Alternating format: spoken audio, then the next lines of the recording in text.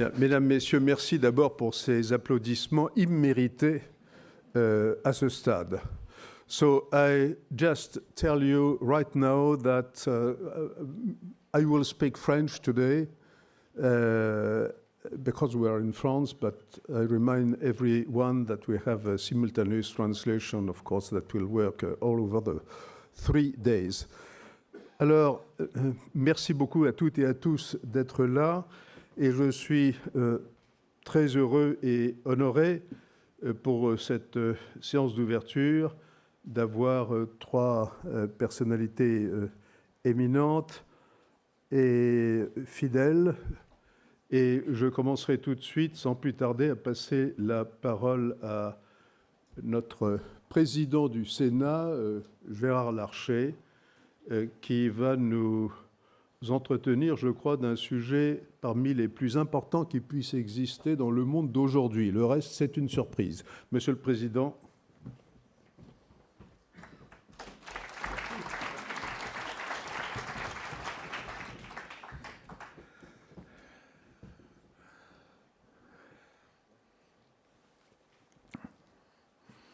Toute sainteté, Madame la ministre d'État, ministre des Affaires étrangères, envoyée spéciale du président de la République de Côte d'Ivoire, que je tiens aussi à saluer à travers vous, Madame la ministre d'État.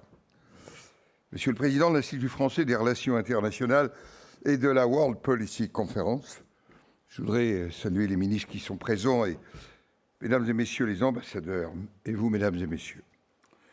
Je suis honoré, cher Thierry de Montbrial, de votre invitation, oui, honoré de prononcer l'un des discours d'ouverture de cette conférence, d'autant que je crois savoir qu'elle ne s'est tenue en 18 ans que 3 fois en France.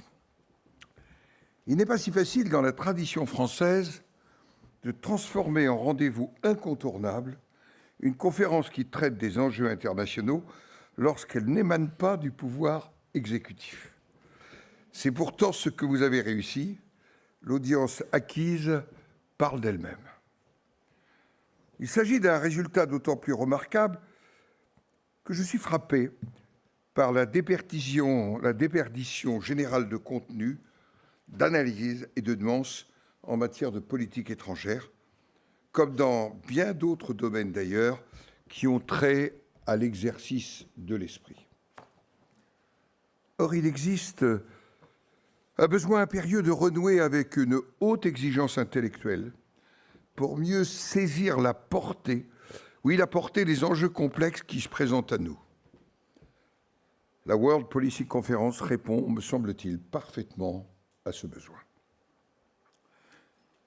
Elle y répond parce qu'elle ambitionne de comprendre le monde tel qu'il est et non de décrire un monde tel qu'il devrait être et ne sera pas.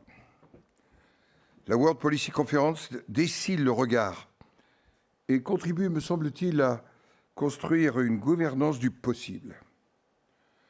C'est dans ces pas, c'est dans vos pas, que je vais essayer ce matin de m'inscrire en vous parlant de la France dans le monde et de ce qui me semble, pour elle, être réaliste et atteignable. Il est des prophéties qui résonnent avec force plus d'un siècle après avoir été prononcées. Dans la crise de l'esprit, 2 modestes lettres, rédigées en avril-mai 1919, quelques mois après la fin de la Première Guerre mondiale, Paul Valéry écrit « L'Europe deviendra-t-elle ce qu'elle est en réalité ? C'est-à-dire un petit cap du continent asiatique, point d'interrogation. Ou bien l'Europe restera-t-elle ce qu'elle paraît, c'est-à-dire la perle de la sphère, le cerveau d'un vaste corps. Deuxième interrogation de Paul Valéry. Et Paul Valéry de rassembler en quelques mots célèbres sa pensée. Nous autres civilisations, nous savons maintenant que nous sommes mortels. Mais le propre de la prophétie, je le mets entre guillemets devant le patriarche, n'est pas d'écrire de façon inéluctable le destin. Oui, le propre de la prophétie n'est que le futur le plus probable si le libre arbitre qui guide les hommes et conduit les sociétés n'opère pas. Et de fait, la vision prophétique de Paul Valéry, qu'il appliquait à l'Europe sans la limiter au continent européen, en fait ne s'est pas réalisée. En 1939, l'Europe a sombré, puis s'est relevée, a réussi à surmonter la partition en deux blocs que la guerre sur son sol avait engendrée. Elle a réussi à construire une Union européenne lorsque l'un de ces blocs a volé en éclats. Mais aujourd'hui, alors que la Chine accomplit des prouesses dans les champs technologiques et économiques à une vitesse inégalée, et que la primauté de l'Occident est remise en question, malgré la supériorité militaire américaine, peut-être son ultime avatar d'ailleurs, aujourd'hui en effet, il est légitime de se demander si la prophétie de Paul Valéry n'est pas en train de prendre forme sous nos yeux, comme en leur temps, la chute de l'Empire romain consacra une nouvelle équation de la puissance au détriment de l'Europe du Sud et à l'avantage de ce qu'on qualifiait d'Europe des barbares venus des Nord.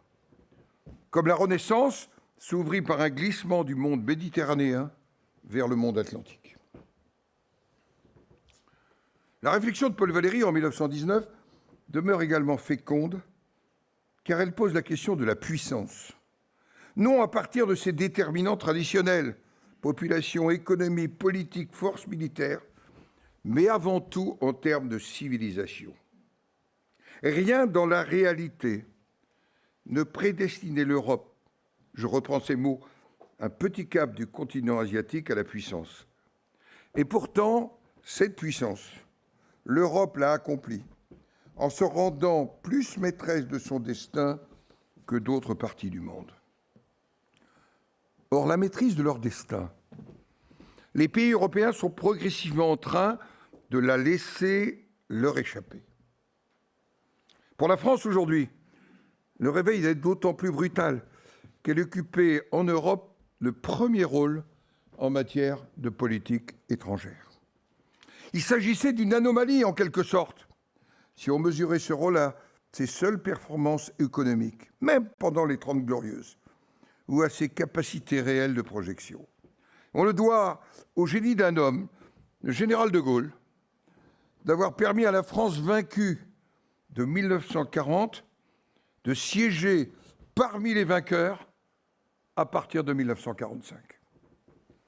Une équation intérieure singulière, oui, équation intérieure singulière à un moment donné, est capable en politique étrangère de dépasser des fragilités de fait. Je voudrais insister sur ce point. Ce n'est pas tant aujourd'hui la montée en puissance de ce qu'on appelle le Sud global, je le mets entre guillemets, ou de nouvelles puissances qui affaiblit le poids relatif de la France. C'est au premier chef, et je suis le président du Sénat de la République française, c'est au premier chef sa situation intérieure. Et si nous devons contester les éléments idéologiques, je les conteste, et les solutions présentées dans le discours du vice-président américain Vance à la conférence de Munich le 14 février 2025, ainsi que la stratégie de sécurité nationale américaine présentée en janvier 2026, au moins, pouvons-nous poser le même diagnostic général? Jamais la corrélation entre politique étrangère et situation intérieure n'a été aussi étroite et d'une portée si décisive. Pour la France, ce constat est de l'acuité la plus vive. Il est inutile de s'appesantir sur les déterminants structurels qui nous affaiblissent. Notre situation budgétaire, qui ne nous laisse guère de marge de manœuvre, et on l'a vu cette semaine, le poids de la fiscalité aussi, et ses difficultés pour nous à créer un climat propice à l'innovation à l'entreprise. La perte de maîtrise de son territoire, je pense aux politiques migratoires que nous ne parvenons pas à contrôler, notre situation politique, en l'absence de majorité à l'Assemblée nationale, et du fait d'un deuxième mandat présidentiel qui s'achève sans qu'il y ait des perspectives claires. Je reprends les mots de Valéry. Oui, crise de l'esprit qui nous fait douter de notre passé et nous entretient dans l'illusion de vouloir, tel un démiurge, le réécrire, à coup de comités de repentance et de lois de restitution. Il n'est pas de pays puissant qui n'ait d'identité heureuse dans les démocraties. La France connaîtra en 2026 des échéances électorales capitales. Je sais que ces échéances préoccupent nos partenaires qui craignent leurs résultats ou la paralysie liée à nouveau à l'absence de majorité. Mais je veux m'efforcer de les rassurer. Je crois au volontarisme en politique. Une nouvelle chance nous est donnée afin de remédier à la décorrélation excessive entre le rôle que la France ambitionne sur la scène internationale et sa situation intérieure. Je fais partie de ceux qui, dans les mois à venir, travailleront à faire prévaloir un programme ambitieux de réforme en prévenant les voies sans issue. La souveraineté populaire, dans sa sagesse, devra écarter un écueil, celui de porter à la magistrature suprême un dirigeant politique n'ayant pas eu l'occasion de se frotter aux enjeux diplomatiques. La Ve République est ainsi faite que le président de la République française, dès son investiture, est tout puissant en matière de politique étrangère. Et la politique étrangère, ça ne s'improvise pas une fois parvenu au sommet de l'État. Outre ses faiblesses internes, la France doit répondre à mes yeux à des défis stratégiques qui nécessitent des réévaluations. Et je me tiendrai à 3 de ces défis. La relation avec l'Afrique, Madame la ministre d'État. Depuis la fin du XIXe siècle jusqu'à la fin des années 2010, c'est-à-dire il y a peu, la puissance de la France fut indissociable de sa relation avec nombre de pays africains.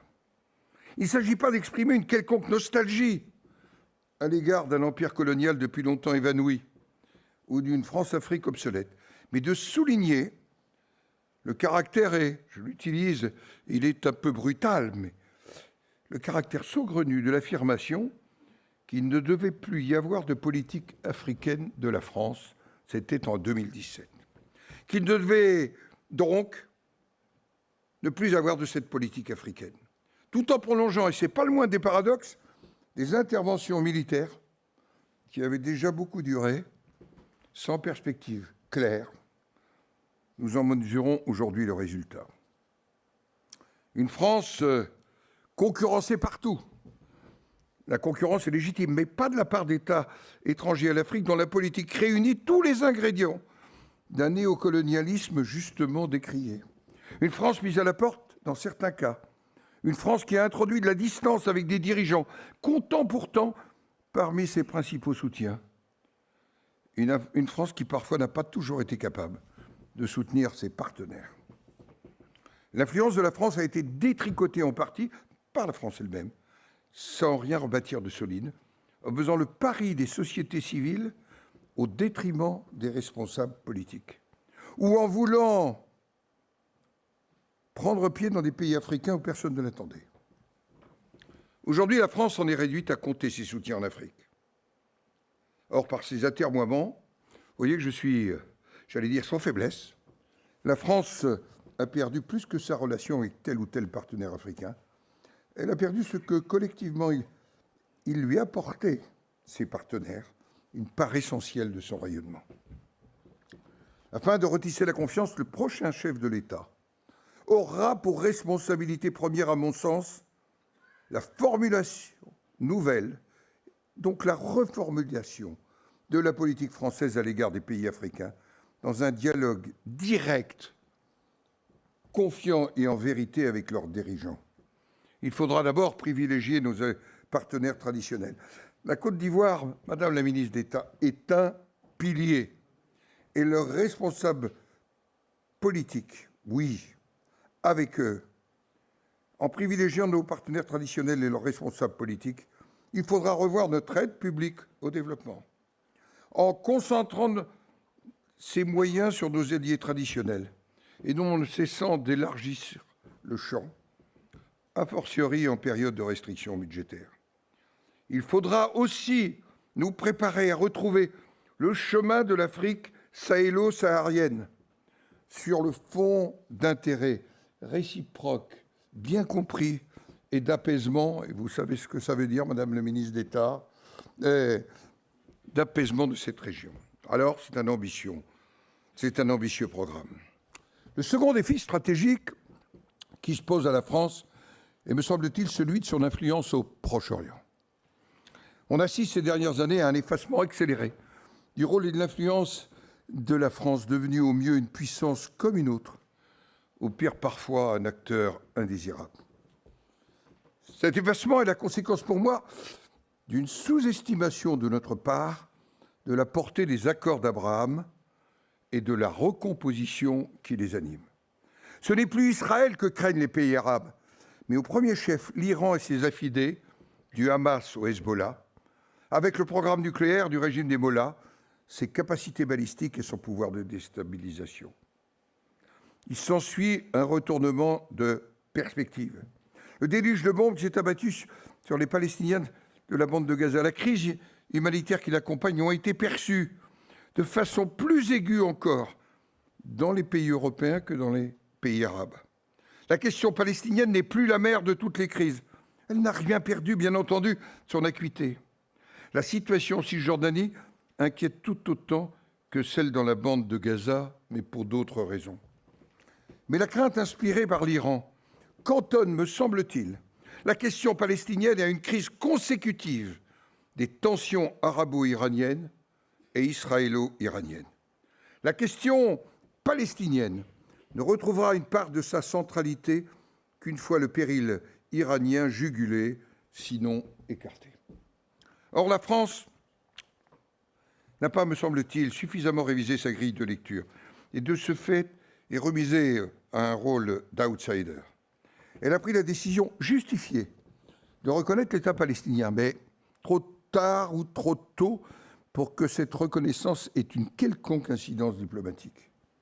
Pour la première fois de son histoire, la diplomatie française ne figure pas parmi les parrains internationaux des discussions ayant trait au Liban. À ce stade, tout le moins, c'était impensable il y a quelques années encore. Notre effacement au Proche-Orient fragilise aussi nos amis, au premier chef nos amis libanais. Dans le monde arabe, la conviction est désormais installée que pour modérer le gouvernement israélien, la voie de Washington serait la seule voie viable. Renversée, la tendance sera ardue. Notre pays conserve toutefois des atouts indéniables, dont le moins n'est pas d'être en mesure de parler, sinon à tous, au moins à une grande variété d'acteurs. Nous devrions retrouver un rôle lorsque le moment sera moins à une guerre dont nous ne voulions pas, que viendra le temps de reconstruire et de panser les plaies. Au Liban, le renforcement de l'État et de l'armée, le désarmement du Hezbollah, l'intégrité territoriale du pays auront autant de chances de s'accomplir que la France sera partie prenante. Il faudra aussi, d'une façon ou d'une autre, retrouver le trou de l'aiguille permettant de restaurer un modus vivendi avec le gouvernement israélien, et ce serait déjà beaucoup. Le troisième défi stratégique est celui de la défense et de la sécurité de l'Europe. Europe de la défense, souveraineté européenne, pilier européen de défense. Oui, les pays européens ont beaucoup enrichi le débat sémantique. J'en rappelais que 3 éléments. Mais ils ont moins contribué à rehausser la défense de l'Europe. Un constat suffira. Presque 10 ans après le discours de la Sorbonne du président de la République, promettant une Europe de la défense, et alors que l'agression de la Russie contre l'Ukraine entre dans sa 5e année, on chercherait en vain une Union européenne capable de suppléer le désengagement américain. Plus encore, nécessité faisant loi, au prix de sacrifices, d'un courage qui force l'admiration, l'Ukraine, et je sais, toute sainteté, votre attention à l'Ukraine particulière. L'Ukraine a davantage progressé en matière de production d'armement et d'innovation que l'Union européenne elle-même. Cette situation est sans doute l'héritière d'une croyance éperdue de certains États membres dans le caractère prétendument éternel du lien transatlantique à travers l'OTAN et d'une minimisation du péril sécuritaire constitué par la Russie. Si la France était vaccinée, et on le doit au général de Gaulle, contre ce premier travers de la croyance éperdue dans le caractère éternel du lien transatlantique, elle n'a pas échappé au second. Elle peine à convaincre ses partenaires que la prise de distance des États-Unis à l'égard de l'Europe n'est pas un épiphénomène lié à la présidence de M. Trump, mais correspond aussi à un mouvement de fond et à la fermeture progressive d'une parenthèse ouverte en 1941. Le soutien à l'Ukraine m'apparaît incontournable. Naturellement, la géographie est ce qu'elle est. La Russie et l'Union européenne seront toujours voisines et devront trouver à un moment le chemin du dialogue. Mais une Russie reconnue dans ses ambitions territoriales hégémoniques, récoltant le fruit de son agression militaire de 2022, est une toute autre Russie que celle qui serait amenée à une table de négociation, acceptant des concessions et des garanties de sécurité pour l'Ukraine. J'avoue que je préfère cette seconde Russie à la première. Une question se pose alors. L'Ukraine et les Européens ont-ils les moyens, oui, ont-ils les moyens dans la durée de contrer l'aventure impériale du gouvernement russe? Moi, je le pense. Dans le fond, que connaissons-nous de l'état réel de la Russie?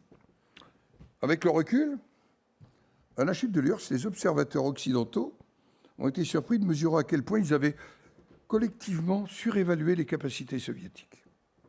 Certes, les failles de nos efforts de défense restent nombreuses. L'argent, le nerf de la guerre, fait parfois défaut. Nous ne le mesurons que trop en France. Nous aurons bientôt, quelques semaines, grand débat au Parlement sur la loi de programmation militaire. L'appareil militaire des Européens produit peu les armements les plus recherchés, un peu comme Sparte, qui dut se doter d'une flotte pour vaincre Athènes et l'emporter dans la guerre du Péloponnèse. La France et l'Union européenne vont devoir combler leur retard considérable.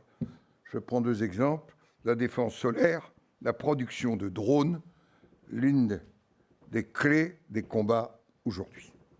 Mais si les prises de conscience requièrent du temps, trop de temps, l'accélération se fait sentir.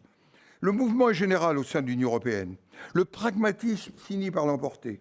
Les coopérations militaires entre États européens, des accords industriels dans le domaine de la défense, des exercices conjoints, les missions de réassurance militaire dans le cadre de l'OTAN, les coalitions ad hoc entre États européens lorsque l'OTAN peine à s'engager se multiplient jusqu'à l'Allemagne qui se dote d'une stratégie militaire, la première depuis la Seconde Guerre mondiale, s'était annoncée cette semaine même. Vous l'aurez compris, je suis davantage un adepte de la défense de l'Europe que d'une Europe de la défense qui m'apparaît assez chimérique à l'horizon d'une vie d'homme. Vous l'avez évoqué, cher Thierry de Montbrial, parlons puissance moyenne. Si Paul Valéry, dans La crise de l'esprit, nous éclaire, c'est bien sur le fait que la fin de l'histoire, un temps proclamée, souvenons-nous, par M. Fukuyama, n'est qu'une parenthèse de l'histoire elle-même, et que l'histoire est un mouvement perpétuel. Aucune position n'est acquise indéfiniment ou par anticipation. J'adresse à nos amis africains du Moyen-Orient, latino-américains ou asiatiques. Oui, je m'adresse à eux. Et je voudrais leur dire que l'effacement progressif de l'Europe et de la France ne concerne pas que l'Europe et la France. Il devrait préoccuper tout pays dont l'ambition n'est pas réduite à l'état de puissance relais ou satellite des pays plus puissants. Oui, il devrait préoccuper tout pays soucieux de l'exercice de sa pleine souveraineté. Cet effacement n'est pas inéluctable. Dans un monde de moins en moins globalisé, il existe autant de signes de structuration des enjeux internationaux autour de superpuissances comme la Chine ou les États-Unis que de mouvements centrifuges et de résistance à ces tendances en Europe comme ailleurs. Alors, le temps des puissances moyennes et émergentes est sans doute venu. Par puissance moyenne, il ne faut pas entendre des puissances en mode mineur, opérant dans les interstices laissés libres par des puissances majeures, mais une voie alternative. Oui, une voie alternative d'affirmation de la souveraineté par rapport à une structuration en bloc ou à des relations de stricte inféodation. La puissance moyenne est celle qui veut maîtriser son destin sans se limiter à son environnement proche et refuse de dépendre strictement de plus puissants qu'elle. Ne redoutons pas de l'affirmer, la France a toutes les caractéristiques de la puissance moyenne, même si elle éprouve des difficultés à se percevoir comme telle. Je suis convaincu qu'il ne s'agit pas pour mon pays d'un déclin, mais d'une opportunité, s'il veut retrouver une voie, une action plus crédible. Lorsqu'un pays s'exprime, il doit disposer des moyens de transformer ses paroles en actes. Cette règle première de la diplomatie a trop souvent été oubliée. L'Union européenne est l'exemple même de l'alliance de puissances moyennes. Mais elle peine à se concevoir en tant que puissance sur la scène extérieure, car elle s'est refusée pendant trop d'années à se doter de certains instruments de la puissance au nom d'un néolibéralisme sans bornes. Les divergences internes l'ont par ailleurs paralysée. Les pays européens qui veulent aller plus avant devraient, selon moi, constituer au sein de l'Union des regroupements ad hoc pionniers. Il y a donc la nécessité d'un changement de focale. La relation transatlantique ne peut être seulement le nom, pour la France et l'Union européenne, de la relation avec les États-Unis, mais doit inclure plus étroitement le Canada et les pays d'Amérique latine. La politique méditerranéenne, grande orpheline de notre diplomatie, doit être remise sur le métier, avec le Maroc dès à présent et, souhaitons-le, l'Algérie demain. Oui, nous pouvons rebâtir un pôle de sécurité et de croissance en Méditerranée occidentale. Et l'on pourrait multiplier les exemples du Proche-Orient à l'Asie, en passant par l'Afrique, où le développement de relations avec les puissances moyennes de ces régions constitue, me semble-t-il, un horizon à bénéfice partagé, de partenaire à partenaire, aux effets potentiellement stabilisateurs. Oui, il existe un espace entre, d'une part, entre guillemets, le Sud global, les BRICS, et autres organisations de coopération de Shanghai, sur lesquelles la Chine et, dans une moindre mesure, la Russie, ont mené une OPA plutôt réussie, et d'autre part, le G7, par définition élitiste, ou le G20 aux habits trop étroits. Cet espace est celui qui regrouperait les puissances moyennes ou émergentes de plusieurs régions du monde, recherchant à emprunter une tangente diplomatique, à s'extraire de partenariats trop exclusifs et à échapper à des clivages nord-sud ou est-ouest qui sont réducteurs, instrumentalisés à des fins hégémoniques par quelques puissances. Au fond, la diplomatie des puissances moyennes, c'est l'affranchissement en action de ces barrières. Je livre, en l'ouvrant à la sagacité de votre conférence, cette réflexion sur le regroupement des puissances moyennes et émergentes affinitaires, en dehors du cadre des puissances dominantes. Mesdames et messieurs, je me suis efforcé de vous parler très franchement, pas en langage très diplomatique, je le reconnais, mais de le faire aussi, je veux dire, comme je le ressens en vérité, et de faire preuve de lucidité. La lucidité, c'est d'affirmer que l'affadissement de l'influence de mon pays dans le champ international est l'autre nom de ses difficultés sur la scène intérieure, de sa souveraineté éprouvée dans plusieurs domaines, de son questionnement identitaire.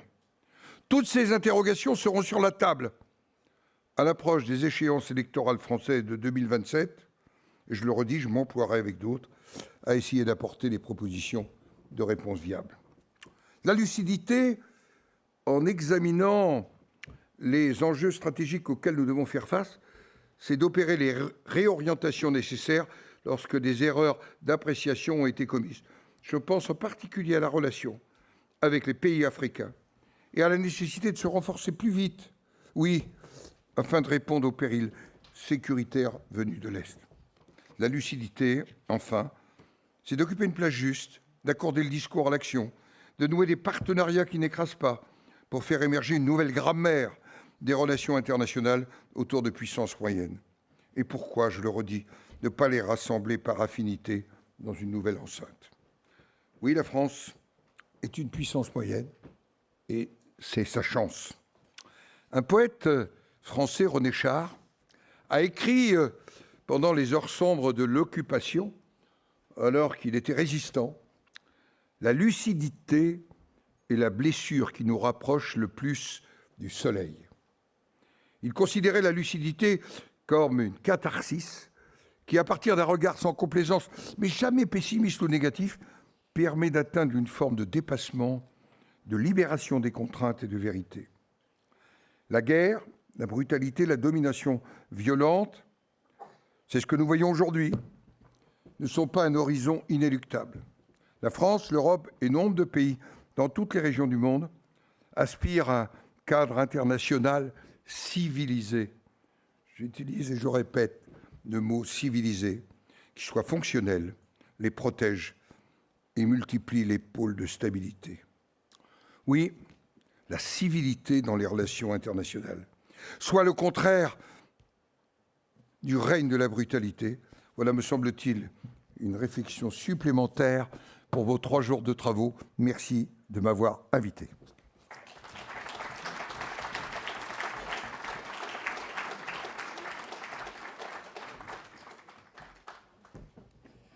Merci, Monsieur le Président Larcher, et en particulier pour avoir mis en valeur ce concept fondamental de puissance moyenne qui est à la base, absolument à la base de toute l'idée de la World Policy Conference depuis le début. Donc je vous remercie et je vais passer maintenant la parole à Madame Nialé Kaba, qui est donc ministre d'État, ministre des Affaires étrangères et de la coopération de la Côte d'Ivoire. Et je rappelle d'ailleurs que le président Ouattara avait lui-même participé à la WPC fête d'Évian, c'est déjà lointain, en 2012. Et il y a 1 an et demi, le vice-président de la Côte d'Ivoire était parmi nous à la 17e édition à Abu Dhabi. Donc la Côte d'Ivoire fait partie des amis, je crois, et j'en suis sûr d'ailleurs, de la WPC. Madame la ministre d'État, vous avez la parole.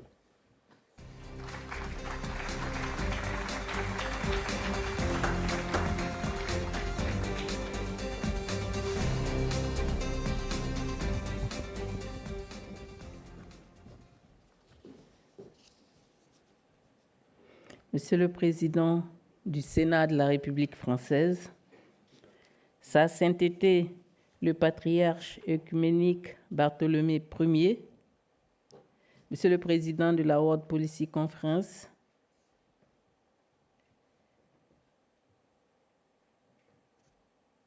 Excellences, Mesdames et Messieurs les ministres présents, distingués participants tous en vos rangs et titres respectifs, Mesdames et Messieurs, je voudrais tout d'abord exprimer les regrets de Son Excellence M. Alassane Ouattara, président de la République de Côte d'Ivoire, qui n'a pu prendre part à cette importante rencontre, car retenu à Abidjan par les obligations de sa charge. Il m'a dit de vous transmettre ses salutations et de le représenter.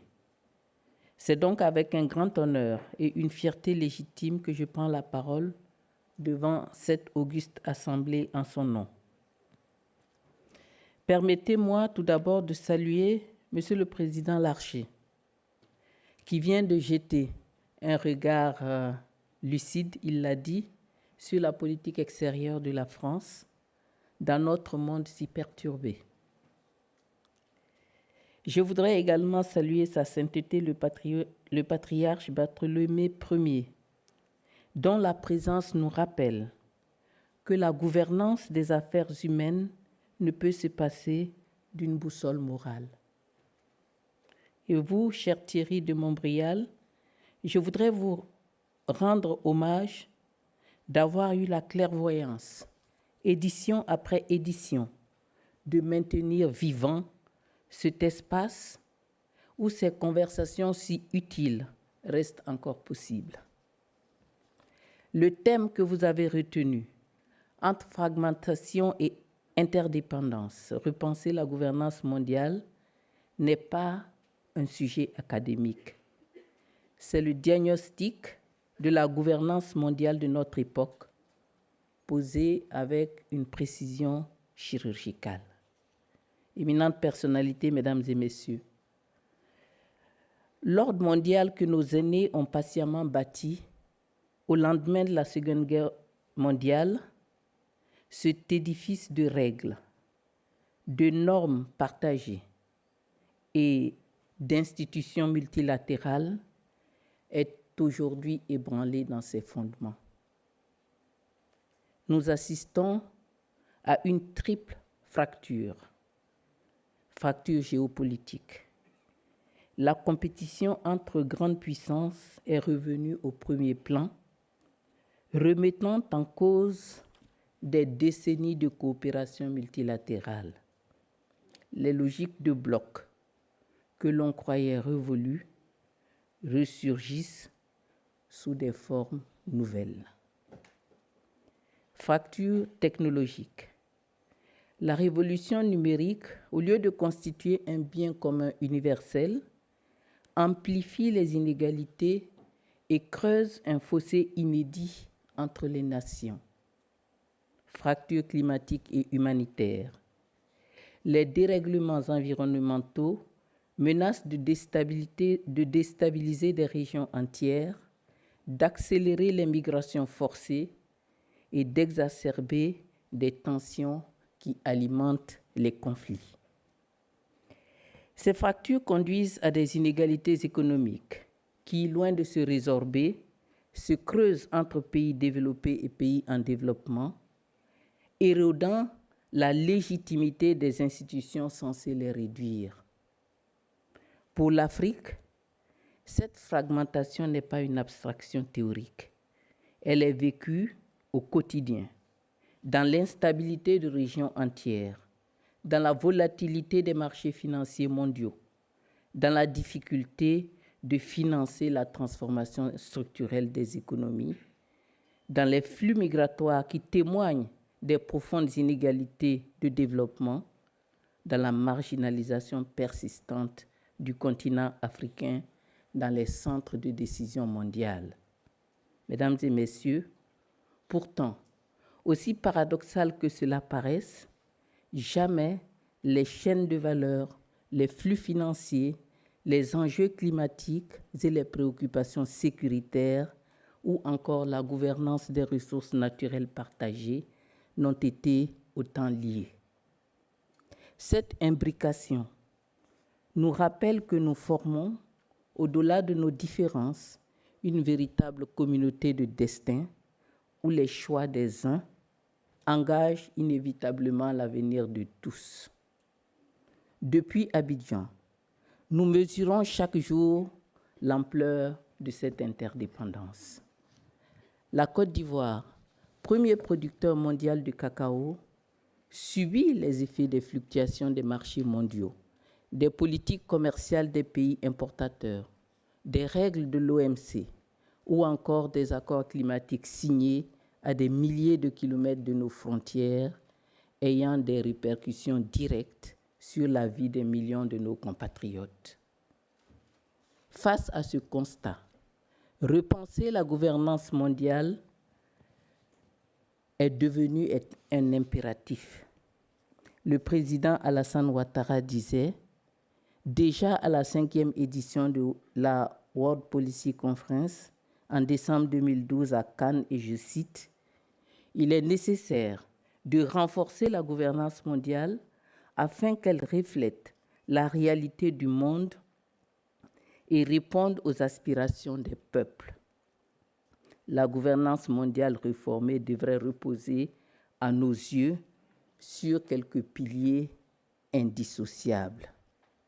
Le premier pilier est la représentativité.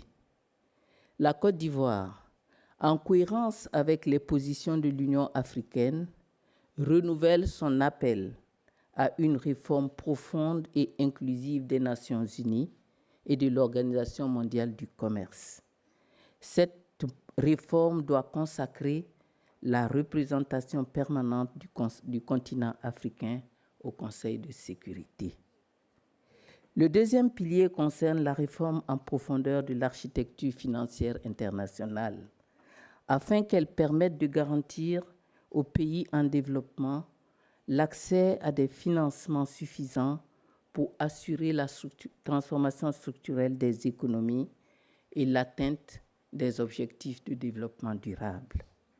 À cet égard, les pays en développement qui contribuent marginalement aux émissions mondiales de gaz à effet de serre demandent que le financement de la transition climatique ne pèse plus sur leur dette souveraine, mais que ce financement devienne un investissement pour la stabilité de la planète.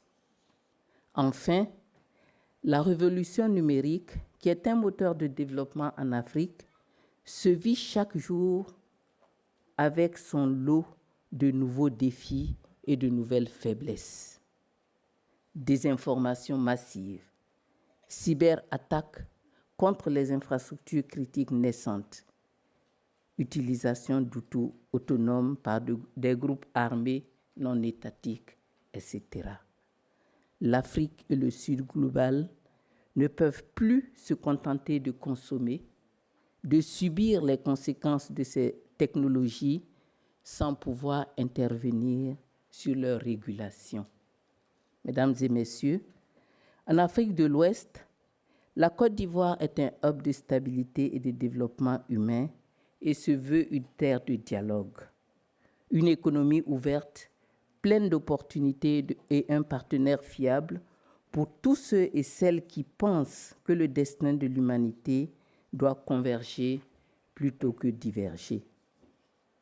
Face aux crises régionales persistantes, aux menaces terroristes qui pressent nos frontières septentrionales et aux flux migratoires que notre pays accueille dans le respect de ses engagements internationaux, la réponse ivoirienne n'a pas consisté en un repli nationaliste, ni en un alignement forcé sur un bloc contre un autre. Elle a reposé sur une coopération et une interdépendance assumée, structurée autour de projets concrets. Le président Alassane Ouattara est convaincu, et nous le sommes avec lui, que la paix du XXIe siècle ne se proclamera pas seulement dans des traités. Elle se bâtira dans des actes concrets, des projets partagés, la quête des intérêts réciproques. C'est sur cette note d'espoir que je voudrais vous souhaiter, au nom du président Alassane Ouattara, des travaux productifs, audacieux et surtout utiles pour notre humanité. Je vous remercie pour votre aimable attention.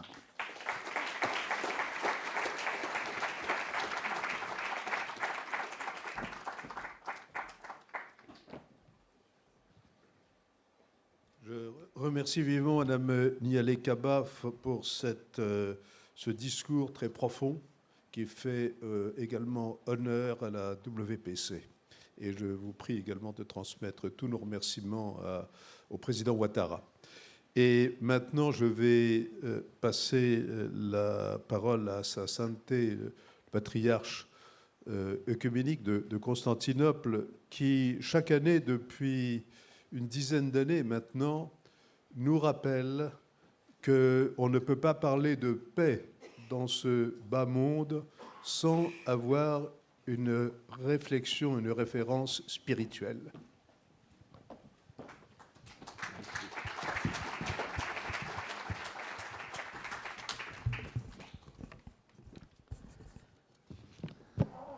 Éminence, Excellence, cher Thierry de Montbrial, honorables participants, Mesdames et Messieurs, chers amis. La communauté mondiale se trouve aujourd'hui à un tournant décisif de son histoire. La construction d'une paix véritable ne peut plus se limiter aux instruments traditionnels de la diplomatie. Elles deviennent une condition absolue de la survie même de notre monde. La question qui nous réunit, celle de la recherche d'un cadre stable et durable de gouvernance mondiale, dépasse largement les arrangements provisoires et les équilibres géopolitiques fluctuants. Elle touche au cœur même de la coexistence humaine, car la paix n'est pas simplement un objectif politique parmi d'autres. Elle est l'expression la plus profonde de la communion entre les personnes. Elle est aussi la condition ultime de la préservation de la création face aux forces de fragmentation qui la menacent. Depuis l'origine, l'être humain est habité par une nostalgie irréductible de l'unité. Et pourtant, la réalité contemporaine semble contredire cette aspiration. Le monde dans lequel nous vivons est marqué par une tension constante entre rapprochement et division. D'un côté, les avancées technologiques et l'interconnexion économique nous ont rapprochés comme jamais auparavant. De notre côté, nous assistons à une fragmentation croissante, à la fois géopolitique et géoéconomique, se manifestant concrètement par une vulnérabilité accrue des échanges internationaux, par une instabilité des marchés et par une diminution progressive de la prospérité globale. Le système commercial international, qui pourrait être un instrument de coopération pacifique, tend à se transformer en un ensemble de blocs régionaux parfois antagonistes, structurés autour de puissances dominantes. Dans ce contexte, l'universalité du droit est fragilisée et le sentiment d'injustice s'accroît. L'expérience de l'histoire nous enseigne pourtant une vérité fondamentale. Seule une cohésion institutionnelle solide peut contenir les forces de désintégration. Après des décennies d'intégration économique mondiale, souvent perçue comme inévitable, nous entrons aujourd'hui dans une phase d'incertitude et de recomposition. Mais cette crise dépasse largement les dimensions économiques et techniques. Elle révèle une crise plus profonde, une crise spirituelle.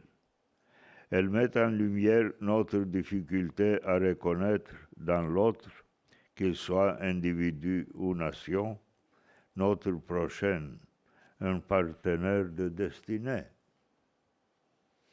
Dans cette perspective, la gouvernance mondiale ne peut être réduite à la gestion des rapports de force. Elle doit être comprise comme un service rendu à l'humanité. Il nous appartient de repenser notre responsabilité envers les générations futures en concevant la paix non pas comme une simple absence de guerre, mais comme une plénitude de vie. Le message évangélique demeure à cet égard d'une actualité saisissante. Je vous laisse la paix, je vous donne ma paix. Évangile selon Saint Jean. Ce don ne peut rester une abstraction. Il appelle une traduction concrète dans nos institutions, dans nos politiques publiques, dans notre manière d'organiser la vie commune. Or, le système actuel de gouvernance mondiale apparaît profondément fragilisé. Malgré la multiplication des organisations internationales, nous ne constatons pas une plus grande unité, mais plutôt une complexification croissante, parfois proche de la fragmentation. Ce réseau d'institutions, s'il n'est pas porté par une vision morale commune, risque de devenir une nouvelle tour de Babel, une pluralité de voix sans véritable harmonie. Dès lors, il devient légitime de s'interroger. La diplomatie traditionnelle suffit-elle encore à répondre aux défis contemporains? Tout semble indiquer qu'un changement de paradigme est nécessaire. La réforme des institutions internationales s'impose aujourd'hui comme une urgence. En Europe, par exemple, la stabilité économique et sociale exige une adaptation des cadres budgétaires et financiers. À l'échelle globale, les puissances émergentes sont appelées à jouer un rôle plus actif et plus responsable en dépassant les logiques strictement nationales pour contribuer à une gouvernance plus coopérative. Mais aucune réforme institutionnelle ne sera véritablement efficace sans une transformation intérieure. L'économie et la politique ne peuvent être dissociées de la condition spirituelle de l'humanité. À cet égard, l'expérience de l'Église orthodoxe offre une perspective précieuse. À travers la synodalité, l'Église témoigne d'un mode de gouvernance fondé non sur l'imposition, mais sur la communion. Le Saint et Grand Concile, réuni en Crète en 2016, a rappelé avec force que l'unité de l'humanité constitue à la fois un don de Dieu et une responsabilité historique. Cette expérience montre qu'il est possible de concilier unité et diversité, autorité et dialogue. Ce modèle, sans être transposé mécaniquement, peut inspirer une réflexion renouvelée sur la gouvernance mondiale, car la paix, dans sa réalité la plus profonde, n'est pas un simple accord juridique, elle est un mode d'existence. Elle suppose un regard transformé, capable de reconnaître en chaque personne l'image de Dieu. Cependant, les limites du système international actuel restent évidentes. Le Conseil de sécurité des Nations Unies en particulier demeure marqué par des équilibres hérités d'un autre temps. Une réforme de ces structures apparaît nécessaire afin de refléter plus justement les réalités contemporaines. Sans une représentation équitable, le sentiment d'injustice ne peut que croître, et l'injustice est toujours un terreau de conflit. Par ailleurs, de nouveaux défis émergent qui dépassent les cadres traditionnels de la souveraineté. le développement de l'intelligence artificielle en est un exemple frappant. Cette technologie ouvre des perspectives considérables, mais elle soulève également des questions éthiques majeures. En l'absence d'un cadre de gouvernance globale, le risque est grand de voir s'accentuer les déséquilibres et les dérives. La crise environnementale constitue sans doute l'un des signes les plus alarmants de notre fragmentation. La dégradation de notre planète, notre maison commune, engendre des injustices croissantes et alimente des tensions nouvelles. Pollution, dérèglement climatique, épuisement des ressources. Ces phénomènes affectent directement les populations les plus vulnérables et provoquent des déplacements massifs.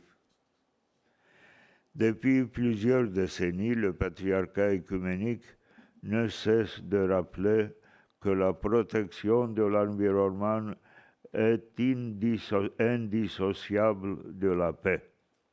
L'homme n'est pas le propriétaire absolu de la création, mais son intendant. Il est appelé à en prendre soin avec responsabilité, à la recevoir comme un don et à la restituer dans une attitude de gratitude. Mesdames et messieurs, chers amis, face à ces défis, il serait illusoire de se réfugier dans des approches purement technocratiques.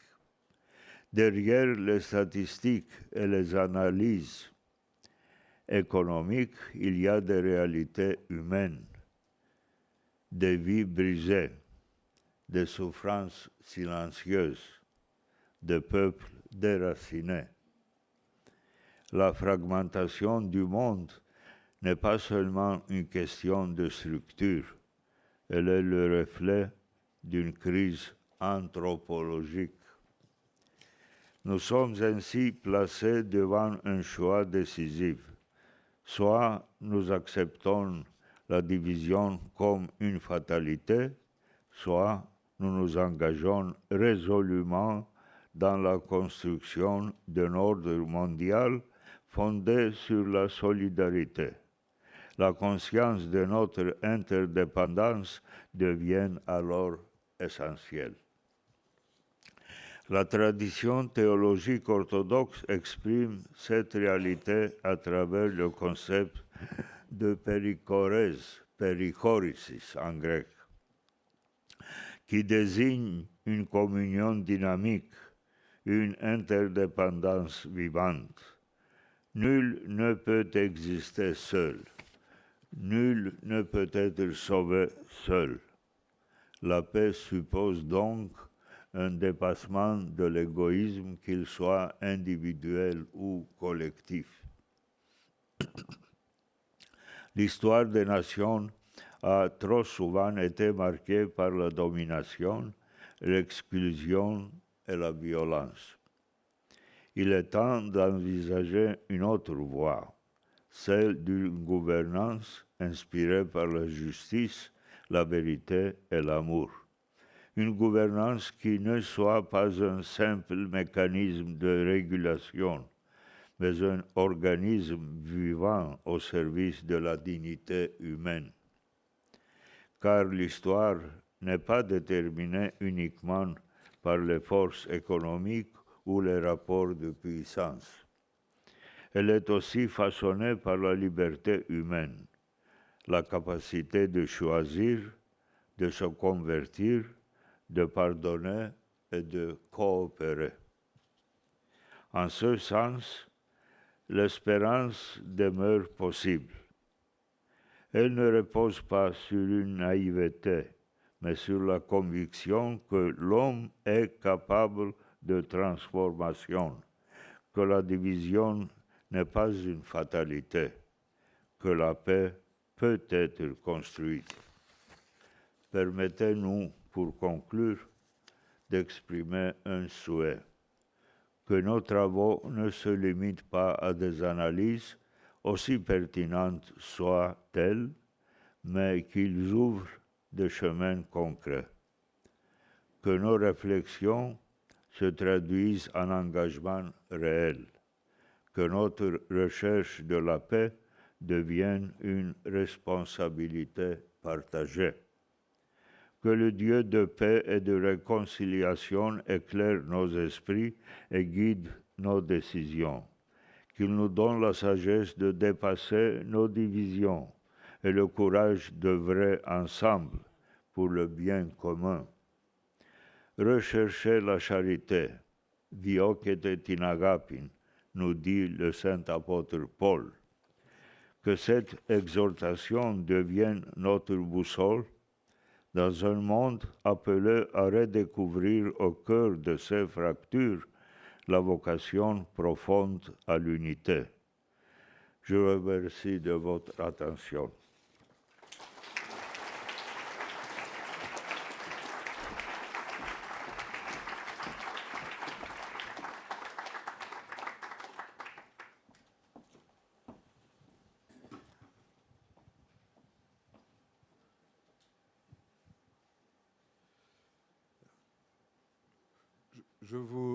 S'il vous plaît, je vous remercie toute sainteté.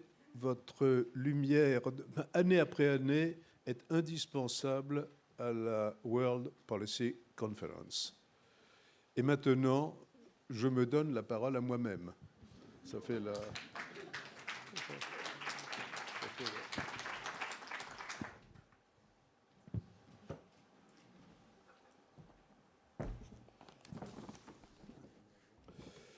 Mesdames et messieurs, les prémices de la mondialisation libérale s'étaient annoncées dès le début des années 80 du siècle dernier, je dis bien dès le début des années 80 du siècle dernier, par-delà les ultimes rebonds de la guerre froide, avec la crise des euromissiles et dans ce qu'on appelait encore le tiers-monde.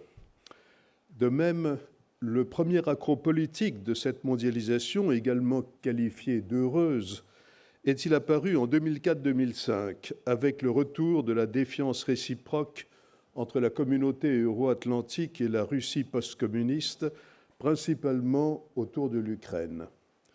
Au fil des ans, cette défiance devait s'élargir en affrontement idéologique entre l'Occident, entre guillemets, et le soi-disant Sud global, entre guillemets. Le premier accroc économique majeur a surgi avec la crise financière de 2007-2008 et ses suites. Cet épisode a rabattu les prétentions de maints théoriciens de l'économie, convaincus d'avoir résolu à jamais le quadrilatère de la croissance, du plein emploi, de la stabilité des prix et de l'équilibre extérieur. En tant que magicien, Keynes n'a pas eu de successeur. Puis, en 2011, il y a eu le très mal nommé printemps arabe, dont nous n'avons pas fini de subir les conséquences. Tout cela avec en arrière-plan la montée de la Chine avec ses fulgurances surprenantes et l'anxiété croissante qu'elle a suscitée principalement aux États-Unis. Aux États-Unis, dont la société, comme ailleurs, se transforme à grande vitesse. C'est dans ce contexte, dans le contexte de l'apparition de doutes sur la mondialisation, que la première édition de la World Policy Conference s'est tenue à Évian du 6 au 8 octobre 2008, dans l'ambiance de la faillite de Lehman Brothers. 3 idées simples continuent de nous animer aujourd'hui, alors que nous nous interrogeons tous sur la pérennité d'un monde raisonnablement ouvert entre guillemets. La première idée est l'importance de la gouvernance mondiale en tant qu'ensemble de règles du jeu acceptables et acceptées par l'essentiel des États pour résoudre leurs conflits au mieux de leurs intérêts communs. Cela dans le cadre de la Charte des Nations Unies. Par règle du jeu, entendons la combinaison du multilatéralisme et du droit international, qu'il ne faut pas confondre. Nous connaissons tous les limites inhérentes à ce droit, mais une expérience de plus de 3/4 de siècle nous enseigne que les gouvernements des États, même les plus puissants, ne peuvent pas s'en affranchir sans inconvénient vis-à-vis des opinions publiques. Cela peut changer. La deuxième idée force de la WPC consiste à mettre en valeur les puissances moyennes, dont nous avons déjà beaucoup parlé ce matin, c'est-à-dire des pays qui, sans prétendre rivaliser avec les grandes puissances, ont la volonté et se donnent les moyens de contribuer constructivement à certains aspects de la gouvernance mondiale. Cette définition, je crois, est compatible avec le propos du président Larcher tout à l'heure. La troisième idée, également simple en apparence, souligne la nécessité de travailler à la recherche au sein du système international d'un équilibre entre deux extrêmes. D'un côté, la mondialisation ouverte à tout vent, comme si le fait national était aboli, et de l'autre, le retour à des formes dures de protectionnisme dans le cadre de sphères d'influence dominées par des puissances impériales, dont certaines font ou feraient reposer leur légitimité sur le rejet de l'Occident. Un rejet auquel, paradoxalement, certains idéologues occidentaux contribuent. Des sphères d'influence ou des blocs, en tout cas en compétition pour l'accès aux ressources planétaires ou potentiellement extraplanétaires. L'équilibre à trouver, c'est ce que j'ai appelé un monde raisonnablement ouvert entre guillemets. Depuis le début de la présente décennie et de la pandémie de Covid-19, tout s'est passé comme si nous étions effectivement entrés dans un engrenage que certains interprètent comme un retour des empires, avec un risque non nul de dérapage vers une troisième guerre mondiale. Ce phénomène est adossé à une compétition acharnée pour la domination technologique, finalement monétaire et financière, dans des directions et avec des conséquences largement imprévisibles. L'enjeu principal est l'intelligence artificielle. Elle imprègne déjà l'ensemble des activités économiques, à commencer par celles liées à la guerre. Depuis le début des années 2020, les guerres dites de haute intensité sont de retour dans le mépris du droit international et du multilatéralisme. D'ailleurs, il y a longtemps que les guerres ne se déclarent plus et ne se concluent plus par des traités. La guerre d'Ukraine a débuté avec l'agression russe du 24 février 2022 et plus de 4 années depuis son commencement, elle semble durablement enlisée. Au moins 1 million de personnes ont été tuées ou blessées dans les combats. Sur un autre théâtre, les États-Unis et Israël ont lancé 2 guerres contre l'Iran, celle des 12 jours en juin 2025, dont les objectifs étaient clairement définis, et l'autre, apparemment d'inspiration vénézuélienne, si j'ose dire, commencée fin février 2026, encore plus la main dans la main entre les deux attaquants, qui, selon la volonté du Premier ministre Netanyahou, frappe aussi tragiquement le Liban. Qu'il s'agisse de l'Ukraine ou de l'Iran et de ses proxys, les choses ne se sont pas déroulées comme prévu. Dans le premier cas, c'est toute la géopolitique et la géoéconomie européenne qui sont irréversiblement bouleversées au détriment de toutes les parties directement concernées. Dans le second cas, Israéliens et Américains avaient sans doute parié sur la chute de la République islamique. Les États-Unis n'avaient manifestement pas prévu qu'en se concentrant sur le détroit d'Ormuz, cette guerre provoquerait un séisme dont les effets sont déjà considérables. Il faut se féliciter de ce que, pendant ces 4 années de folie, la Chine se soit gardée de jeter de l'huile sur le feu. Mais tout cela ne peut qu'intensifier ses efforts en matière technologique et la course aux armements, ainsi que sa détermination sur Taïwan. La géopolitique de l'Asie de l'Est, dans son ensemble, se trouve affectée par ces développements. Ainsi, la désinhibition et le réarmement du Japon sont-ils probables? J'ajouterai enfin 2 remarques. Depuis notre première édition à Évian en 2008, nous nous réunissons en France pour la 3e fois seulement. Nous aurons ainsi une occasion naturelle de parler de l'Union européenne davantage que de coutume. C'est que, mis bout à bout, le cours des événements depuis la chute du communisme en 1989-1991 a profondément transformé cette union qui, aujourd'hui, est en péril. Sa structure, son efficacité et sa légitimité sont fragiles. L'Union européenne résisterait-elle à un amollissement de l'OTAN ou, ce qui reviendrait au même, à un éloignement durable des États-Unis? Comment peut-elle conduire les réformes économiques et les coopérations internes nécessaires pour devenir une vraie puissance d'équilibre à l'écart de toute velléité impériale? Une telle ambition est-elle légitime et réaliste? C'est les yeux ouverts que nous devons réfléchir ensemble à son avenir. Pour conclure, comment ne pas rappeler que les êtres humains ne vivent pas seulement de pain? La question de la véritable nature de la paix est trop sérieuse pour être laissée aux seuls experts en économie ou en politique. Le retour du spirituel dans les affaires du monde doit nous interroger. En Russie, l'héritier du communisme s'appuie sur l'orthodoxie. En Turquie, l'héritier de Mustafa Kemal Atatürk s'appuie sur l'islam. En Inde, l'héritier de Nehru s'appuie sur l'hindouisme. En Chine, l'héritier de Mao ne dédaigne pas Confucius. Mais ceux-là même qui sont animés par la quête spirituelle n'ont pas que des raisons de se réjouir. Dans certaines circonstances, rien n'est plus facile, hélas, que de manipuler les masses, surtout quand des chefs spirituels ou religieux se montrent complices de régimes autoritaires. En ces temps de grand désarroi, la quête de la paix ne va pas sans une réflexion approfondie sur le sens de ce concept qui a nécessairement, comme le vient de nous rappeler une fois de plus le patriarche, une dimension spirituelle. Voilà, mesdames et messieurs, l'esprit dans lequel nous avons élaboré pour cette 18e édition de notre WPC un programme visant à aborder les principaux aspects économiques, technologiques et politiques d'un système international, une fois de plus en pleine mutation, aspect que l'on doit essayer de saisir dans la position et le mouvement d'un moment.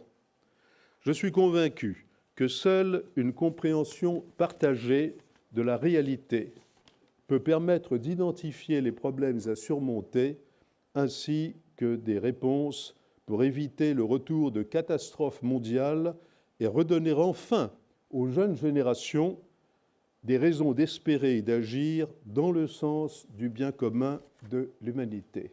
Je vous remercie.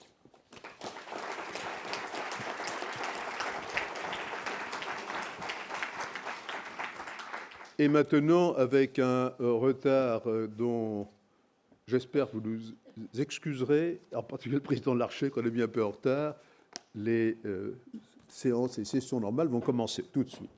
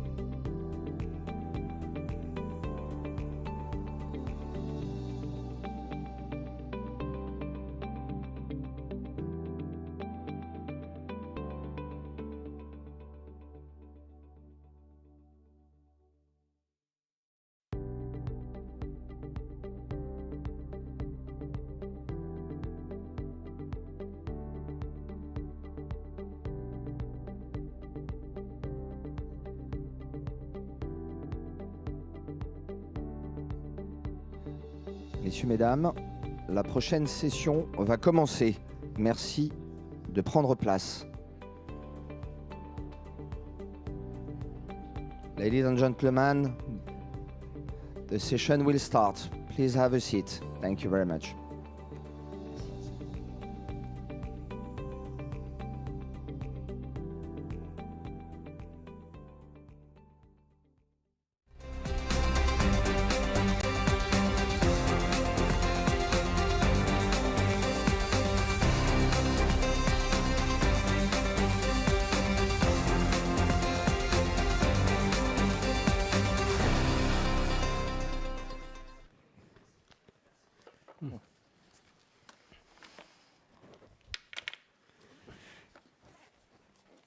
Good morning. My name is Marcus Noland. I am from the Peterson Institute for International Economics, Washington, D.C., and it is my great pleasure to moderate this first plenary session, Power Over Rules, Challenges in International Trade. I think there are three big drivers that are going to be affecting outcomes moving forward. The first of these is disruption in the economic policy sphere, and here Donald Trump is the primary disruptor. Second is disruption in geopolitical relations. Trump's a participant, but he has accomplices. And the third is the development of artificial intelligence, or AI. We will focus on that first driver, but discussion may spill over into the second and third. I am joined by 5 very impressive panelists. Their bios, in the interest of time, I will not read the bios. Those are in your packets of information. I will just give you their names and affiliations. To my immediate left is my longtime friend, Dr. Bark Tae-ho, president of the Seoul Forum for International Affairs and former Minister of Trade for the Republic of Korea. Next to his left is Sebastian Jean, Associate Director of Ifri's Geoeconomics and Geofinance Initiative, member of the French Council of Economic Advisors, and former Director of CEPI. To his left is Brian Kingston, President and CEO of the Canadian Automobile Manufacturers Association. To his left, and this is geographic, not ideological topology I'm doing, is Chiao Yide, Vice Chairman and Secretary General of the Shanghai Development Research Foundation. And last but not least is Kazuto Suzuki, Director of the Institute of Geoeconomics at the International House of Japan and Professor at the Graduate School of Public Policy at the University of Tokyo. I will give each of the participants 5 to 7 minutes to speak. I will then ask them, is there anything that they heard from the other panelists that they find particularly interesting or provoking that they would like to comment on? I will ask a question or two, and then I'll open it up to audience participation. And for those of you who have not participated in previous World Policy Conference events, this audience is not shrinking violets. They will ask you a lot of questions. So with that, I would like to turn to Bark Tae-ho for our first intervention. Thank you, Marcus, for your kind introduction.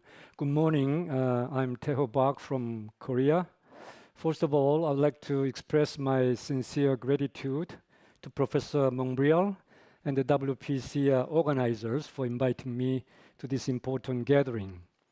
Today, I would like to briefly share my thoughts on how Korea has been responding to the evolving global trade environment, as well as on the future of the global trade order.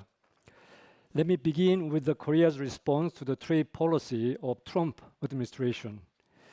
At the APEC meeting, leaders meeting held in Korea last October, Korea and United States had a separate bilateral summit and agreed several important agreements. Most notably, Korea committed to invest $20 billion US dollars annually for 10 years in projects to be identified by the United States along with additional $150 billion to support the reconstruction of the US shipbuilding industry. The Korean government is currently working closely with the Korean firms to ensure that these investments are mutually beneficial to both United States and Korea. Nonetheless, Korean companies that invest in the United States at Washington's request have raised several concerns, including high tariffs on intermediate goods to be imported from Korea for their US manufacturing operations, as well as uncertainty regarding visas for Korean personnel working at the US manufacturing site. Well, although I don't want to go into the detail on US tariff policy, but I would like to note one thing, that Korea-US Free Trade Agreement, which had been in force since March 2012 and made more than 98% of bilateral trade tariff-free, were effectively nullified overnight, causing significant challenges for the Korean economy. Despite these headwinds, Korea was lucky. Korea achieved a major milestone in 2025 as exports surpassed $700 billion for the first time. While exports to the United States declined somewhat, they still reached $123 billion. Korea's strong export performance was largely driven by intermediate goods, particularly semiconductors. Currently, more than 70% of Korea's total exports consist of intermediate goods, such as materials, parts, and equipment. A significant share of these exports goes to overseas affiliates of the Korean conglomerates. In fact, a simple analysis indicates a remarkably high correlation between Korean firms' outward foreign direct investment and Korea's intermediate goods exports of over 0.94, suggesting that Korea's exports are increasingly driven by global expansion of its firms. Recent changes in the global trade environment are likely to pose challenges to Korea, given its long-standing reliance on export-led economic growth and its relatively small domestic market. Fortunately, Korean firms possess world-class manufacturing capabilities in advanced technologies such as semiconductors, batteries, and robotics, as well as in key industries, including automobiles, shipbuilding, and steel.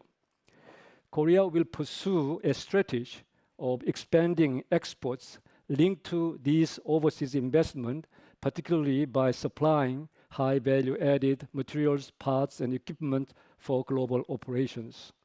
This approach would not only sustain exports, but also enhance industrial competitiveness and create high-quality jobs in Korea.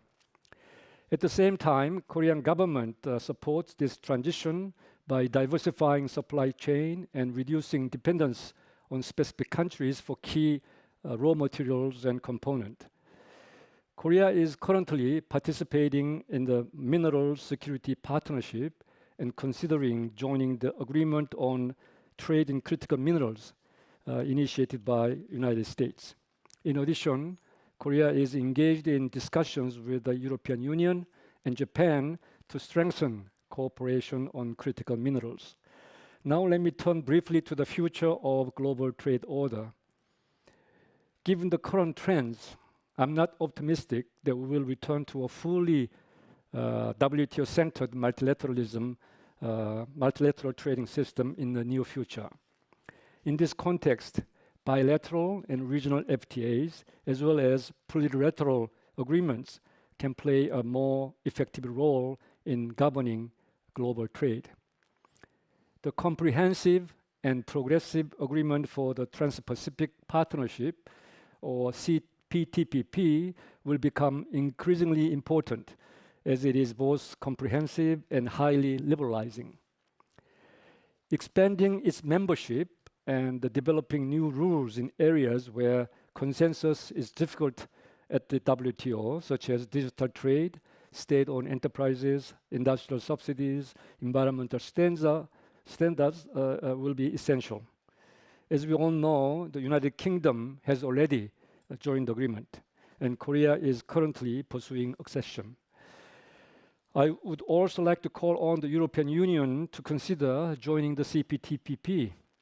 Maybe at that time we have to change the name, but which will further strengthen its role in global trading system. In addition, WTO should allow for more flexible and inclusive plurilateral agreements in areas such as overcapacity, economic security, and supply chain. Rather than strictly adhering to consensus-based decision-making that yields little progress, it may be more practical to allow limited MFN exceptions if they contribute to stabilizing and improving the global trading system. In this regard, the recent communications on the WTO reform submitted by the United States, particularly the proposal for interim plurilaterals, are constructive and encouraging. On that somewhat positive note, I will stop here. Thank you very much. Thank you. Sébastien Jean. Thank you. Good morning to all. I'll speak in French.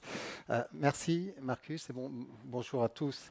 Je vais donner peut-être un point de vue européen en ma capacité personnelle sur la situation actuelle et commencer évidemment par partager ce constat d'une situation qui est extrêmement préoccupante du point de vue commercial et en particulier pour l'Europe. Et cela pour plusieurs raisons. Je pense qu'il est important de le souligner. La raison la plus évidente, bien entendu, ce sont les politiques de rupture de l'administration Trump, pas seulement dans la sphère commerciale, mais notamment dans la sphère commerciale.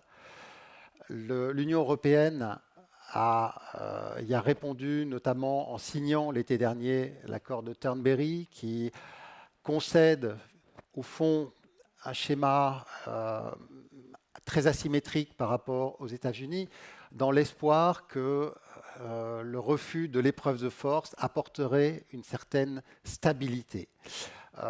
Je crois que j'ai mes doutes forts sur l'efficacité de cette démarche et je pense qu'elle a été illustrée, sa fragilité a été illustrée notamment par l'épisode récent à propos du Groenland. Il reste que pour l'Union européenne, les États-Unis sont un partenaire commercial clé, incontournable, mais un partenaire vis-à-vis duquel la confiance est considérablement abîmée par les épisodes récents, ce qui est évidemment profondément déstabilisant, s'agissant à la fois de notre premier partenaire commercial et du leader historique du système commercial multilatéral. Donc, je crois que pour l'Europe, cela appelle à la fois une volonté de maintenir cette relation commerciale, mais également de raisonner en termes de limitation des risques qui y sont associés. Maintenant, il y a une autre raison pour laquelle la période actuelle est particulièrement problématique du point de vue du commerce international. Et cette autre raison pour l'Europe notamment, ce sont les excédents commerciaux chinois qui ont atteint une telle ampleur qu'ils constituent désormais véritablement une menace pour nos intérêts industriels les plus centraux pour l'Europe. Il faut prendre la mesure de ce qui est en train de se passer. Si on se restreint aux seuls produits manufacturés, l'excédent commercial de la Chine l'an dernier a dépassé les 2 000 milliards de dollars, c'est-à-dire plus de 15% de l'ensemble des importations de tous les autres pays du monde, plus de 15% des importations de produits manufacturés. C'est absolument considérable, sans équivalent depuis au moins des décennies, depuis certainement l'immédiat après Seconde Guerre mondiale, et c'est un vrai défi et une vraie déstabilisation, pas seulement pour l'Europe, je veux le souligner, mais pour tous les pays du monde qui tiennent à garder une industrie puissante. C'est d'autant plus un problème que ces excédents, ces déséquilibres ne procèdent pas seulement, loin s'en faut, de mécanismes de marché. Ils procèdent de choix politiques délibérés, de deux points de vue au moins, en termes de distribution sectorielle des excédents et en termes de leur masse globale.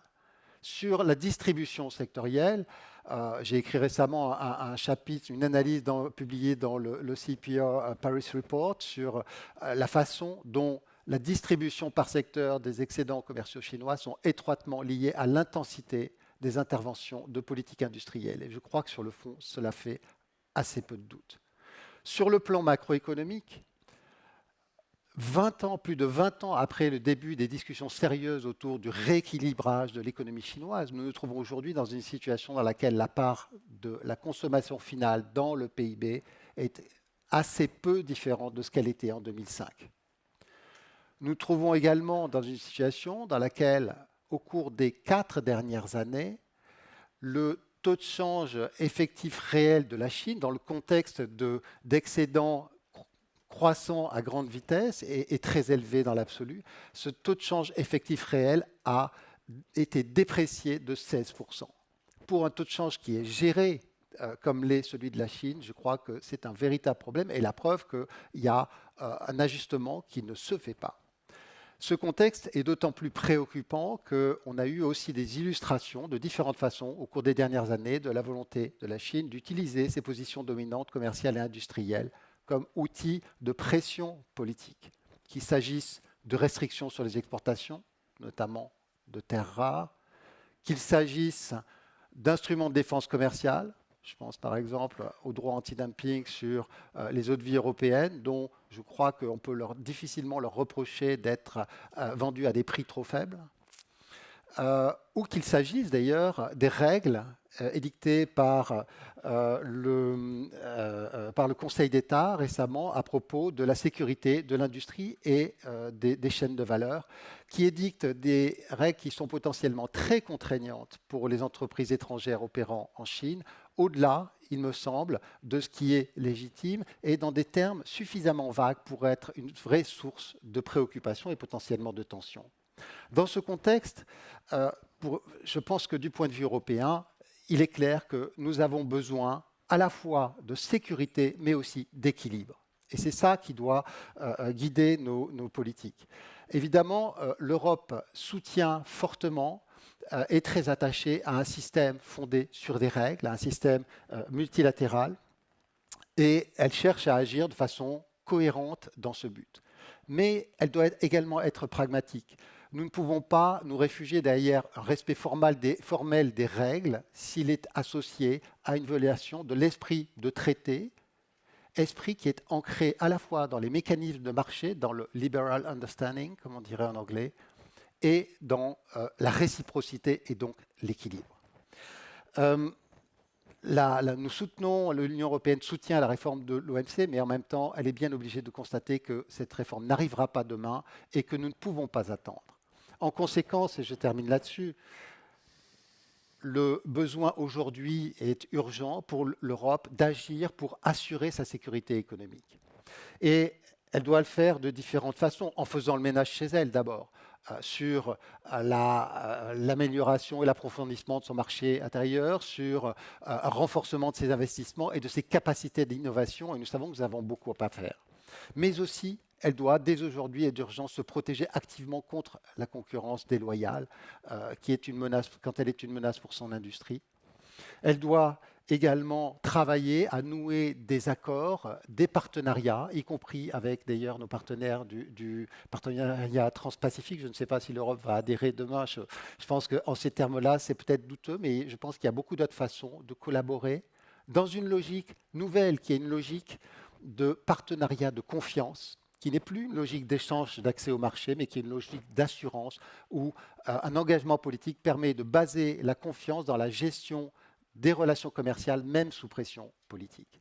Et enfin, le dernier point, c'est que tout cela, pour l'économie européenne, appelle une plus intense coopération entre le public et le privé pour faire face au risque géopolitique qui désormais est présent et est une vraie nouvelle composante et une nouvelle menace pour nous tous qui appelle une nouvelle culture, au fond. Merci. Thank you. Okay, so now it's not just the United States that's causing trouble, it's China as well. Mr. Kingston. Well, thank you, Marcus. I will focus on the United States as the main disruptor of the global trade order. So in 5 short minutes, I just want to give you the North American perspective on what is happening to international trade rules, specifically what the U.S. is doing, what the implications are in North America, what it means for Canada, of course, and then give you a little snapshot of some of the impacts in the auto industry as one of the most trade-exposed sectors that we have. Quick caveat, and I give this warning every time I speak about trade policy, everything I say could change by the time this panel is over. If there's a true social post or some other announcement, I've learned over the past year that the trade environment, particularly between Canada and the US, is extremely volatile and subject to change at a moment's notice. So hopefully nothing changes by the time this is over, but I have to give you that warning. So this has been a very disruptive year for North American trade policy. US average tariff has gone from 2% to 17%, virtually overnight. That's the highest tariff level we've seen since the 30s. And if you look at it through the perspective of comparing it to a corporate tax hike in the United States as a percentage of GDP, this is the biggest tax hike that the US has witnessed since 1993. And despite the president insisting that tariffs are paid by foreigners, we all know that that's not the case. They're paid by US business and US consumers. So this is having a major impact on the US economy. I won't dwell on that too much. I'm going to focus on Canada. And Canada has largely been insulated from these impacts because we have the USMCA, a trade agreement that we just negotiated 6 years ago. 85% of our trade is still duty-free, but that overarching number masks the fact that some of our key industries, auto, forestry, steel, aluminum, are facing tariffs of 25 to 50%, and those are having real economic impacts right now. Exports are critical for the Canadian economy. So 1/3 of our national income is derived from exports, and 74% of our exports go to the United States. If you look at our next biggest trading partner, last year it was the UK, but that was only 6% of our total export profile, and that was actually inflated because we just happen to send a lot of gold to the UK because of the high prices. China would be number 3 at 4%. And despite negotiating numerous trade agreements, Canada now has free trade deals with 51 countries around the world. We've been trying to diversify for a long time, but it really hasn't happened. And that's just because it's the gravity model of trade. You trade with the largest economy that is closest to you. So despite all of these efforts to try and diversify, reduce dependence on the United States, we still find ourselves with that anywhere between 68 and 80% of our exports are going to the US. So we're heavily dependent on this relationship, and it has been severely disrupted by US policy. To give you a sense of what this means for the Canadian economy, a year ago, the growth forecast has been downgraded by 1.5% for real GDP growth through this year, so pre-tariff, post-tariff. That's having a significant impact. Manufacturing employment is down almost 1%, and of course, every day that this volatility continues in the relationship, the situation gets worse. So the Government of Canada has recognized this. I'm sure many in the room saw Prime Minister Carney's speech at Davos about middle powers working to try and bolster the rules-based international trading system. All very important work to do. We need to diversify our trading relationships as much as we can, but unfortunately, the economic reality persists. The US will always be our biggest trade partner. So if we can't sort out that relationship, it doesn't matter what we do on working with other middle powers, bolstering international trade rules, or diversifying, we're always going to be the number one customer and seller into the United States, and so we have to figure that out. I would just note that when this first started and the US put in place these tariffs, there was a lot of talk about countries collaborating to retaliate together, and now we find ourselves rather exposed. No one really did it. China did, and Canada did, and everybody else backed down.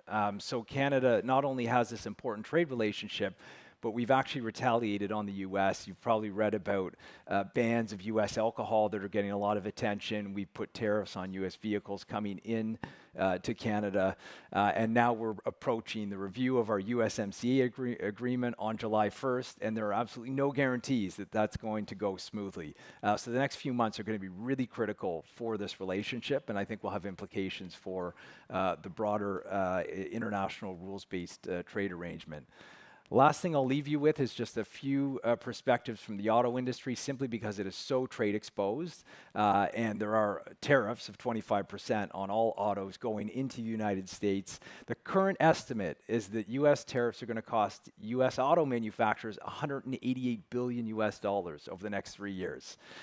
So this is having very foreseeable impacts. North American auto production fell by 2% last year. Chinese auto production went up by 10% last year.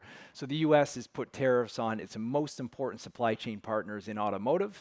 As a result, production is going down, and competitors around the world are gaining market share. This is bad. We're at a point right now where it's more cost effective to build a car in Europe, Korea, or Japan and send it into the US than to build in America, where you have to pay tariffs on aluminum, steel, and comply with extremely stringent rules of origin. So this is the definition of a self-inflicted wound that we need to figure out quickly, or you're going to see an erosion of the North American automotive industry.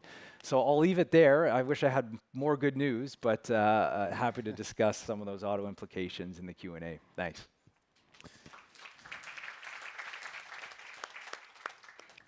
Thank you. I went on vacation in Canada last summer, and I can confirm there is no American liquor on the shelves. Okay, Dr. Tiao. Okay, I'm very glad to be back at WPC. Today I'm talking, concentrate 3 parts. The first of all, I want to describe what happened to address unilateral protection measures. We see in last year more bilateral agreements reached, particularly EU take a very aggressive initiative. EU have closed the deal with the South Common Market. The negotiation gone through 25 years after negotiation. EU also restart negotiation with with India, finally closed the deal with India. That's very outstanding example. We also see regional cooperation and integration strengthen. In Asia, for example, it's first time in past 5 years, China, Japan, South Korea conduct economic dialogue. That's first time in past 5 years. Also, China, ASEAN conclude the final upgrade agreement. Then we will see mid-power alliance is shaping. Prime Minister Canada, Connie, made an initiative. Actually, Canada signed agreement March this year with Norway, Sweden, Denmark, Finland, and Iceland. Also today in opening session, many people mentioned mid-power alliance. I guess that's the good start to deal with the protectionism. But the issue is still there. The people question, what's the base for mid-power alliance? It seems it still is the power and the might, which contradict with the criticism of so-called might is right. So as I say, it's a good start, but may not necessarily enough. Also, we see all kind of international organizations try to help their members to deal with that. But unfortunately, the difficulties they're facing, to limit their power to help countries. That's the first point I try to make. The second point is I try to identify what factor affecting the choice by different countries. What factor? I guess the first, most important factor is the geopolitical position of these countries, particularly mainly the relationship with the US. The example is the EU. EU military pretty much depend on US, which give them less advantageous position to negotiate a deal with the US. Also, it's the factor is economic stress. I mean the size of domestic market, dependence on US market. The last factor, I guess, whether their leadership and the people have a strong will against unilateral approach. The last point I try to make is the recognition and the suggestions for future. The above measurement I mentioned is very proper for every country to consider to use it, but no universal approach applied to every country. Each country should try do anything benefit to their interest. Also, I want to point, don't use its own protection measure against existing one. Simply say, don't do anything hurting each other. We still should believe in multilateralism. At these points, I guess the best way to solve the dispute among themselves is find a way of compromising. There is a good example, like Chinese EU export to, or Chinese EV export to EU. There's lots of debate. Finally, they solved the issue by compromising. At this moment, I try to take my position or response to the previous speaker. He spent quite a time criticize China, say the so-called imbalance. Fortunately, I just come back from attending some conference in Washington, D.C. For example, last Friday, I guess the Mercury know that, there's a session, particular session about how deal imbalance. First of all, what's the definition of imbalance? Trade is only part of that. Gold trade is part of that. Also, service trade. Generally, we use the term is current account balance, which is the best definition. I guess French is the host country of G7. They organize a working group to deal the imbalance. The head of a working group is a famous woman or economist, is French, Hilary Ray. I met him in Peterson Institute.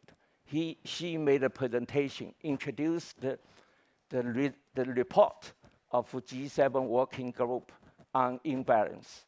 So the responsibility not only on China, US is tremendous deficit. EU also have a great surplus. So three major parts, China, US, and the EU, should coordinate to solve these problems. Not only just figure out to China. Also, the report very clear say many things.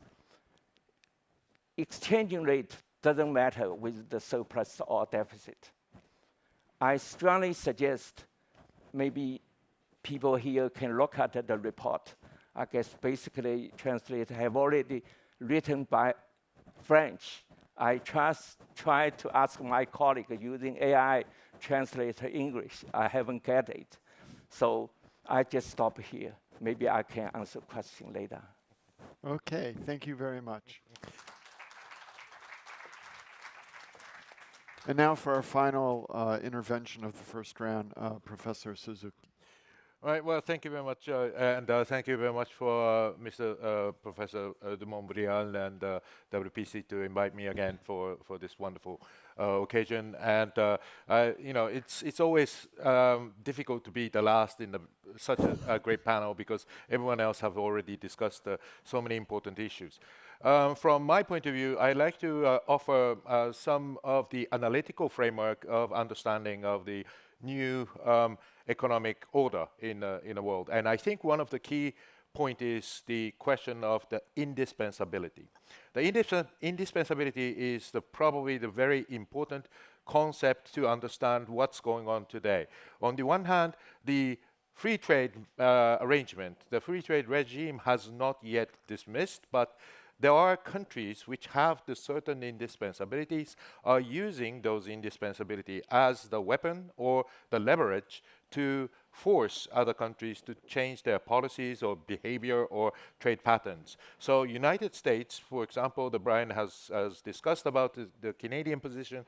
I think that's one of the way that the United States uses its market indispensability to leverage other countries to change their behavior. And probably Mr. Trump may have some idea of acquiring Canada as a 51st state.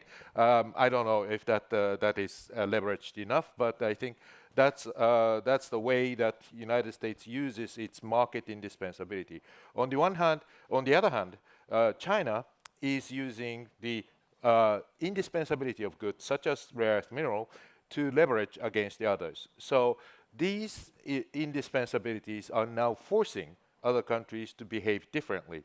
So China currently, the relationship between Japan and China is somewhat difficult, but the Chinese authorities are now using some leverages of the tightening the export control of the dual-use technologies and the certain items such as the restraining the tourists to go to Japan. This is another way to coerce other countries to Japan to take down what Prime Minister Takaichi has said. So I think the current economic order is, on the one hand, countries like Japan, South Korea, and many other countries which are trying to maintain the international order based on the free trade agreement and forming the minilateral, plurilateral mechanism such as CPTPP. Meanwhile, there are countries which go beyond that, the free trade arrangement, and uses the economy or the indispensability as a tool to negotiate and force other countries to behave. And this is what the Iran is doing in the Hormuz. The Strait of Hormuz is closed to take the international economy as a hostage, and to force other countries to push United States and Israel to stop fighting against Iran. So again, we are living in an area not only defined. The international relations is not only defined by the military powers, but also the indispensability, or how much that you can use those indispensability as a weapon. And in that context, Japan is currently taking and paying a lot of attention to what China is doing against Japan, especially in the last couple of months that China has increasingly imposing certain economic measures, economic coercive measures to take down and change the Japanese behavior. Meanwhile, the Japanese government is reacting very prudently and not conceding to such pressure. But at the same time, China is focusing pretty much on the defense sector and the military-related technologies, not to transfer to Japan. But meanwhile, Japan and China maintain a very significant level of the interdependence. So the trade, China is still the #1 trading partner, and I think from Chinese point of view, the economy, the trade relationship with Japan is still important. And I think in that context, what Japan is trying to do is that Takaichi government is now launching the growth strategy, and I am a member of the Growth Strategy Council, and focusing on the 17 different strategic sector to enhance its Japanese capabilities to be more indispensable in the global supply chain, and to make sure that we are also resilient from the other countries to use leverage against us. So in that term, Japan has, like South Korea, Japan has concluded the memorandum of understanding with the United States to invest $550 billion to the United States, which is currently to reduce the tariff of the United States, but at the same time, we are trying to build up the joint autonomous capabilities of building up the economic resilience and the economic security capabilities together with the United States. So, for example, the 6 projects which are already concluded with the United States, 4 of them is about the energy related, because we are encouraging the American industry to invest more in the AI data center, and we are supporting by investing in the United States for the energy sources. And the other one project is about the synthetic diamonds. Synthetic diamond will be the next generation power semiconductor, and that will be, this factory will be providing those synthetic diamonds for the next generation semiconductor. So in that regard, Japan is trying to do this sort of a collective measures to be more resilient and to have more strategic autonomy altogether with the United States. And so as Southeast Asian countries the other days, because of this Middle Eastern system, the incidents, the Southeast Asian countries are suffering from the lack of the crude oils. So Japan has launched the ASEC Plus Summit. ASEC stands for the Asian Zero Emission Community Summit, together with Australia and South Korea, to invest in building a resilience for the supply of the supply and the storage of the crude oil. So Japan is taking this leadership of the energy security, the security of the building the capabilities for AI and the semiconductor with the United States, and to lead the rule-based international order through CPTPP. So I'll stop here and looking forward for the discussion. Thank you.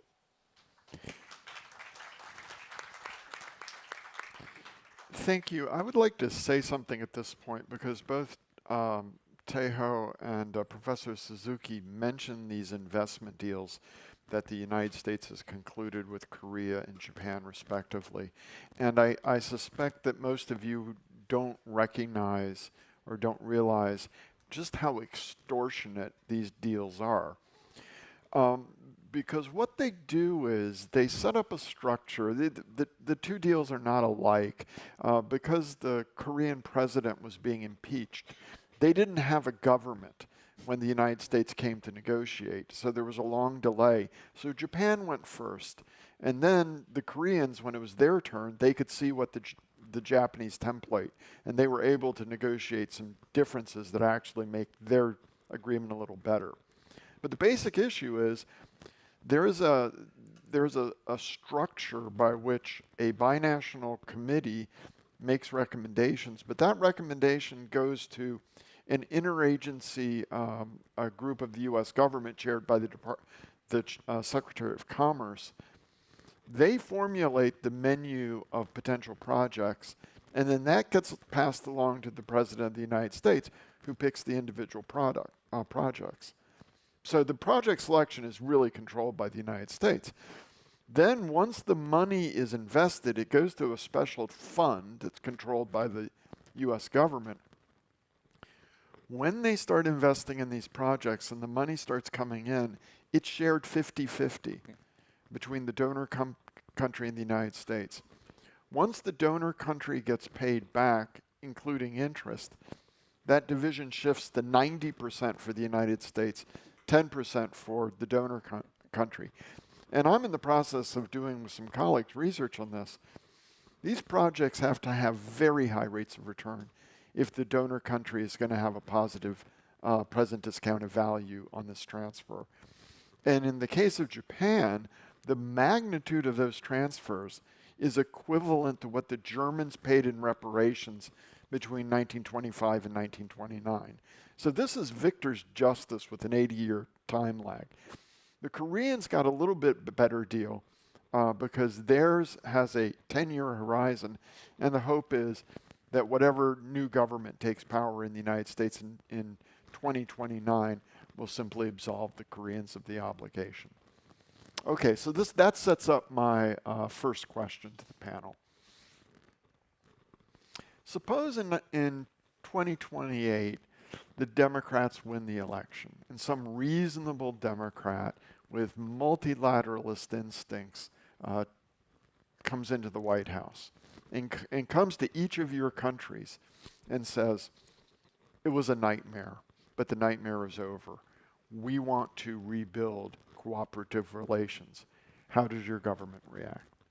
Well, first of all, I don't think even though the reasonable Democrat take the power, I cannot trust them. I mean, whether they want to go back to the pre-Trump period or not, because if you look at the Biden administration, after first Trump, Biden is taking all the kind of restrictions, themselves.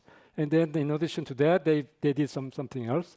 And also for the WTO, the Democrats didn't do anything, or even they start to, not select appellate body judges. So what I'm saying is here, your story, if it goes like that, it's very, very, very nice.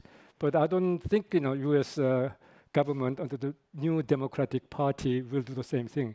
They want to maintain the agreement made through Trump. They want to maintain it. This is my reaction to you. So how about the EU? Well, I think trade interdependence requires confidence, and because it requires investment, it implies risks and dependencies. For that reason, I think confidence is key to build interdependence, and it's been undermined by what's happening now. And I'm not sure just one election by somebody different will be enough to rebuild confidence. Actually, I'm sure it will not. So we hope that will be what will happen, that we can move to somewhat more peaceful relationship. But I think the signal that the approach of de-risking must also be applied to the relationship to the US. This signal has been sent.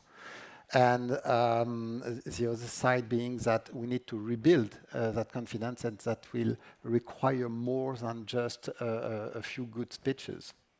Given what we know about the decision process in Washington right now, and the international climate as well. I think I fully agree with what was said about the use of indispensabilities as political leverage. So it's a fact, and we need to build confidence to overcome this kind of lack of confidence in international trade dependencies. Brian? Well, I think Canadian government would, overwhelmingly welcome a change, and if there was a new stance on, particularly on things like 232s, right, where we have industries that are so deeply integrated with the United States, we're not able to diversify. That would be extremely welcome. That said, I think the scars are pretty deep here. I've never seen a fracture in such a close relationship.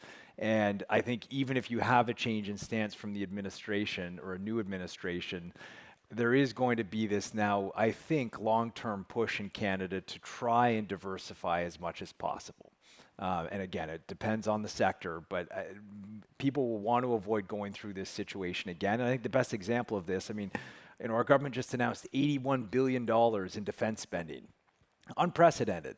And part of that is because of these constant, 51st state annexation threats. So I think Canadians will remember that, and there will always be this desire to try and insulate ourselves as much as possible from future protectionist pushes.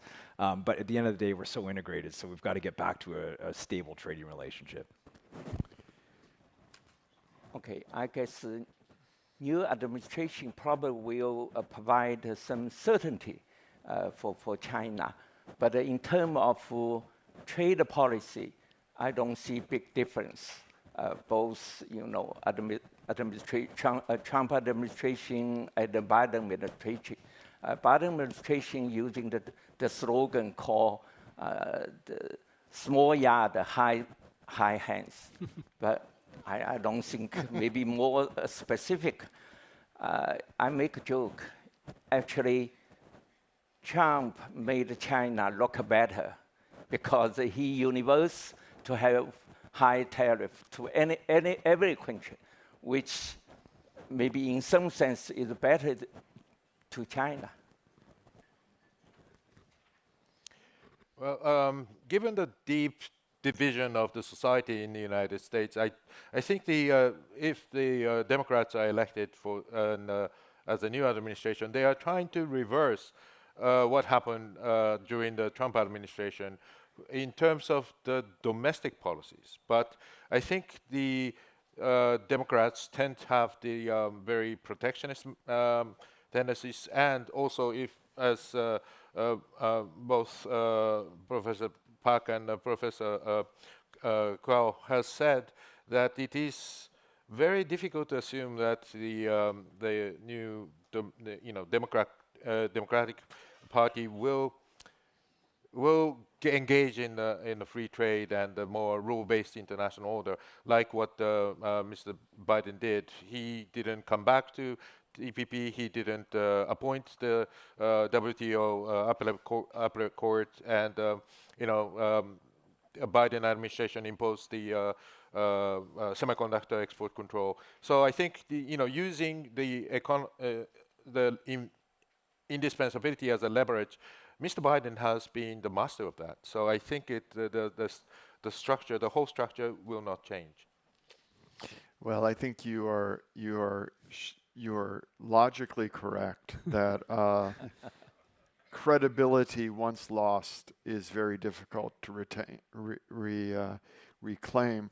Though I was speaking to Jeffrey Frieden at breakfast this morning, and I said, and that's true logically, but it's kind of like when your wild old girlfriend calls you up and your mind says no. But then part of your mind says, well, she was a lot of fun. It's very tempting. All right, so you're not going to just immediately accept the return of the United States. So what are your options?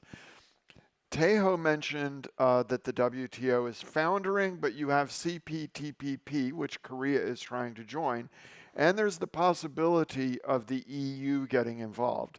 And if the EU and CPTPP came together, now you really have something large that could be the locus of progressive trade policy making for the global economy, given the sort of dysfunction of the WTO. So is EU ready to join CPTPP? I don't think that's the way I would frame the question. I think the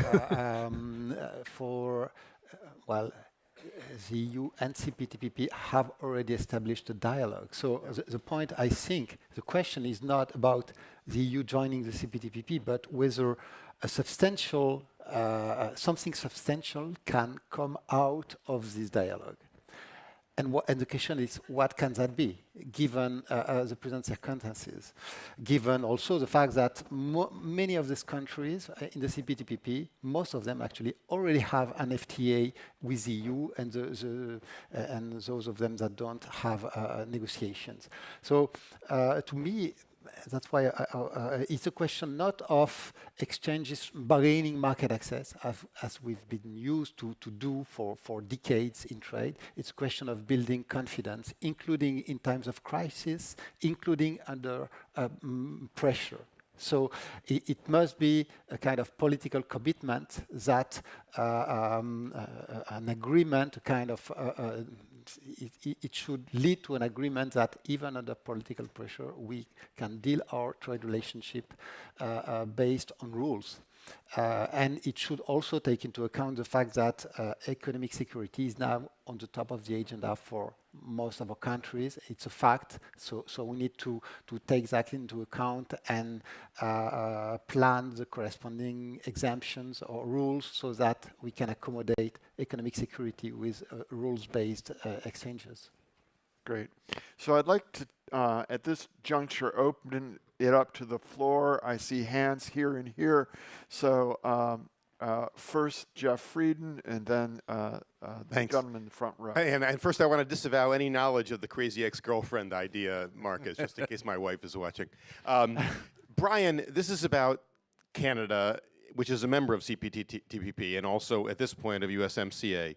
How would the auto industry specifically and the Canadian industrial structure more generally deal with what essentially would be a two-tier trading system, one with the US and one with CPTPP? That seems relevant not only to Canada, but for other countries that may face a similar conundrum. Yeah, it's a great question.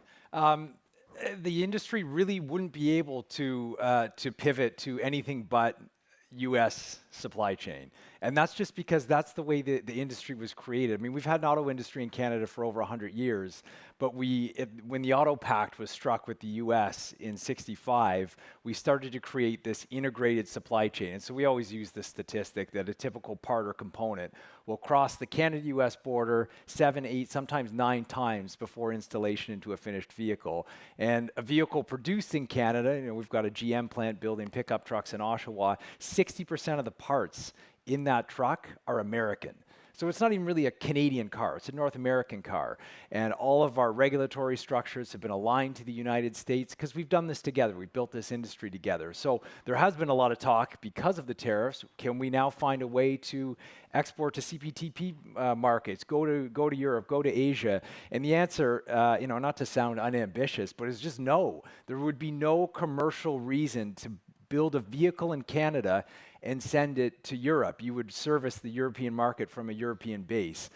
So we really are locked in to the United States, and there's no amount of other trade negotiations or diversification that's going to change that. If we can't get this relationship right, our industry is going to shrink. That's just how it's going to go. Okay, we'll take the question here, and then I think we'll probably have to close.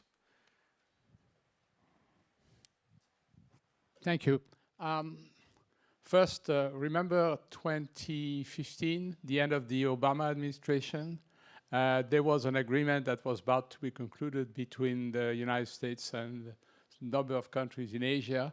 It didn't happen for one reason, because effectively, Obama had the fast-track procedure to have it approved, and it was opposed by the Democrats, particularly on the pressure of the unions. So, I mean, if you have a new administration in 2028, it doesn't mean, I agree with what was said, don't expect to have somebody who's necessarily going to be in favor of free trade. You're more likely to have a Bernie Sanders, Zoran Mandani type of person that's going to be even more protectionist than in the past, number one. Number two, I'd like you to sort of give me your, whoever wants to answer this specific remark, are you trying to understand why? Let me be clear. Tariff is stupid. As you said, I mean, tariffs are not paid by the exporters. They are not paid by even the importers. They are ultimately paid by the American consumer. I happen to be one of them. And we've seen that already. So I agree with that. So I'm not defending tariffs. I'm just trying to understand, why do we have tariffs? Maybe it's a bad idea to have tariffs, but there are also obstacles to trade that are not just tariffs. You have market access. Let me say that from the US perspective, EU is a bureaucratic nightmare. Market access to non-EU country, to the EU country, is impossible. See what's happening between this trade between Latin America and Europe that hasn't been signed for 20 years because of the French farmers. I respect the French farmers, but this is a very tiny portion of this relationship, and yet it prevents the agreement from being signed, and therefore a lot of sectors can't benefit from it. So, last question. Yes, please. If you have... We have 1 minute left in the session. If you have a look at dependence, sovereignty, if you have your semiconductors, your rare earth minerals, your solar panels, and your electrical vehicles coming from one country, are you comfortable? Okay, anybody want to take that on in 39 seconds? Probably I should. Yeah, well, first of all, the market access is always used as a sort of a non-tariff barriers, and that is typically used in EU, Japan, India, many places. So let's just get over it. I mean, we have to find and this is also an encouragement for concluding the the FTA. The focusing and concentrating all this production in the one country is a consequence of the act of the firms. They are seeking the better price and the better product, and this entirely goes to the one single country. And I think what we need to do is to build up the resilience or alternatives, the diversification, and that is what is needed. So what Japan is trying to do, the rare earth mineral, Japan invested in Australia, the solar panels, Japan is investing in Malaysia. So we have to bear cost to avoid the dependence, because otherwise that will create the indispensability, and that creates more, that lends the power to those countries. So I think what we need to think today is not just about the tariff, but also about the indispensability, and try to make more diversification to improve our strategic autonomy. I have never felt so indispensable. I would like you to join me in thanking our 5 panelists. They have an extraordinary rich menu, and with that, we will turn it over to Jeff Frieden in the next panel.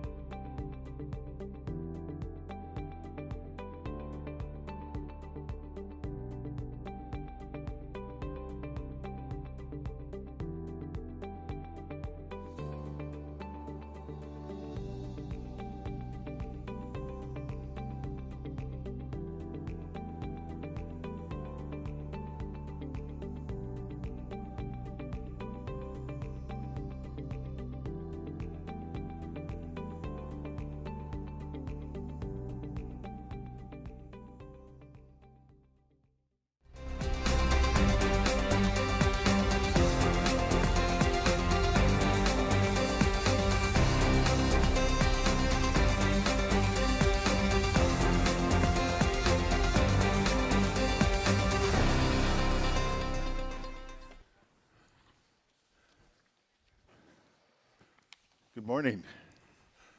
I'm John Lipsky from Johns Hopkins School of Advanced International Studies in Washington, and very pleased to have the opportunity to be back at the World Policy Conference, an annual event that I always look forward to.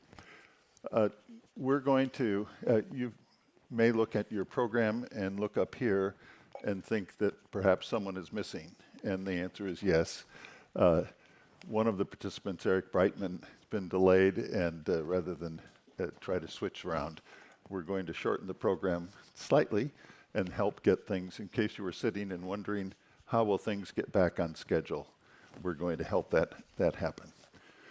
And we're going to talk about digital finance, and we have, I think, some very interesting presentations to discuss, some issues to discuss, and hopefully be of interest to all of you. Well, I'm just returned from the IMF World Bank spring meetings in Washington, and the discussion centered around, seems to me, 4 key themes. First, the unexpected resilience of the world economy in 2025. Secondly, obviously, the impact of the current conflict in the Middle East and its economic impact in the rest of the world. Third, the importance or potential importance for world economic developments of artificial intelligence. And fourth, the potential impact of digital finance. Other issues were dealt with, of course, but digital finance certainly was on the minds of the participants in the spring meetings.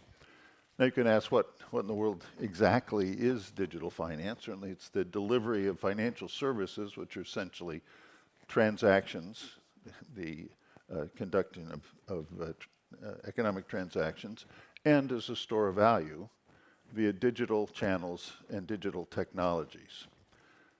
And the key qualities of digital finance, first of all, is it involves both new instruments and potentially new institutions that didn't exist previously. The attraction of digital finance is one, the potential gains in efficiency and cost reduction in conducting economic or financial transactions, and the speed and resilience of being able to accomplish those transactions. The additional hope for benefits of growth of digital finance is financial inclusion, and that the technologies allow the ability of many individuals who currently lack access to traditional financial institutions can avail themselves of financial inclusion. We've seen that in many parts of the world. And hence, the likelihood that digital finance will aid in expanding credit and modern financial instruments to many places that don't exist now. At the same time, of course, there have been issues of privacy. There have been issues raised about security.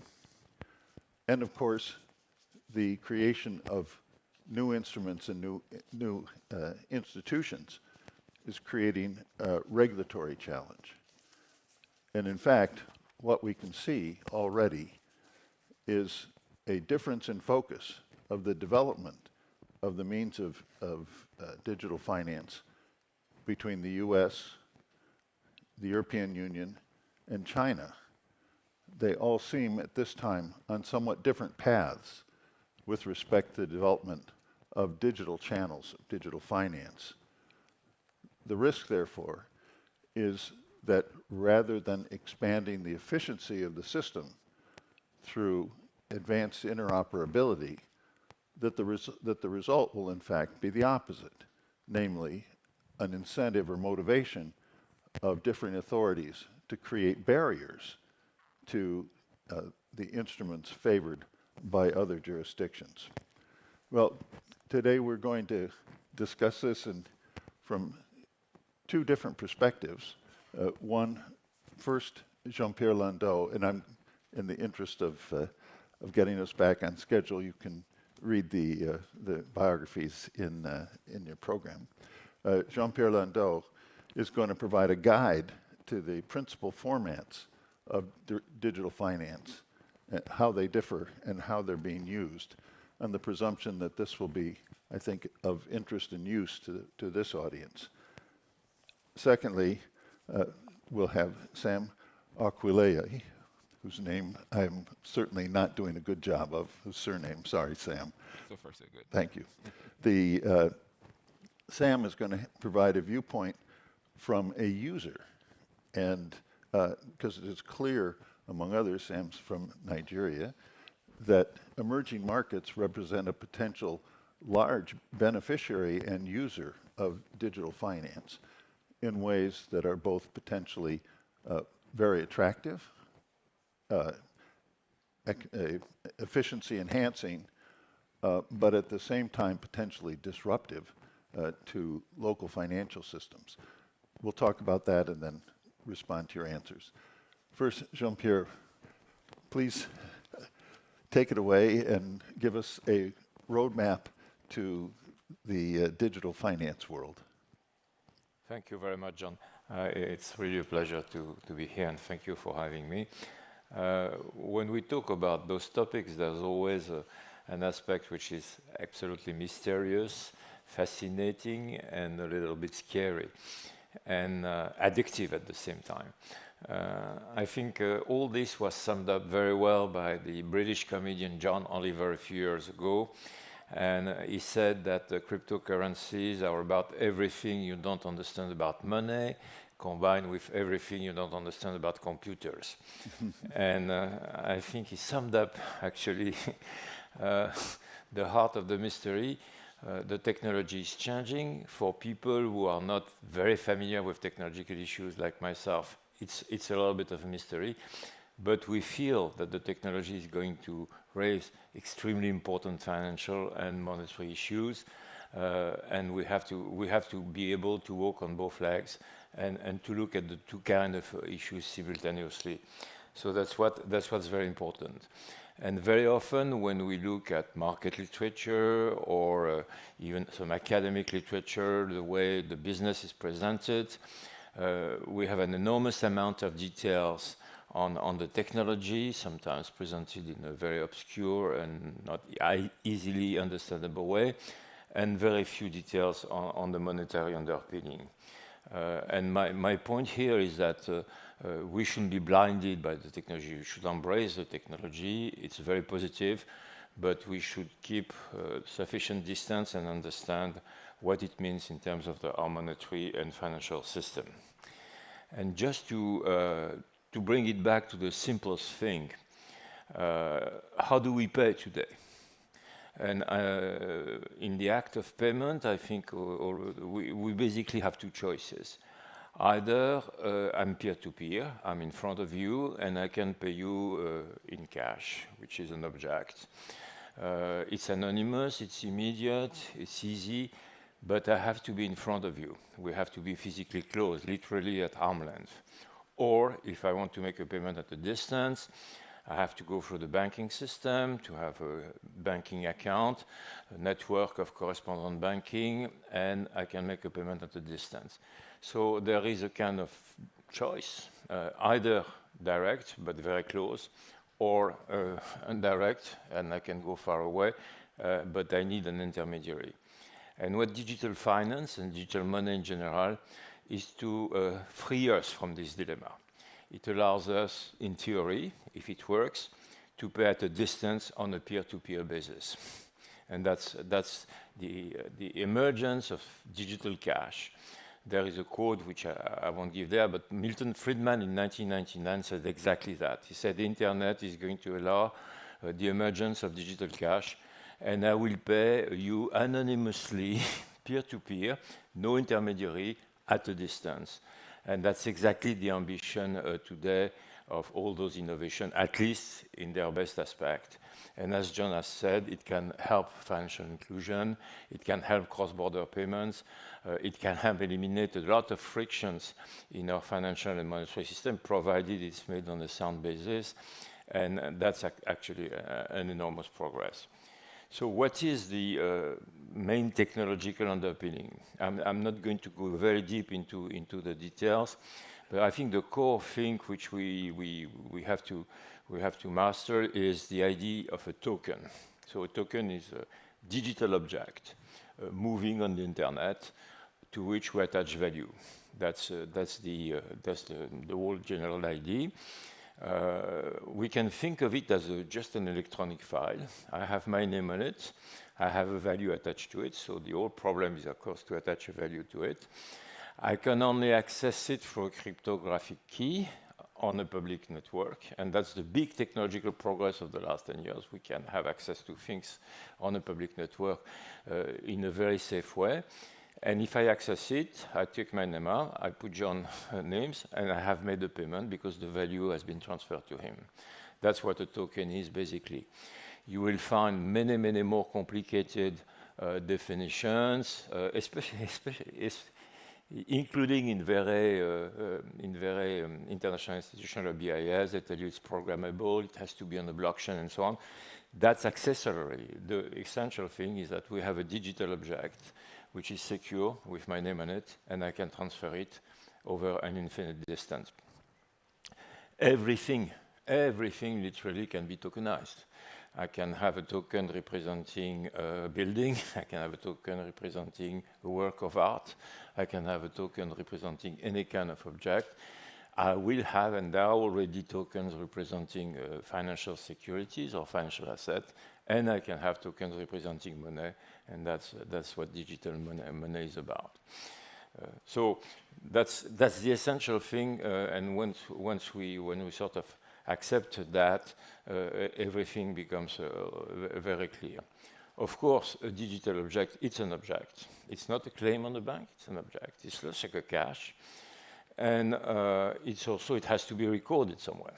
So a lot of the technological discussion evolves around where it should be recorded, how it should be recorded, whether it should be distributed ledger technology, whether it should be a blockchain.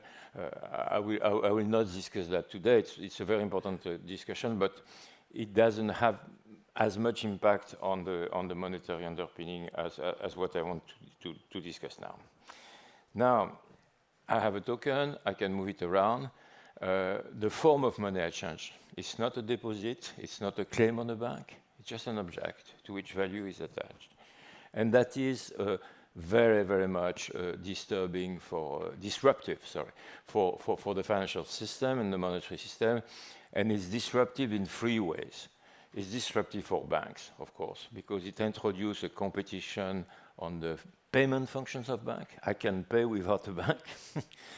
And potentially, it introduces a competition for the deposit function of bank, because I may not need a deposit if I can pay without a bank. So it is potentially, it has not happened yet, it may happen, it is potentially extremely disruptive for the banking model on which all our economies are based, and especially in Europe, where, as you know, banks are making 70% of the credit. It is also possible that one day the credit function may become totally subordinate to this kind of payment function, and that the big tech, which are extremely well equipped to operate such digital system, take over many functions of the bank. So that's the first potential disruption.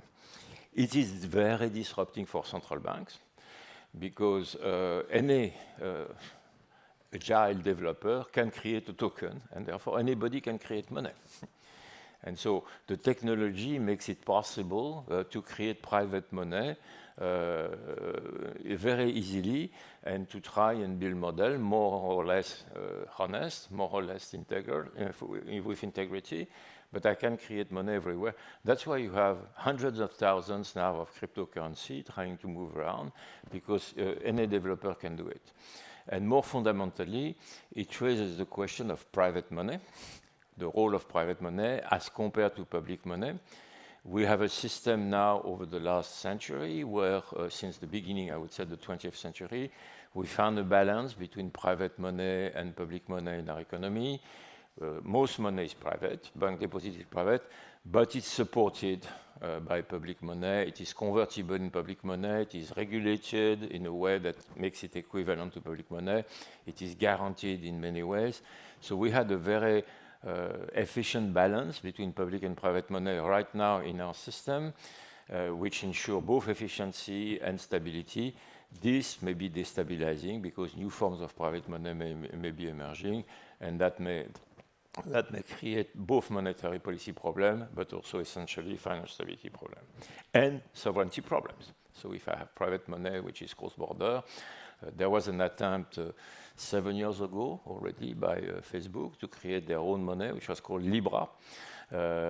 Libra could have potentially been circulating on a network with 2 billion users as a new international currency, totally private.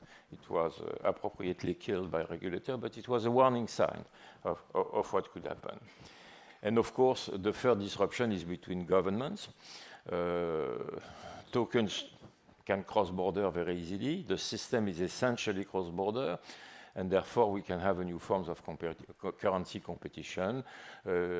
Any country could have access to tokens in dollar or tokens in euro, and so the technology allows currency competition, dollarization, much more easily than before. So triple disruption for the banks, for the central bank, and for the government. So how is this going to be settled? We don't know, and for that we may have to come back to the basic question: what gives value to these tokens? Where do their value come from? Can we trust them? Can we not trust them?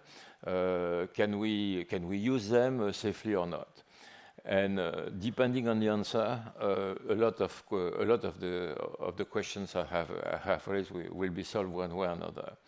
So theoretically, value for money, and you see that we are forced to ask ourselves a very fundamental question about what money is. It can come from many sources. The first one is I decide it has value. That's what Bitcoin is trying to do. Bitcoin says I have value because I'm scarce. And so scarcity gives me value. I find personally this argument extremely fragile because if something is scarce, is useless, it doesn't have value. So the question for Bitcoin is what use it has. I won't elaborate on it, but it's clearly not a payment instrument. So if its value must come from somewhere else, I have personally some question at the level of its value right now, but this may be a matter for debate. The second source of value may be backing. So backing is the idea that when I hold a monetary instrument, it has some kind of an asset on which which supports the value of that instrument. This is the idea of stablecoin. The stablecoins are tokens which can be issued and which are, quote unquote, backed by some assets, some securities, some credit, and so on. The backing is a very ambiguous concept. It just means that I have an asset somewhere and a liability somewhere, but my ability when I hold the token to access the assets, that's a different question. The convertibility issue is very difficult. After all, our deposit banking are backed by the credit and the assets of the bank, but it doesn't make those deposits by themselves liquid. We need more. We need the lender of last resort. We need the central bank. We need something which helps us to make sure that this is really money and that we can have value to it. And too long, is that clear? And then the further focus question is to say it is public. Fundamentally, any kind of money that I held, whether it's private or not, has a sort of implicit or explicit convertibility into public money. And that's what we have now. That's what we have now. we know that the central banks stand behind the banking system. We know that if we want to have access to cash, we can have access to cash, at least in principle. We know that there are lender of last resort facility which prevent the banks from failing and from at least guarantees the liquidity of our deposit. We know that central bank money is there behind the scenes, and it allows us to transfer a deposit from one bank to another bank. That ensures that all the deposits are considered equivalent, what the central banker called the singleness of money. So at the moment, we know that public money is there backing private money. And the big question for the future, if we have those new forms of private money emerging in digital form, is whether we will still have that. And that question is at the center of all the policy debates we have now. Some economists said 2 years ago that we are going through a battle for the soul of the financial system. And that's exactly what it is. What kind of relationship between private and public money shall we have in the future due to technology? And we can see that different countries are moving in different directions, at least differently looking at the issue. It seems to me right now that the problem is on its way to be solved in the US. So the US, through the recent legislation, which is a Genius Act, seem to have found a balance between the big tech, the banks, and the big tech and the banks are going to cooperate. They may issue new forms of digital money, and the government will ensure that this digital money is supported by the issuance of government public debt. So the government will find a new way to issue public debt, the big tech and the bank will find a new way to issue digital money, and everybody will find new ways to promote the international use of the dollar as a medium of exchange and as a store of value.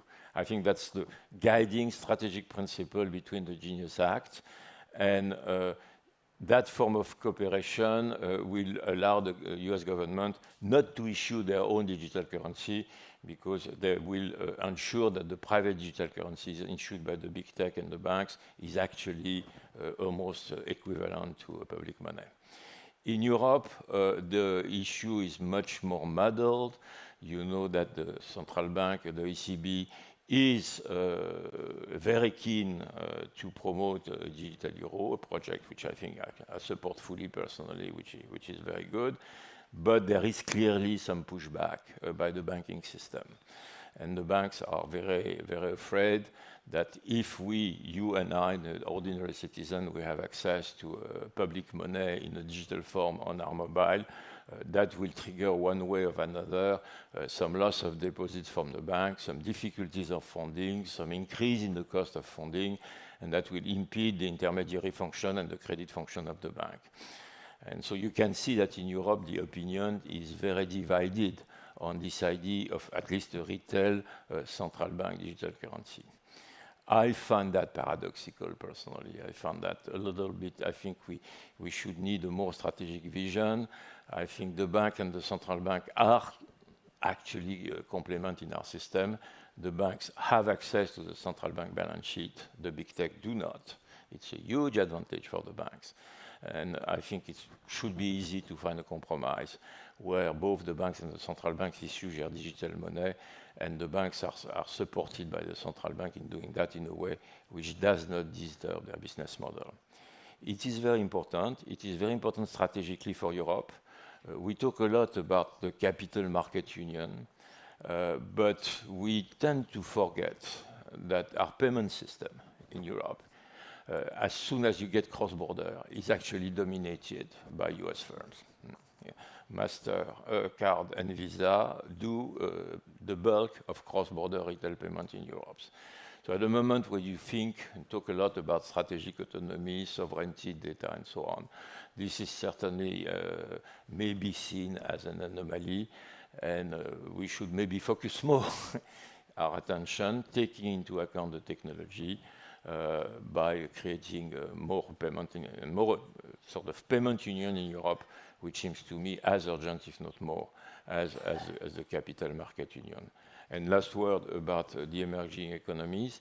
it's very significant that emerging countries are making inroads in making retail digital payments easy for everybody. Brazil has a system, the PIX, which is now an enormous success, where hundreds of millions of people can very easily access to retail payment, whether you have a bank or not. India is making the same with 1 billion customers on its huge infrastructure, whether, again, you have a bank or not. So it's a situation now where emerging economies, maybe because they don't have a legacy investments to amortize like the bank have today, are making much more progress, at least faster progress in this area than we are doing in advanced economies. Yeah. Thank you, John. So if we could summarize this in terms of instruments, you have an array that runs from central bank digital currencies, which is what the ECB is headed for, and I'll interject a editorial comment. I think the use case is not so clear. If the central bank is going, if the ECB is going to offer retail digital currency, it will disintermediate the banks. If it just goes to the banks, if it's only on wholesale, not clear how much efficiency it really adds to the system. But that seems to be the focus. In the US, the focus has been on, in fact, a prohibition on the Fed to pursue a digital currency, but instead to focus on stable coins. Stable coins being a private issue of a digital value that has backing. And you're probably aware of the Genius Act in the US, which is an attempt to put regulatory constraints around the issuance of stablecoin in the interest of giving them greater credibility.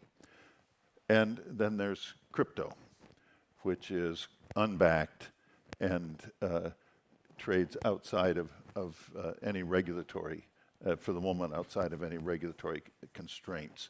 And today what we've seen is crypto is mainly used for speculation or for those who want to hide transactions from authorities. Stable coins are being used as a store of value and as on and off ramps, for example, to crypto. So many of the stablecoin holdings are being used as a store of value on and off intermediary for crypto. Digital currencies seem to have both, I should have said, the Chinese authorities, the PBOC, the central bank, has its own digital yuan that has seemed to have limited appeal in use. So the question is, there's a fourth form that is less talked about, but is potentially very useful, and that is what there's a vocabulary problem here. Jean-Pierre used the idea of tokens that as a general phrase, but I use tokens to mean tokenized bank deposits, which is a specific use. It strikes me that bank tokens, digital bank tokens, which represent bank deposit value, are potentially a very attractive instrument, in that stable coins are inherently what I call story money. In other words, if you were offered a stable coin, you're going to want to know who's the issuer, what are the reserves, how does it operate, what other forms of security are there, etc. If it were, for example, not to use any arbitrary bank, a JP Morgan dollar token, it doesn't require much explanation. Either it's represented, it's backed by the JP Morgan or any other bank, use any other bank name, backed by their balance sheet. In other words, you don't need to know much more about its value and security. This strikes me as potentially highly attractive as a digital asset internationally. So this a version of either stable coins or tokenized bank deposits. And as Jean-Pierre suggested, eventually you could tokenize government bonds, et cetera, et cetera. It could be a generalized form. Could be both very attractive and very disruptive. Now let's look finally to Sam. How does this all look to somebody who, as a potential user, both today and in the future? Thank you, John. And this raises a very interesting question, which is if the regulator is playing catch-up, vis-a-vis what is already happening, because the interesting thing with digitization, especially in this situation, digitization of, money, is that there is business to be done, and that business does not have to wait. So there is the view from the boardroom versus the view from the Bloomberg terminal, for example. But the interesting thing is that the corporate users or the everyday users of this are finding it very, very interesting. I mean, digital money, call it crypto, call it, stable coins, were confusing until it wasn't confusing. And not being confusing is that you can, from the comfort of your phone, make a payment for a good or a service versus having to go through the regular, banking system, or as the case may be. And of course, people are finding what works better for them or not, irrespective of, what the regulator thinks or what the academia that is behind it is saying. And, referring to what Jean-Pierre was talking about just now, stable coins seem to be the most popular and the most adopted, from a user perspective, because it is backed by something. People are used to money still in its conventional sense, but want the efficiency of technology backing it to make things a lot smoother, to make transactions a lot more efficient, as the case may be.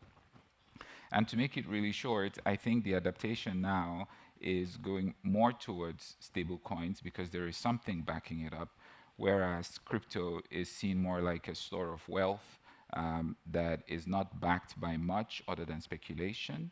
There is the ambiguity of it because sometimes you don't know, where it's coming from or who has it or not. And, like you said, any chap from their computer could create something and give it whatever value that, they want to give it to until, the whole thing crumbles. So in effect, the point is that it is, being adopted, it is being used very rapidly. And the question is, what do the regulators have to do to provide a lot more clarity, to provide a lot more guidance, so that we don't find ourselves in a situation maybe like we did during the financial crisis in 2008, where it was almost self-regulation until self-regulation, became a problem. The challenge that we have to, face today is digital money is solving problems. It is bringing financial inclusion. It is bringing efficiency. It is bringing speed. But how does interoperability start to happen in such a way that what's happening in Abidjan, for example, is corresponding with what needs to happen in London or Johannesburg or Dubai, or as the case may be, or all of the, trade flow intersections that there are. So interoperability is actually the product here that needs to, happen for enhancement to become a lot more efficient, number one.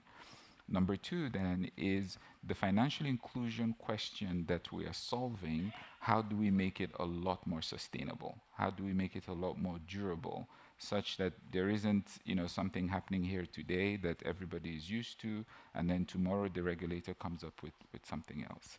And we've seen that catch-up playing with, the issuance of, digital currencies by a lot of central banks, not just here in Europe, but in a lot of emerging markets.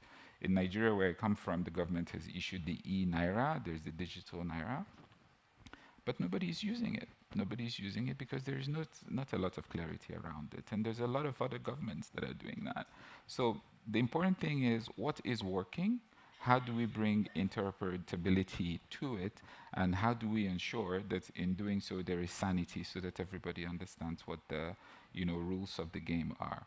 But is it solving problems? Yes. Is it, bringing efficiency? Yes. Is it effective? Yes. I don't have to wait, 3 days, for financial a transaction that requires a transfer from point A to point B to get to the destination. Today, with the comfort of your telephone, you could, make all of those happen. And that is the key thing today, is how do we just bring clarity, to this, irrespective of the disruptions that is causing. Obviously, there is disruption for banks, there's disruption for central banks primarily. Maybe there is opportunity for telco companies, because telco companies are almost becoming banks and conveyance terminals, or as the case may be. Maybe they're going to be benefactors in this.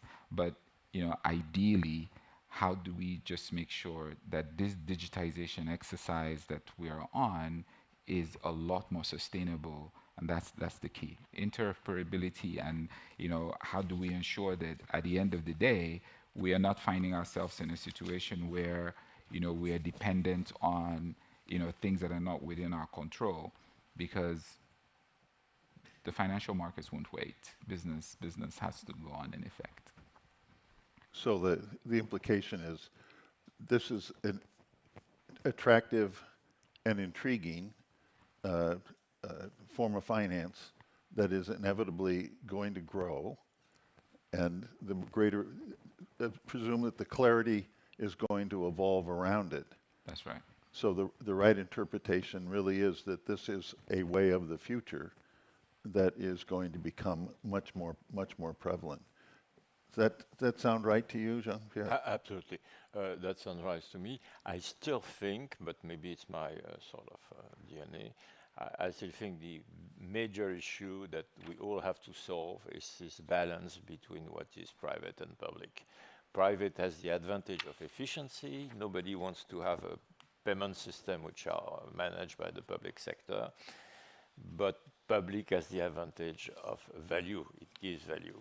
Value comes from public commitment. It comes from the ability to and we saw that. You mentioned the 2008 crisis, okay? 2008 crisis, we had a moment where the French president came on the TV and said, I guarantee all the deposits.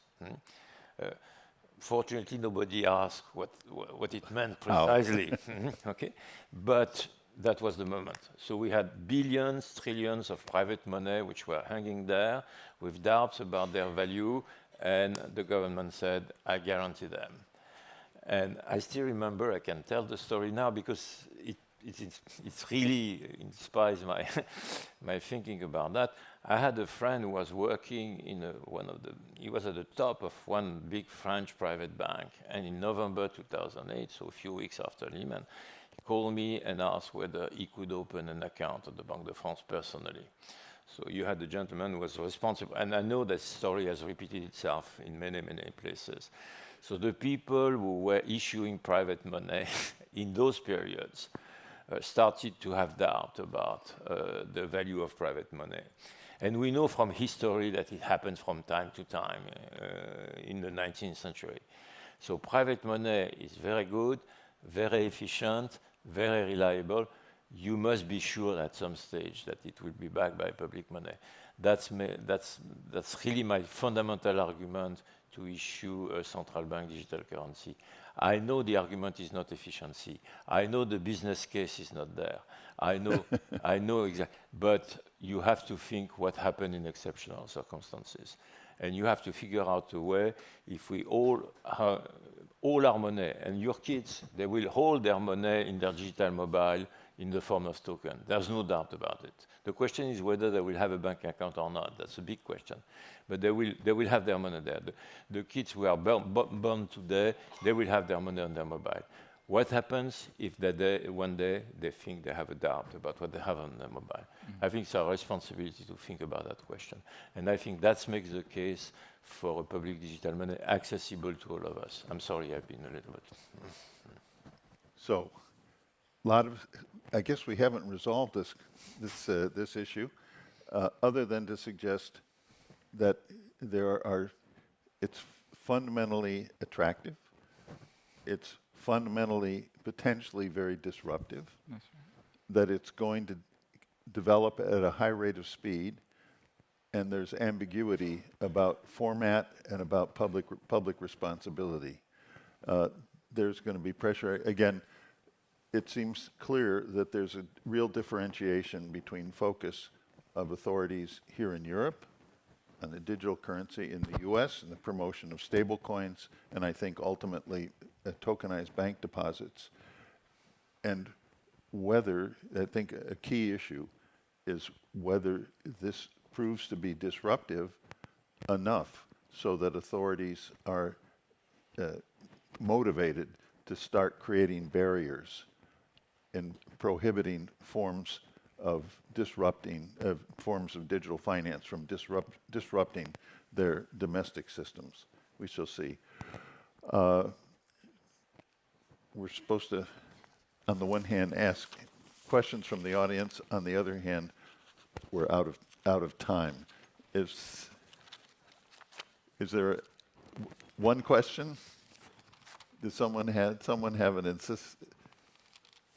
Please, one question, and then we'll end. Thank you so very much for the analysis. I do understand that we needed to oversimplify decentralized financing and digital finance to the point of no return in the interest of time. Personally, while I consider cryptocurrencies to be just the tip of the iceberg, whereby the bulk would be hidden in Professor Landau's discussion on various other sorts of tokens, I would have a specific question regarding the American regulatory regime. For example, we have seen quite many initiatives back in the States, not only the Genius Act, the latest being the Clarity Act. It has passed the House. We do know for a fact that there is a heavy debate in the Senate. And I would like to ask you if you have any information about the Clarity Act actually being embedded into law or passing into law, as well as your evaluation regarding the controversy that's actually being deployed in front of our eyes before the Senate and the various objections that have been proposed. I don't know anything about it. I cannot answer. You cannot answer? No, sorry. I'm particularly asking concerning the role of the Clarity Act in disambiguating taxonomy issues among various sorts of digital instruments. Yeah, but the Clarity Act is still is not law. Is still under debate. Indeed. That I think we'll pursue this offline if you don't mind. We're told it's time to move on, and we can speak after the session. Thank you very much.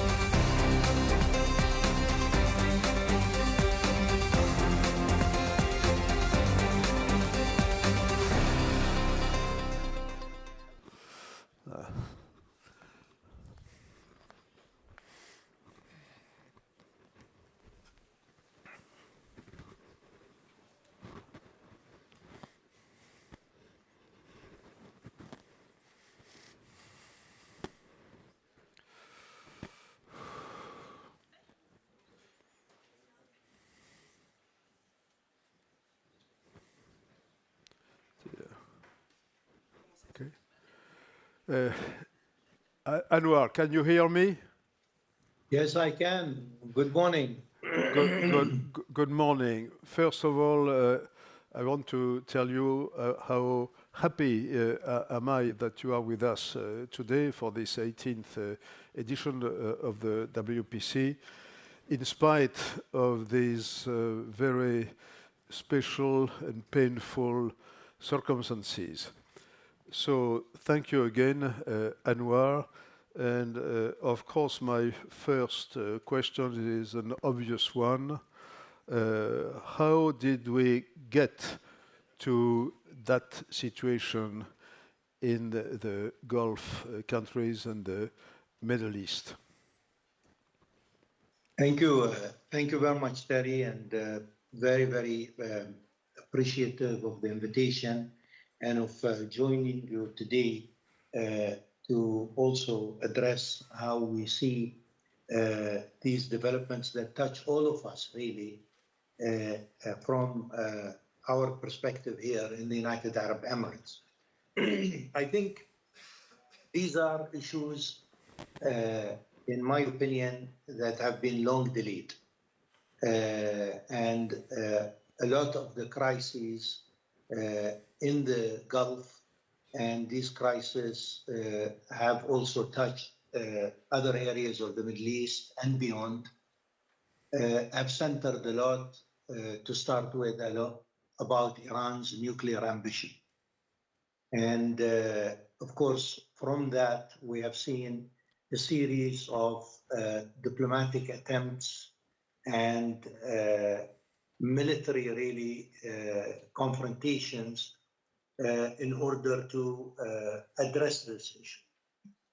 In all cases, the diplomatic attempts as well as the military confrontations have not been conclusive.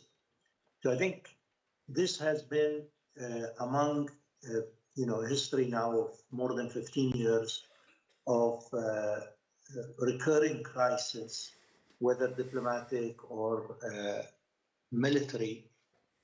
We are seeing now one of the most serious of these confrontations. For the United Arab Emirates, we have worked very seriously in order to address these crises diplomatically. We have, in all our communications with our American friends and others, as well as our contacts with Iran, we have always said that diplomacy is the way forward. And I think our realization that diplomacy had failed came when the negotiations broke down in Geneva, and the whole region and beyond had very little time to really to adjust to events that occurred after that. So how do you look? Do you see the future? It can be looked at from various time dimensions. One, of course, is the short term.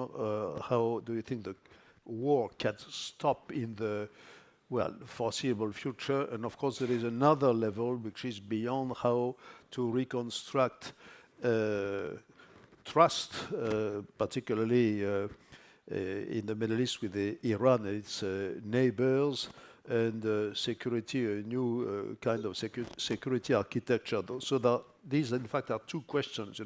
The immediate future, let's say the next few weeks, if we can think in terms of weeks, and the longer term reconstruction of some kind of security architecture.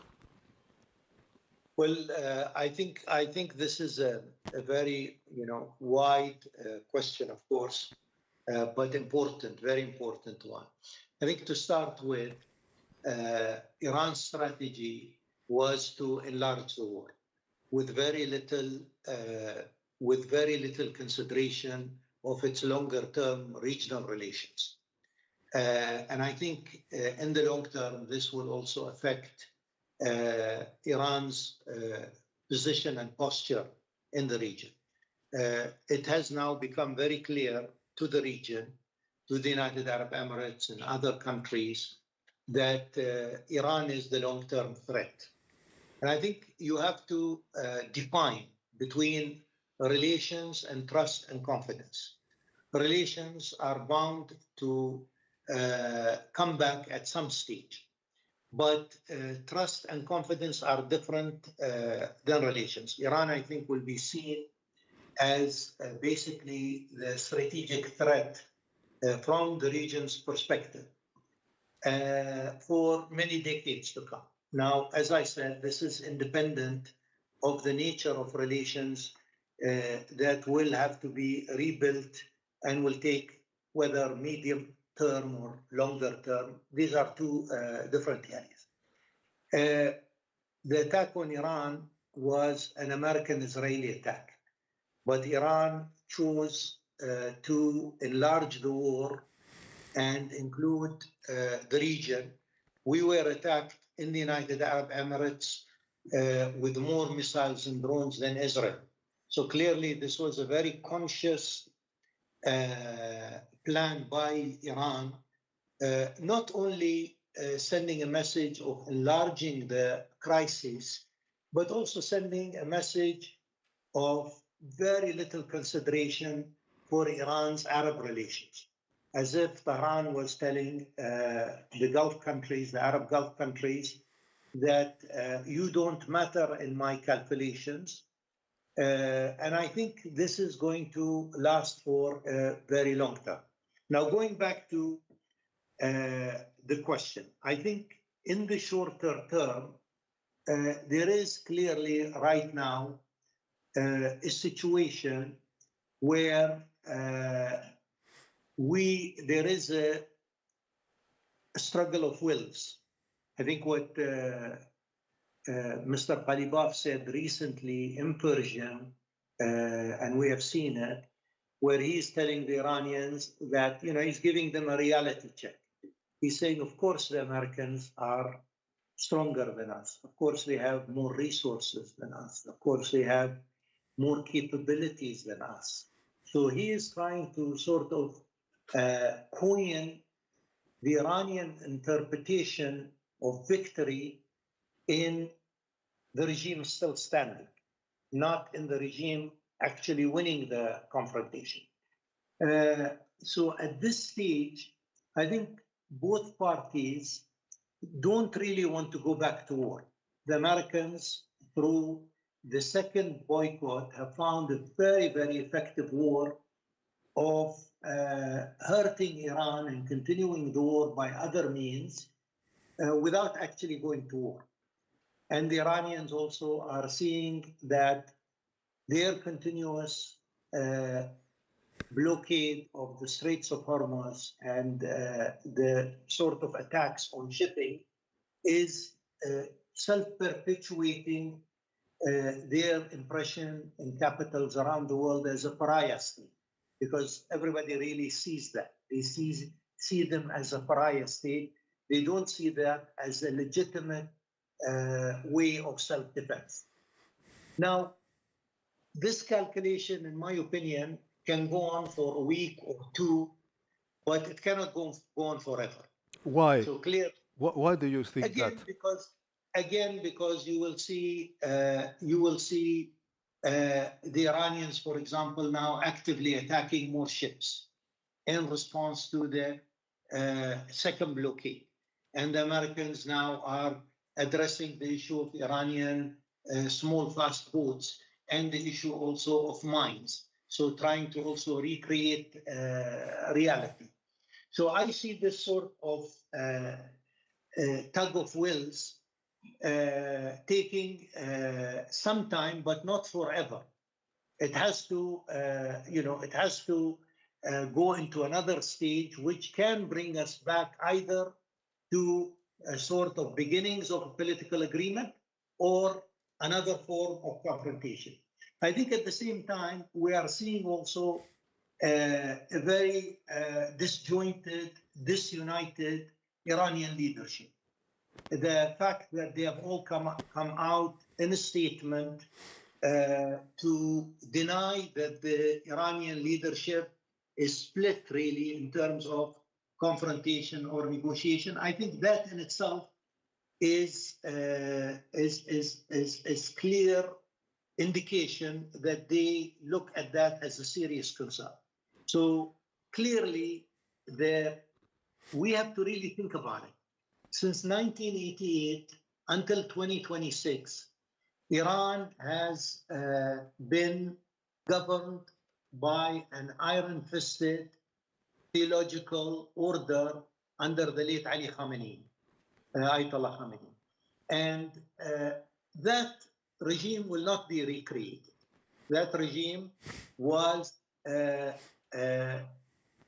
born out of the War of Iraq, 8 years of War of Iraq. It was born by the personality of the late Ayatollah Ali Khamenei.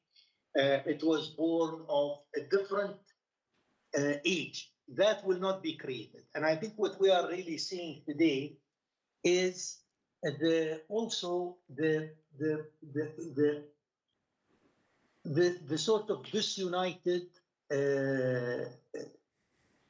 jockeying in terms of what to do. And this is also, again, not new within Iran. I mean, we've seen it previously with President Rouhani's period. We've seen it previously with President Khamenei's period. We've seen it also with the Green, what is called the Green Revolution, which is also was within the regime itself. So these, in my opinion, are considerations. In the short term, as I said, the current standstill will take a little time, but it cannot go on forever. So I put my money on the resumption of negotiations, to be honest. But I will also not discount that because both parties, I think, in their interest and in the interest of the region, is to do that. But I don't really see also these negotiations successful unless we really have, a return to reality away from maximalist views. Longer term, I see many things. I think number one, for the Gulf regions, as I said before, Iran clearly today is the strategic threat. And no matter of how much return to normal relations, no matter how much return to various niceties of diplomacy or economic transactions, etc., the Gulf attempts in what I would call a North politics in comparison to Willy Brandt's Ost politics failed. Countries that have tried to be the mediators for Iran were targeted by Iran. Countries like us who had an active commercial activity with Iran were targeted by Iran. Countries who share natural resources with Iran were targeted by Iran. Countries where they have signed strategic agreements with Iran have been targeted by Iran. So clearly, all of us share in the sense that in whatever thinking we have to think, Iran is the strategic threat. I think the second thing here, this will make America's footprint in the region more prominent, not less prominent.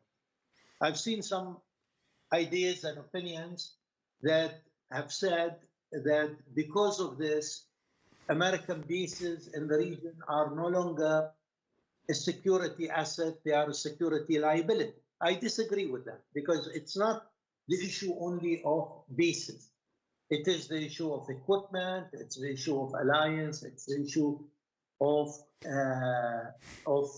training, it's the issue of a political and diplomatic approach to other areas. So in my opinion, since we already know the limits of American commitment, and it doesn't mean a blanket security assurance for the region, I think the relationship with America will remain a major spine in how we look at security. I think on the other hand also, I see more of a decoupling between Gulf security and what I would call Arab security in countries like the Levant, including Syria and Egypt, etc. In these areas, in my opinion, you can clearly see for a country, for example, like Syria, that Iran is a threat, but Israel is a threat. For a country, for example, like Lebanon, Israel is a threat, Iran is a threat. But I think in the Gulf, there is a decoupling happening. I mean, forget the rhetoric. I think more and more analysts will not see Israel as a threat. And this is, I think, a process that will become a stronger. Nobody, I mean, they might come and have a statement here and there. They will always be committed to the Palestinian cause, but they will not see Israel as a direct threat. In fact, many of them, I think, will open up political channels and perhaps will be more and more interested also in Israeli defense equipment, etc. So these are some of the longer things. Now, my final point also is we are really looking into a crystal ball. And the crystal ball means that it depends a lot on what we will see in Iran. And I think what we will see in Iran will be basically a different version of the Islamic Republic. It will not be the Ayatollah Ali Khamenei version of the Islamic Republic, because that, as I said, was very dependent on a certain personality, on a certain period, on a certain goal. And here, I think the priorities now for Iran of rebuilding, of re-establishing not only regime survival, but also economic survival. And I think this will need from Iran a lot of rational thinking beyond all the statements that we hear right now in the war. Well, thank you very much. There are many, many aspects. Well, let's go back to the short term, because, of course, the longer term will very much depend on what is going to happen in the next few weeks or so. So you insisted that there are clearly two options, let's say. One is some kind of diplomacy in a relatively short time span. And the other one is enlargement of the conflict, as you said, in other forms. So perhaps what do you mean by other forms? But this, in turn, depends on the evolution of the regime itself, because who wins against whom will, to a large extent, determine, decide among the two possible options. So can you be a little more explicit on these two options and what it means in terms of leadership in Iran, including the fact that you recognize to have made a mistake somewhere, that is, in terms that you did not expect, as you say, you did not expect that after the under an attack from the US and Israel, the Iranians would immediately enlarge the conflict against you, against the Gulf countries, but also against everywhere, because the current situation is a huge economic mess which affects everyone. So if you could elaborate a little bit more on how you see the political evolution in Iran. Definitely. Let me take you back a little bit from the UAE's personal engagement with the Iranians. So a month before the war, we had our Minister of State, Lana Nusseibeh, visit Iran and meet the Foreign Minister, Abbas Araghchi, and other counterparts in the foreign ministry in Iran. And this was a request by the Iranians. And she came back very satisfied with the political consultations that we have. The message that we had from the Iranians of, a more solid relationship. They understood, at least they told us, that the UAE was working to avoid confrontation, and they were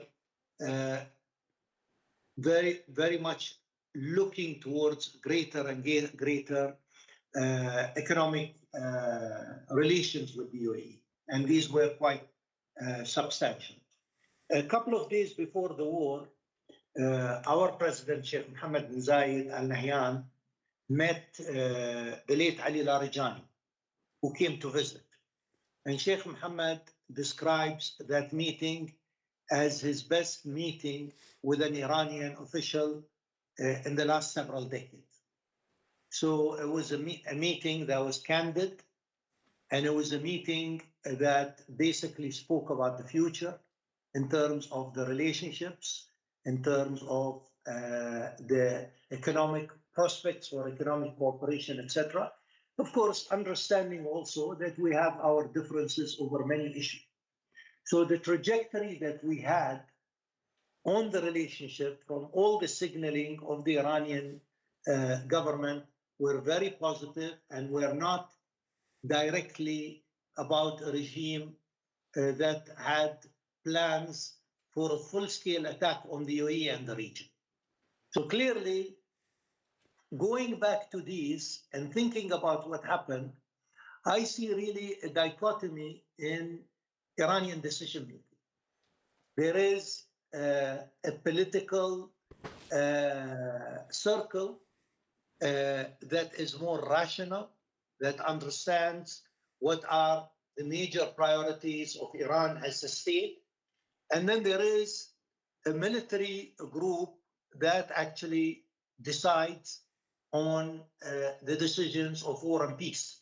And as a result, I think this is what happened. And I think what we are seeing today in terms of a more public disagreement between the two sides is very indicative of the difficulty of dealing with Iran.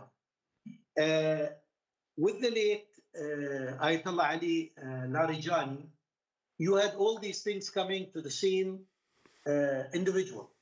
And as a result, they will be synthesized. Today, there is no such thing, in my opinion.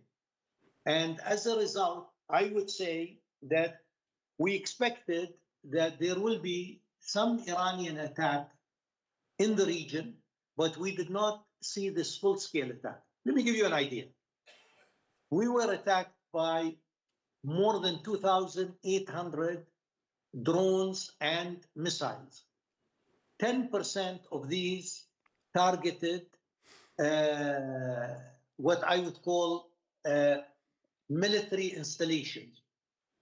90% or 89% to be precise, targeted basically civilian infrastructure, energy infrastructure, etc. This is not as what the Iranian propaganda says is an attack really on American facilities. This is hardly an attack on American facilities. This, in my opinion, is number one, a pre-designed strategy that can actually see that they are unable to confront the Americans and see the region as the soft belly. They did not realize that we were able to shoot down 96% of what they threw at us. And I think this was another, another miscalculation that they have. But I think more than this, there is a callous consideration that Iran has of its neighbors. Iran is willing to act like a David in front of the American Goliath, but when it comes to the region, they want to be the Goliath acting like the David's here. And I think this has to change for Iran to rebuild its relationship in the region, and it does need it.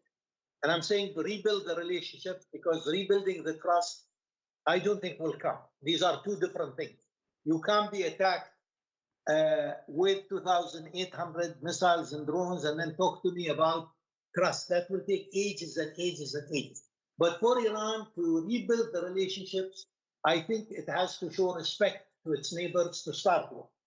Once you show respect to your neighbors and their sovereignty and their defense, then I think you are in the beginning of a healing process. And I think this is what is needed right now. One last question. We have still 2 minutes. We have 2 minutes left. How do you see the future of Lebanon? Yes. I think, again, this brings together the Iranian proxies in the region. And I think it is interesting to look at the response of the Iranian proxies in 40 days of war. I think the Houthis, for example, have chosen self-preservation and have decided not to be engaged with the war because they have seen the cost of the previous war on themselves and on Hezbollah. So I think there have been different lessons in this area. I think in Iraq, it's a more complicated picture. It is really about Iranian militias outside of the control of the central government. So these militias have been a very active arm of the Iranian response, whether attacks on neighboring countries or whether attacks within Iraq itself. And as a result, you don't have one militia there, you have several militias, but the ones that are closer to Iraq to Iran have been more of an Iranian proxy rule, unlike the Houthis who have chosen self-preservation. I think in Lebanon, it's interesting because in the first Gaza war, the decision of Hezbollah was a decision by the late Hassan Nasrallah, who they are an Iranian proxy, but there is a certain Lebanese element in that decision. In this war, the decision of Hezbollah to engage on Iran's behalf has been an Iranian decision in Lebanon. And many Lebanese politicians speak about senior Hezbollah politicians who did not even know about the early response of Hezbollah under Iranian commanders against Israel, but then closed ranks and took that decision. But strategically, I think this has also been a reversal for Iran.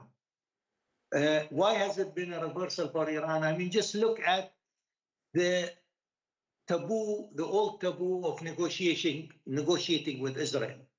That taboo is broken down.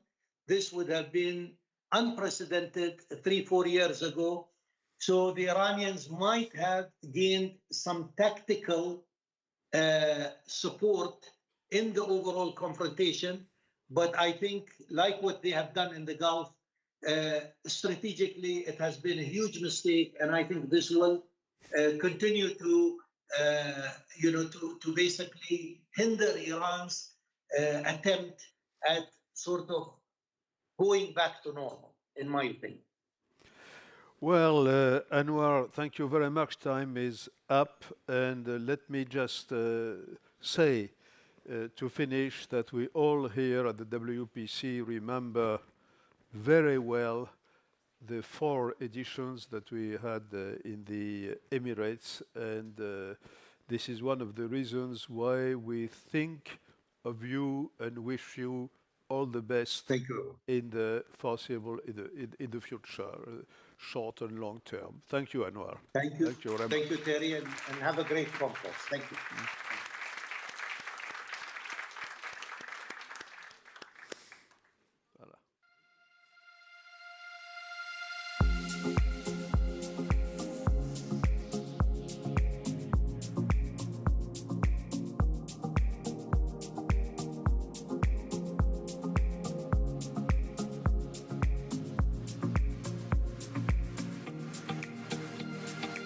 Love, love, love, got a dream in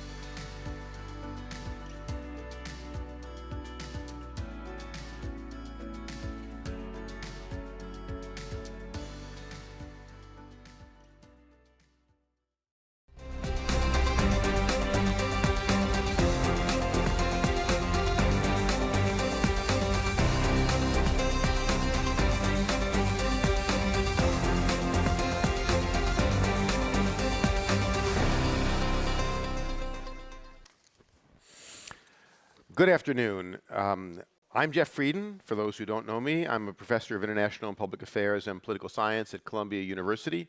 And it is my great pleasure to try to keep you awake after lunch with an excellent panel.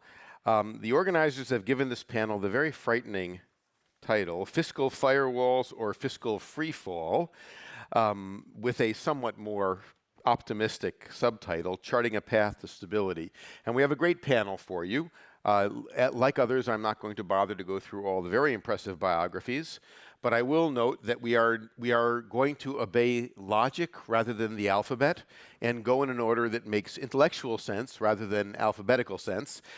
We will start with Vincent Cohn from the OECD, then go to Nicolas Véron from Bruegel and the Peterson Institute, then Masoud Ahmed from the Center for Global Development, then Jan Kotalnem, I can't get it right. Sorry, Jan, of the Club Praxis. So we will start with a presentation by Vincent Cohn. And Vincent, I know that you would like to use the podium, so feel free. Thank you.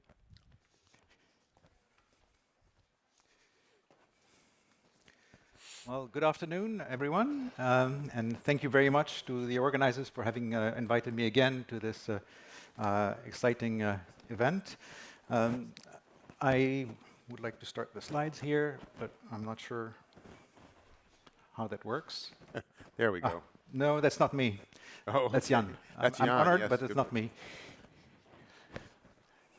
Can someone... I would find it hard to speak to Jan's slides. Where is... who is in control? And can we please... No. Also not you.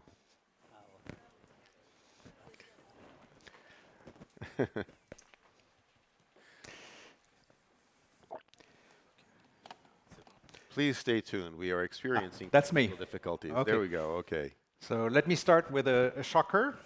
39 trillion US dollars. That's the size currently of the US federal debt held by the public.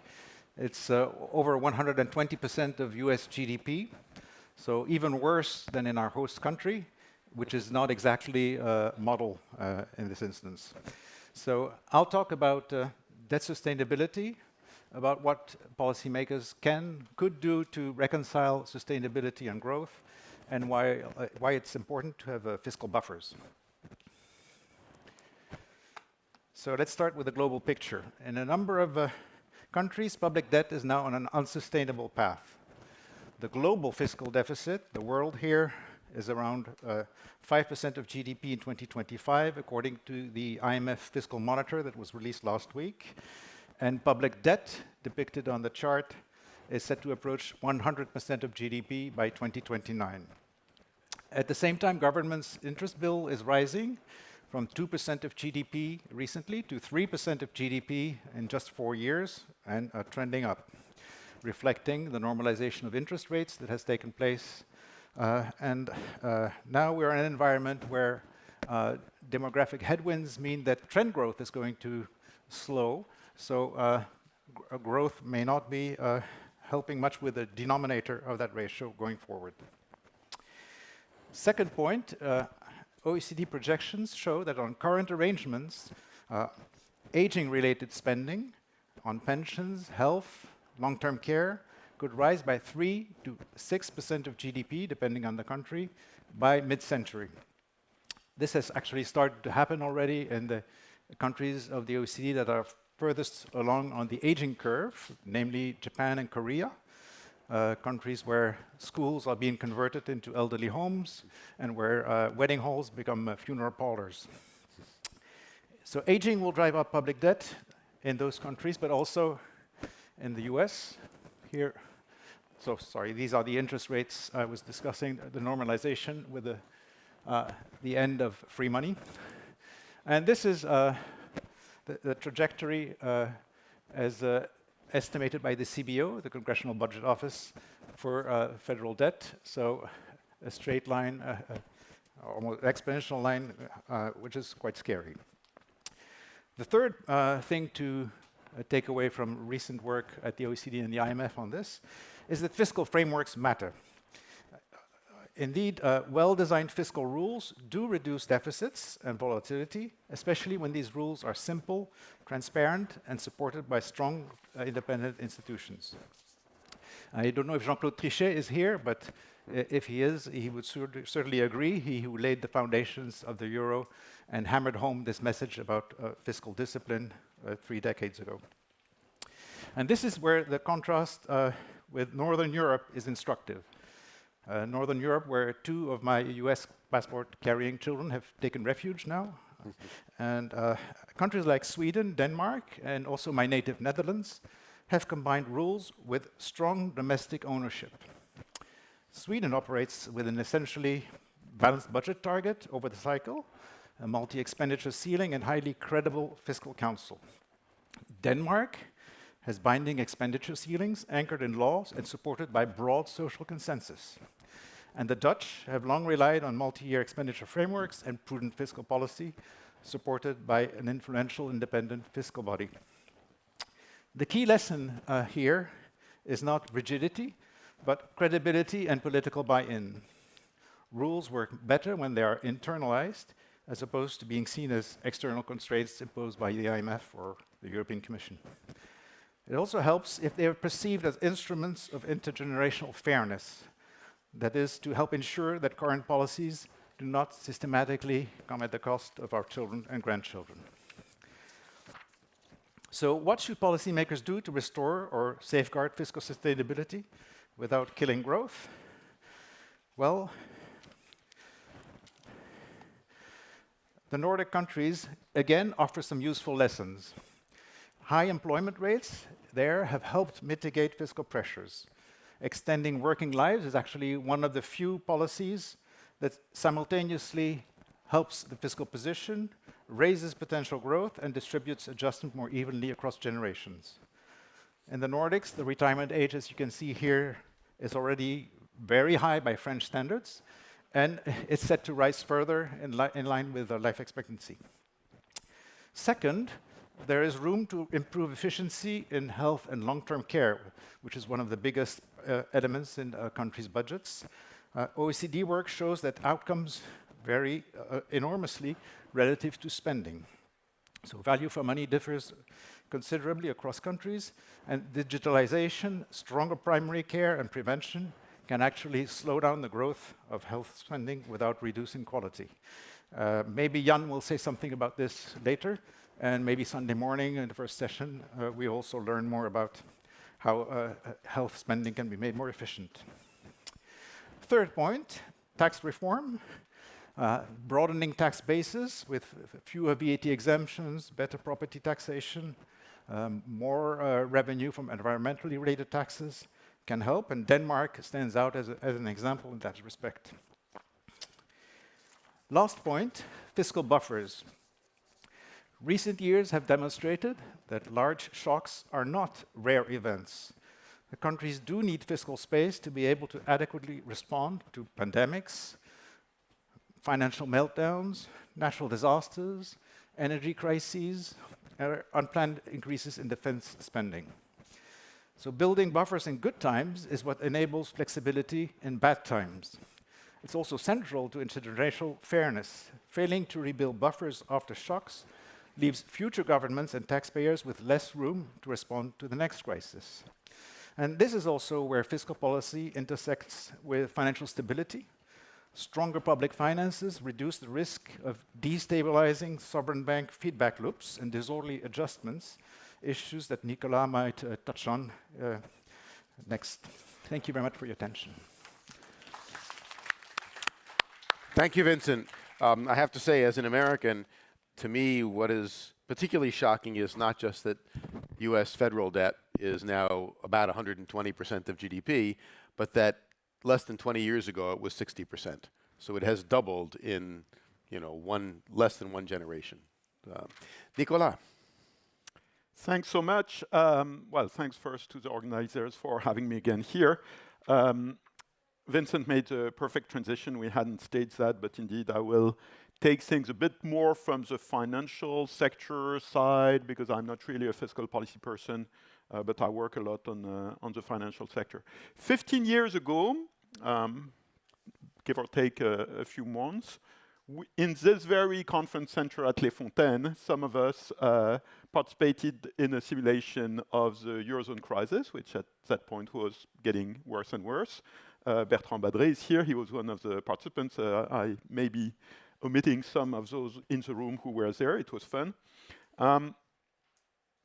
The picture at the time was that there was a lot of disorder in the world, but particularly in Europe. And Europe, and particularly the Eurozone, was an exporter of financial instability. You couldn't go to Asia or the US or other parts of the world without being asked, will the Eurozone survive? When is Brexit going to happen? That kind of things. I'm saying that not just because I'm happy to be back in this wonderful place, but also because it gives me, and I hope I can convey to you, a sense of perspective of how much has changed in the last 15 years. And I will not be too sweeping here, but I will focus on the EU and the US. In the European Union, I think by and large, compared with 15 years ago, we have put our financial house in a little bit more order. The banking sector, which is the core of the European financial sector, as you know, is much better capitalized. There is a lot of lobbying right now to decrease capital requirements. Again, in Europe, that would be a major mistake. I hope European policymakers don't listen to those siren songs. We are making baby steps toward a very better organization of our capital markets. That's what European jargon calls a capital markets union or a savings and investment union. So far, not much has happened, but there is an active discussion. And on the fiscal side, the fiscal situation of individual member states has generally deteriorated, France being the textbook example of that. But I think we have much more of a sense than we had 15 years ago of the ways the European level, in some cases the Eurozone level, can contribute to stability. And here, both what happened during the Eurozone crisis, the setup of the European stability mechanisms, the creation of those financial assistance programs, which were, by and large, extremely successful. The countries that went into financial assistance during the Eurozone crisis are the best performers now of the Eurozone. Greece is particularly spectacular, but also Spain, Portugal, Cyprus, and Ireland. And in 2020, in response to the pandemic shock, the EU, for the first time, set up a program of borrowing and spending differentially in different member states, so with cross-member state transfers at scale. That was the next generation EU program. It was a one-off, but it was a major proof of concept of what the EU can do when there is a need for pan-European fiscal stimulus. And I think in terms of providing a safety net to the European fiscal equations of the different member states, this changes the equation quite radically. Of course, it's well short of a fiscal union. It's not a permanent borrowing and spending mechanism, let alone a mechanism to collect tax revenue at the European level. We don't have that. We have some little things, but they're not scalable. But I think we're doing much better. And we have demonstrated, once again, actually yesterday, with the finalization, after a somewhat painful process, of the decision to provide 90 billion euro to Ukraine for its defense, 60 billion of which are for the defense industrial base, so only 30 billion for the funding of running government expenses. So it's now mostly military, which is a big difference from what the European assistance to Ukraine was at the beginning of the war of aggression by Russia.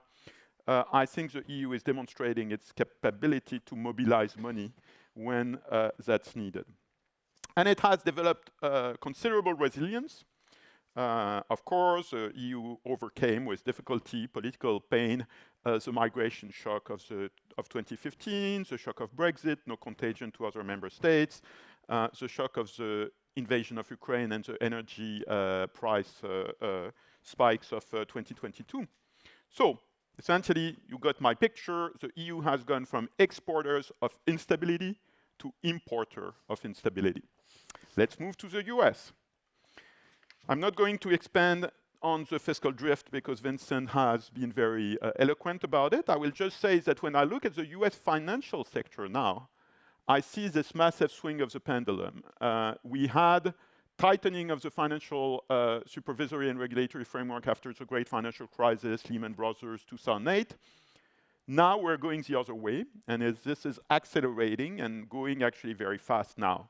People talk about deregulation, but that's only the tip of the iceberg. There is some deregulation. It's actually not that radical. What is radical is what the current jargon calls desupervision, which was dismantling the elimination effectively of supervisory capacity. So public authorities are less and less able to monitor risk and to address the buildup of risk concentrations in the US financial system, and that's terrifying. But that's not the only terrifying thing. We have a broader process in the US, I think it's fair to say, of institutional erosion. The Constitution is not working the way it's supposed to be. The courts are not working the way they're supposed to be. When you look at, for example, what is particularly important for financial markets, the addressing financial crime, addressing white-collar crime, addressing preferential contracts for friends and family of the ruling elites, addressing corruption. And this is maybe a moral issue, but it's certainly a financial market issue because the strength of US financial markets is based on equal access to the market, equal treatment of investors, things like best execution, financial transparency, enforcement of accounting standards. There's a whole infrastructure there that is eroding together with the rule of law, and that's a problem for the markets together with many other dimensions.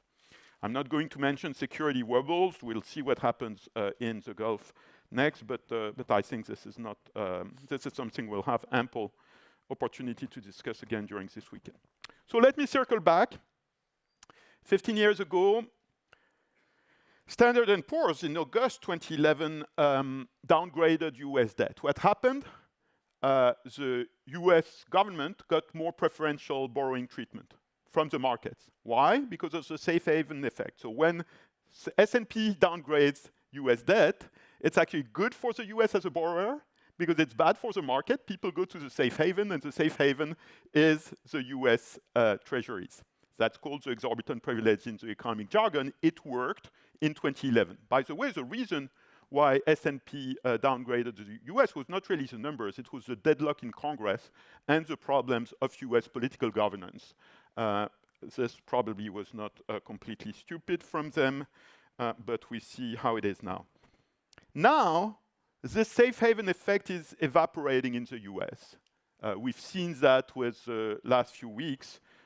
When there is a shock, a negative shock to the market, the borrowing conditions of the US government deteriorate instead of improving as they did 15 years ago. 15 years ago, the sitting ducks, the stray bullets, the people who took the stray bullet were actually mostly in the Eurozone and particularly France.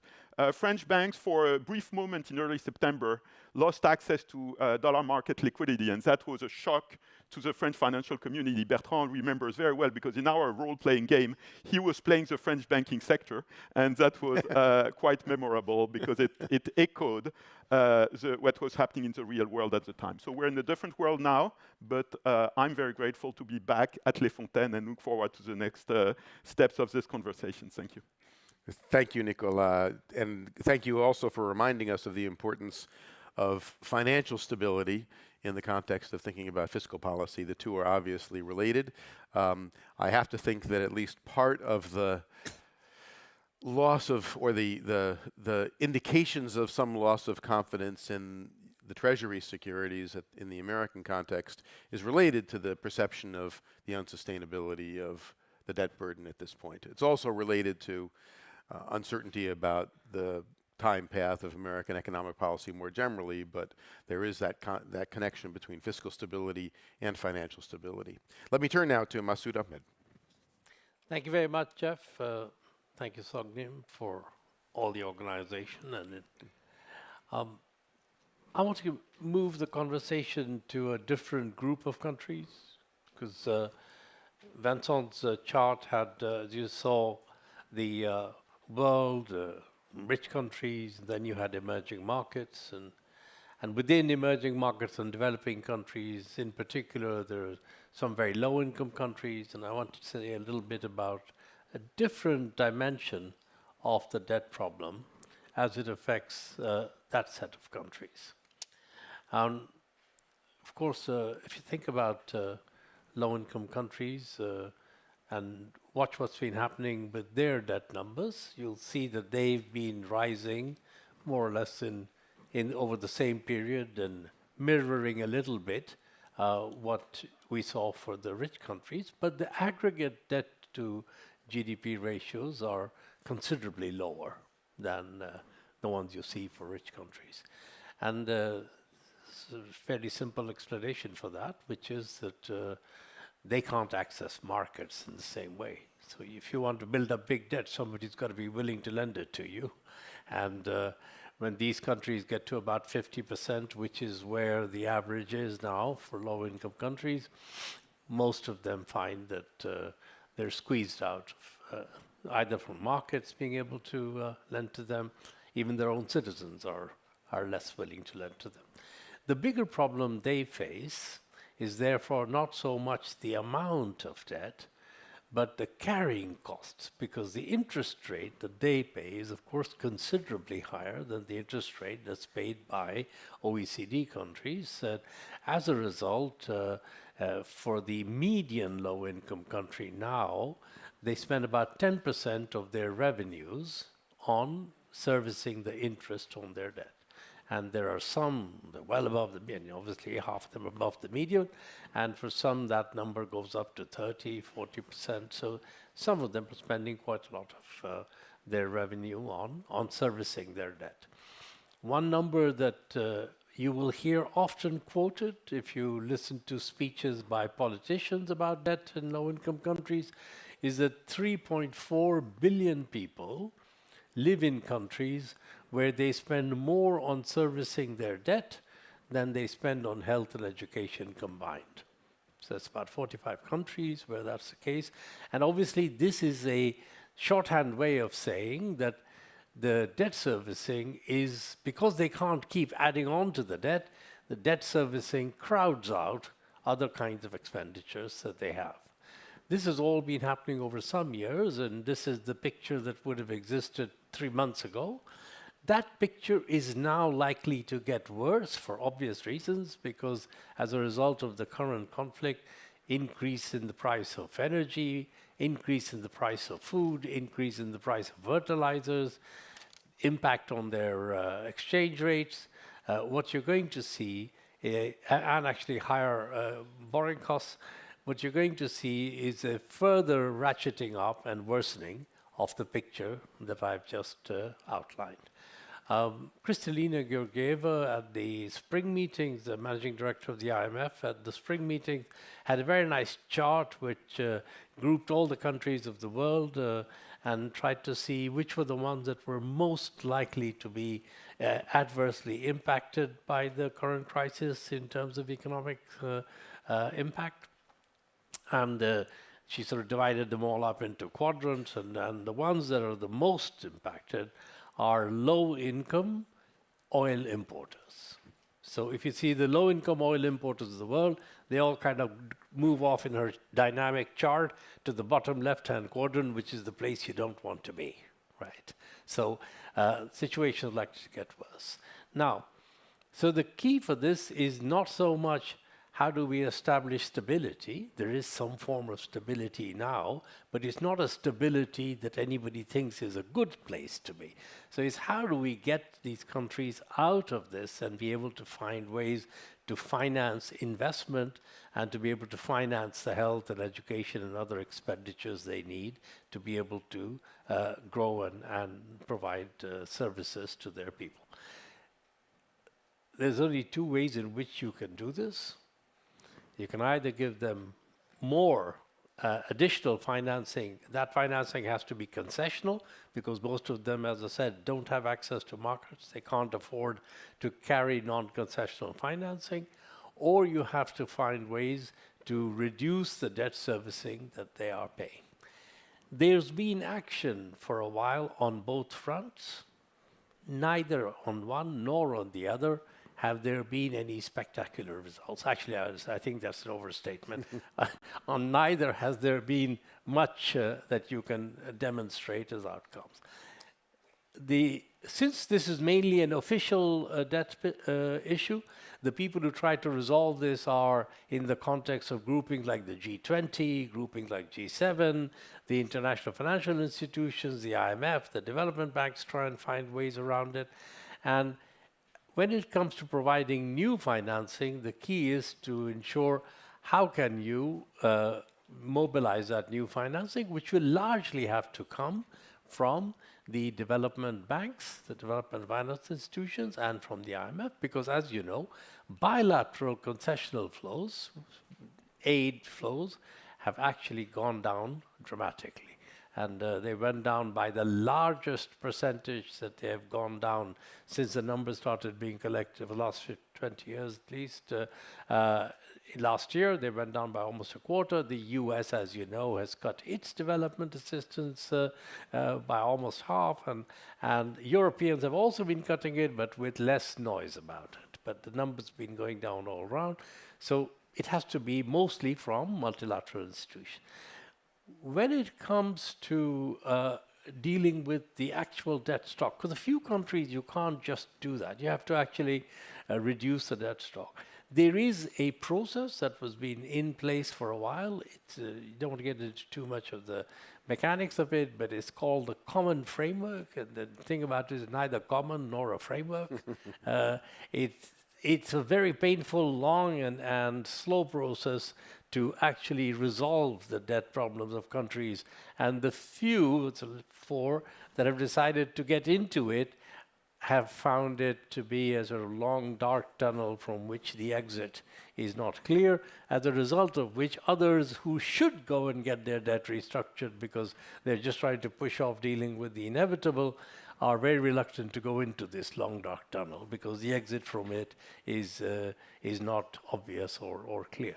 So we're not in a very good place in terms of dealing with the debt issue for that set of countries. There's more hope of providing them with financing. That's good, but it doesn't actually deal with the underlying problem for at least not all of them, but a significant number of them for whom just providing new financing is just pushing the problem out, but will have to be dealt with later. So I'm going to stop with that. Thank you, Masoud, for reminding us that although in general, so far we've talked about instances in which there is too much debt. In some sense, in some parts of the world, there's too little. Countries, developing countries, on average, should be borrowing heavily. They have enormous investment needs that can't be met with domestic savings. And the international financial system has not been good, and neither have the developed countries in terms of concessional assistance been good at providing the debt necessary to address the investment needs of developing countries. Let me finally turn to Jan Kotanlem. How was that? That's okay, good. I practiced for continuing on this topic. Well, thank you very much, Jeff. Thank you to the organizer. I'm very glad to be back here at the WPC.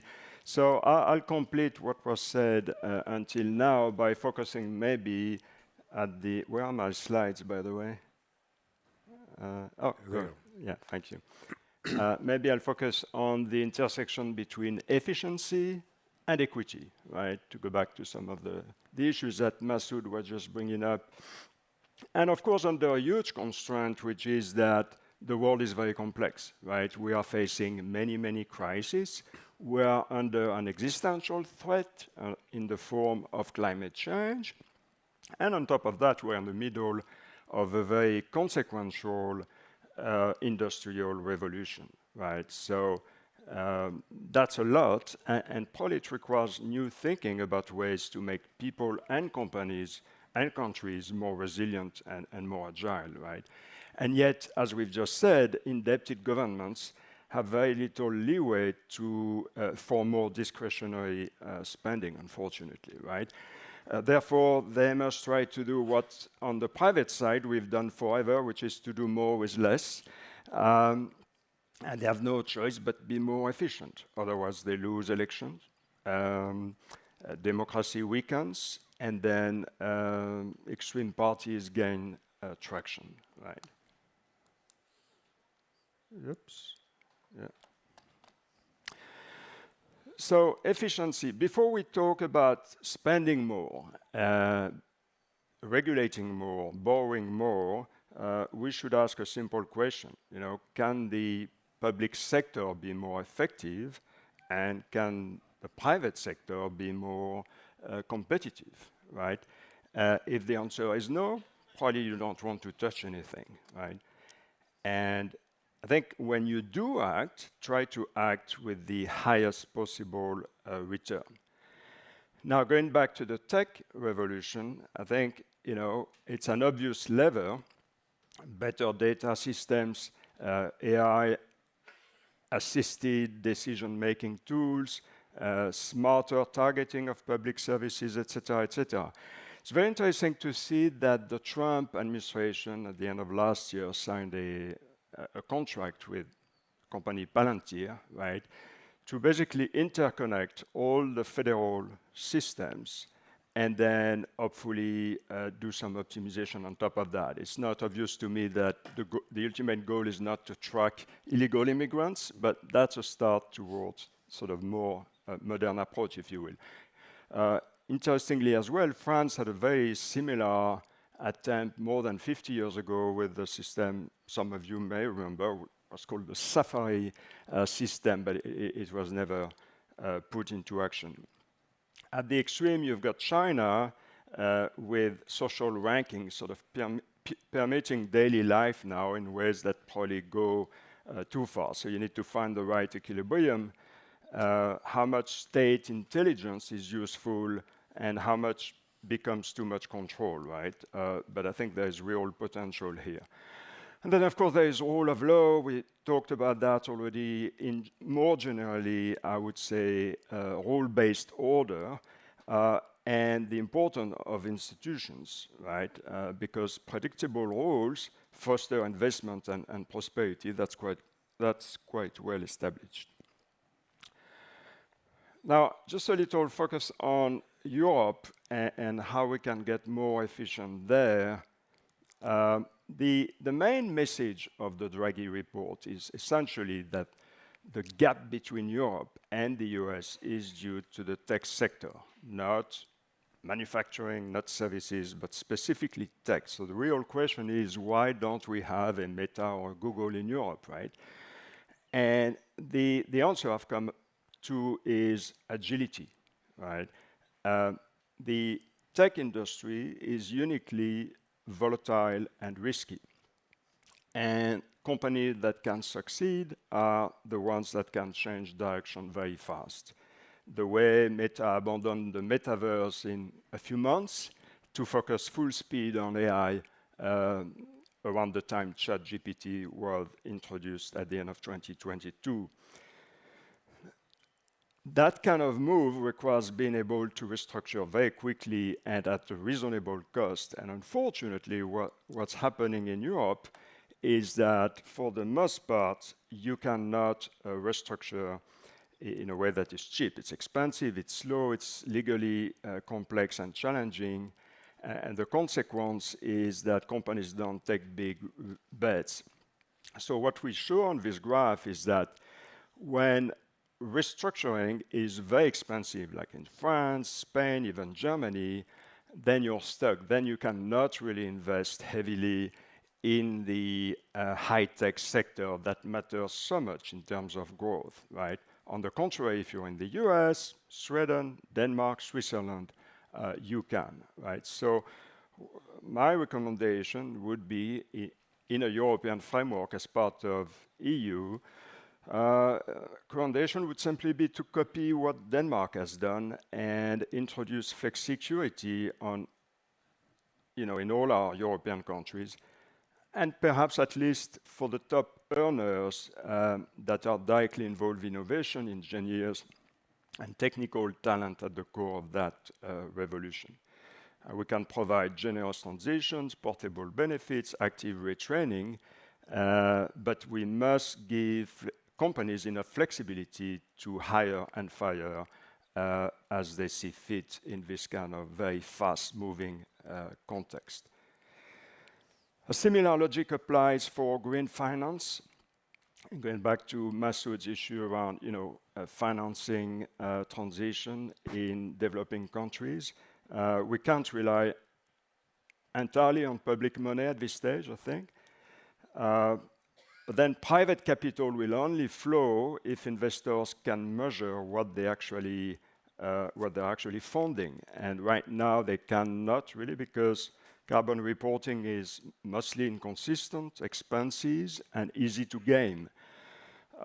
So what we've been developing with some colleagues is sort of blockchain-based carbon accounting system that is more or less copied on the VAT supply chain system and could allow us to move to a system where carbon footprint can be measured much more accurately in a way that is much cheaper and auditable. And that's a kind of structural fix that could unlock private investment without requiring more public spending. This graph is just to show you that starting with basic estimates of carbon footprint, the process I just described can converge fairly quickly and give companies the opportunity to have very clean, very accurate reporting. And finally, a few words about equity. The instinct is always to spend more, right? If you look at the French welfare system, for instance, it has become so layered, so complex, that it is simultaneously expensive and unfair, right? It misses people who really need help and subsidizes people who don't. So better targeting is very important to do two things at once, right? Actually help people who need it and free up resources by eliminating programs that aren't working.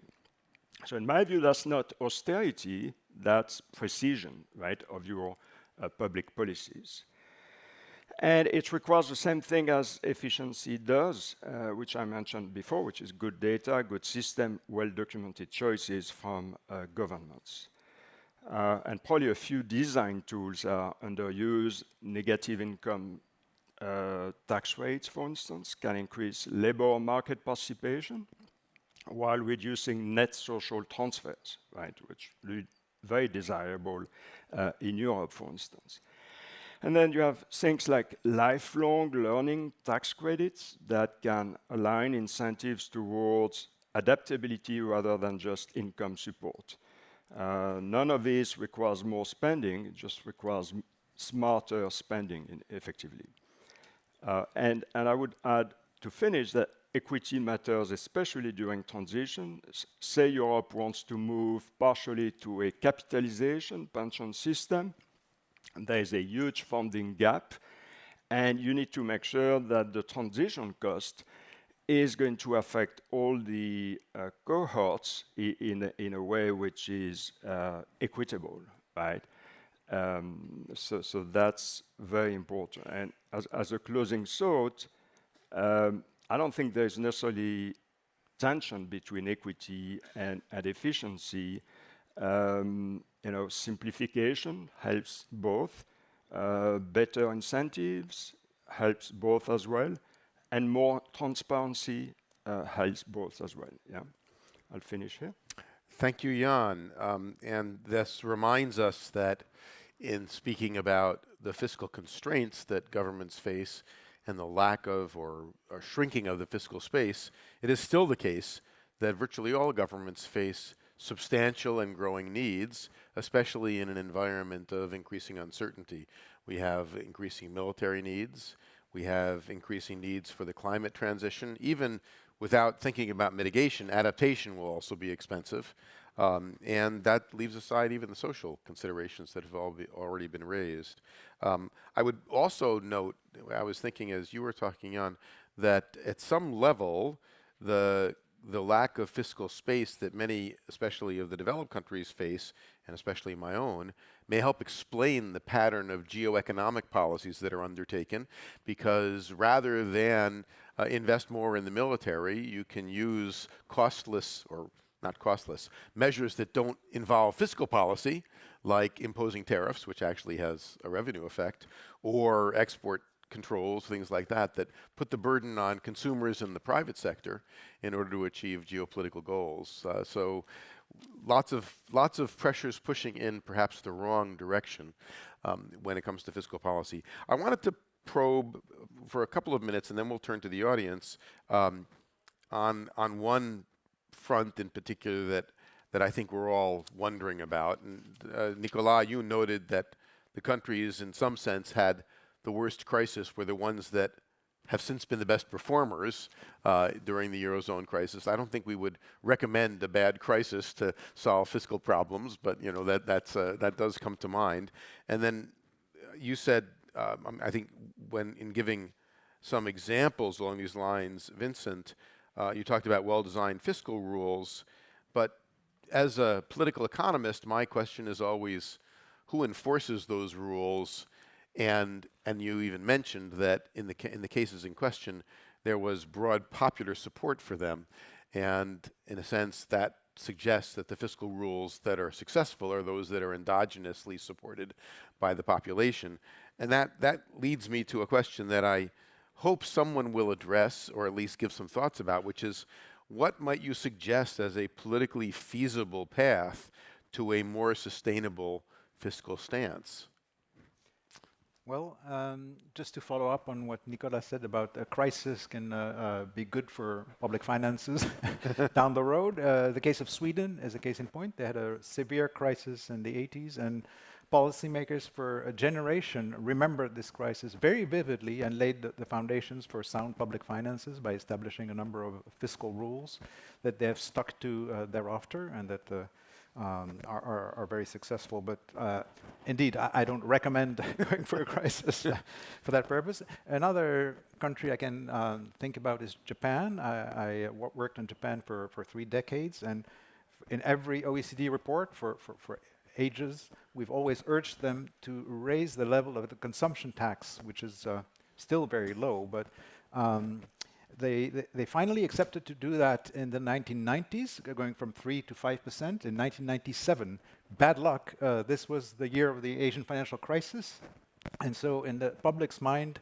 this increase, small increase in the rate of the consumption tax was a disaster because of the pain inflicted by the exogenous Asian financial crisis. So they had to wait 17 years before they took the next step, raising the rate from 5 to 8% under Abe Shinzo. And then another 5 years, and several OECD reports later, they went from 8 to 10%. And there they stopped there. Unfortunately, they need to go to 20% plus in order to address the public debt mountain, the Fuji-sized public debt mountain, over 200% of GDP. So even the US still looks good compared to Japan, except that, well, in Japan it's domestically financed, so it's an issue of distribution across generations more than a debt to foreign creditors. So the solution for Japan is clearly to continue to raise this consumption tax rate, but I don't think that the current prime minister is very inclined to do so. On the contrary, she's talked about having more exemptions for basic necessities, etc., etc. Well, maybe it's not so much an immediate crisis of the Swedish or Eurozone variety, but I do note that at this point, interest payments on the federal debt in the U.S. are 5.5%, 6% of GDP, and as if and when interest rates rise, as they may well do, that will become really a burden that politicians will have to pay, I believe, will have to pay attention to. I have a question for Jan and Masoud. I was thinking as you were talking about not only the financing of the transition, but financing, which you mentioned, Jan, but financing of other needs. And since I think we can probably agree that large increases in concessional finance are unlikely, what can be done?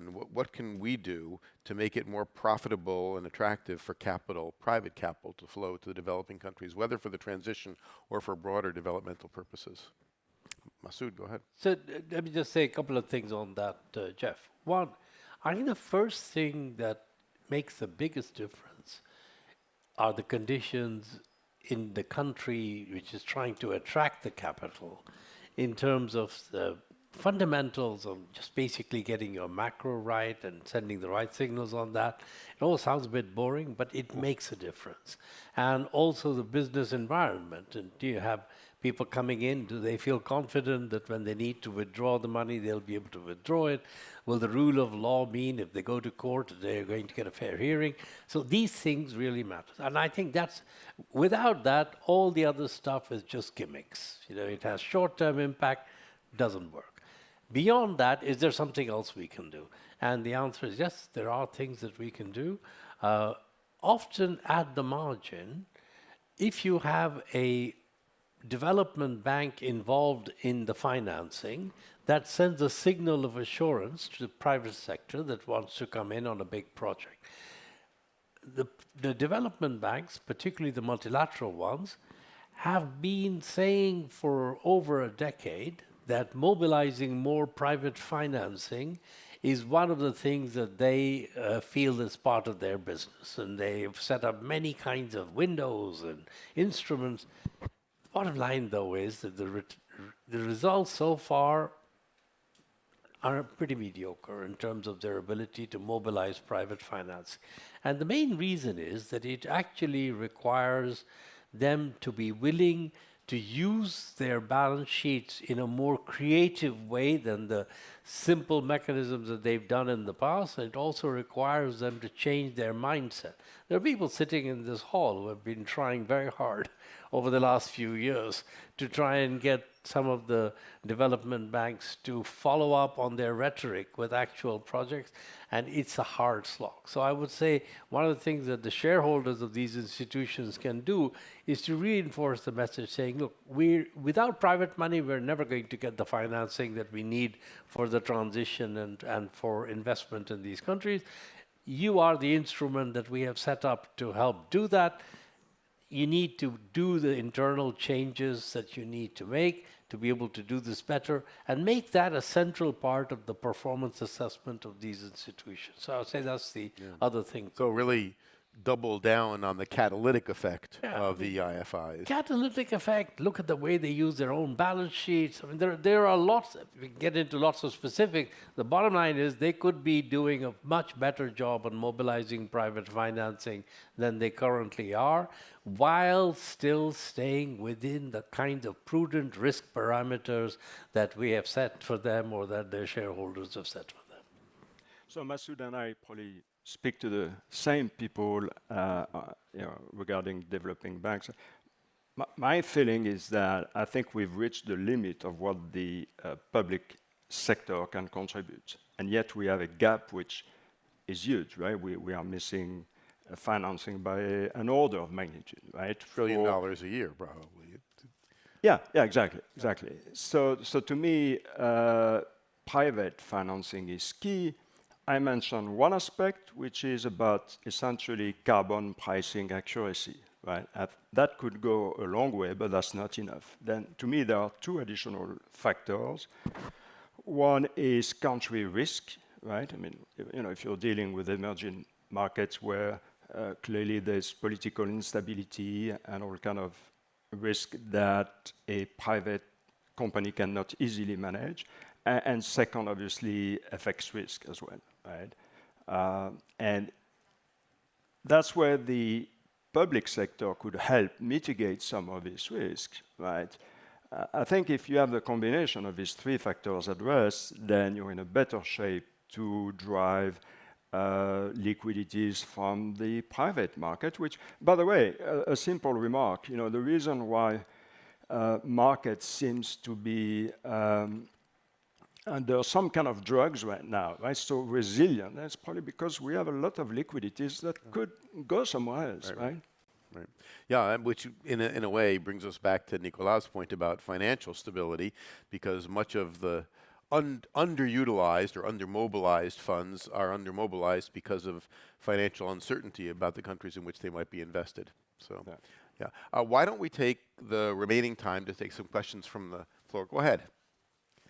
We have a microphone somewhere up here in the front row.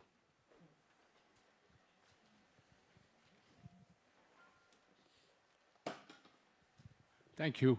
One question and one remark. The question is probably more for Vincent and for Nicholas.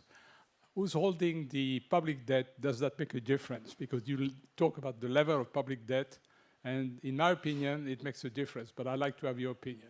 Second comment, when you talk about the debt to GDP raising from 60% to 120%, you didn't mention the fact that actually in the US, 2/3 of the public spending at the federal level is mandatory spending, which is Medicare, Medicaid, veterans, which means that the Congress has no role in that. And discretionary spending, if you had defense and debt servicing, discretionary spending is hardly more than 10%. But the big increase, I'll let them answer, but just to say, the big increases leading us from 60 to 120 are almost exclusively due to post-financial crisis spending, the fiscal stimuli associated with that, and pandemic spending. Those were the big bumps. You're right about the limited amount of discretionary spending available, but we had two major shocks whose aftermath have not been handled well, I would say, by fiscal authorities. And so, yes, questions for Nicolas, a good question for Nicolas and for just stating the obvious, the US fiscal trajectory is completely unsustainable to a much greater extent than what we see in other parts of the world by and large. If at some point it gets brought back to the to a sustainable path, it will probably have to involve tax increases, which at this point is a no-go in US politics.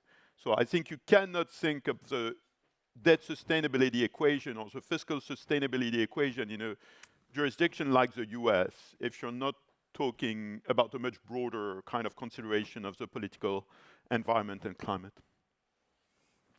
Vincent? Yeah, if I may add, yes, it makes a huge difference who holds the debt. I mean, Masoud has underlined that for developing and emerging market countries who depend a lot on external creditors, there's this risk premium that makes it unaffordable to go anywhere near where they should go for financing their domestic projects by debt. And for Japan, which has an incredibly high debt ratio, the saving grace is that it's held almost totally by the BOJ and the domestic savers. There is also the dimension of financial repression, as the literature calls it, after World War II. In the US, public debt was very high. It was at about where it is now. And there were mechanisms to force certain institutions or holders to hold that debt, even though the interest rate was lower than it should have been on a shadow price basis. So yes, it makes a huge difference. And I can make in that context, I can make one optimistic and one pessimistic observation. The optimistic observation is that we have a period in recent American politics in the 1990s when not only was the budget deficit reduced, but we ended up with a surplus. And that was done with a Democratic president and a Republican House and Senate. So it is possible for a bipartisan government in the US to deliver a superior fiscal stance. I remember in 2000, 2001, there was much debate over the problems created by the surplus. Milton Friedman was very concerned that the surplus might be invested in private equities. So that was a big, of course, George Bush solved that problem with the stroke of a pen by implementing tax cuts. But there is that positive history to build on.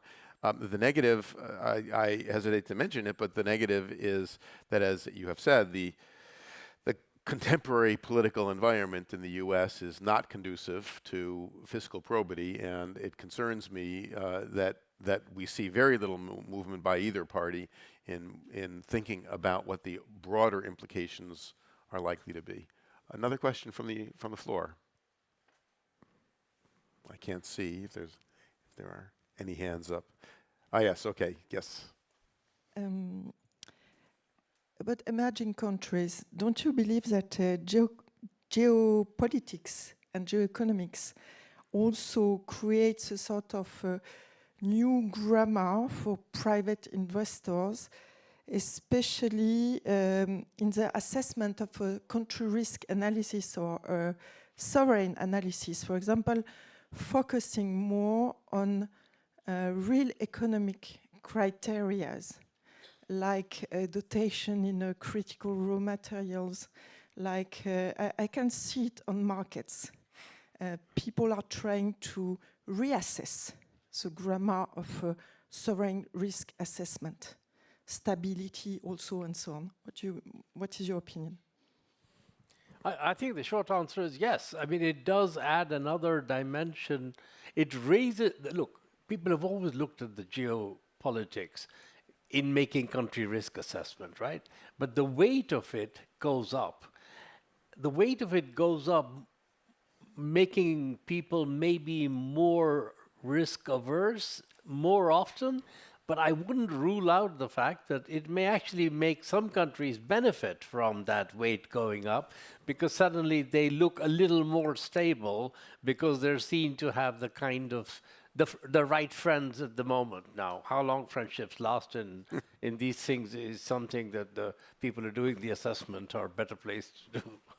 Yeah, I think the fundamental job of assessing risk hasn't changed.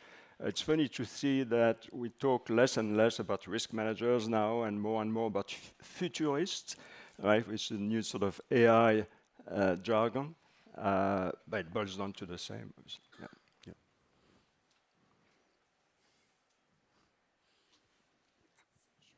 The mic is over there. So I don't really hear discussion of interest rates, but the sustainability of the debt cannot be divorced from that. And if you look at the United States, over almost 100 years, the growth rate has exceeded the interest rate. So that to tell you that basically the United States has been under-indebted. They should have had lower taxes and more debt because they kept outpacing it. And the phenomenon where interest rates have been higher than growth in the US is fairly recent. It's, or at least in recent history, it has only happened after the COVID crisis and inflation.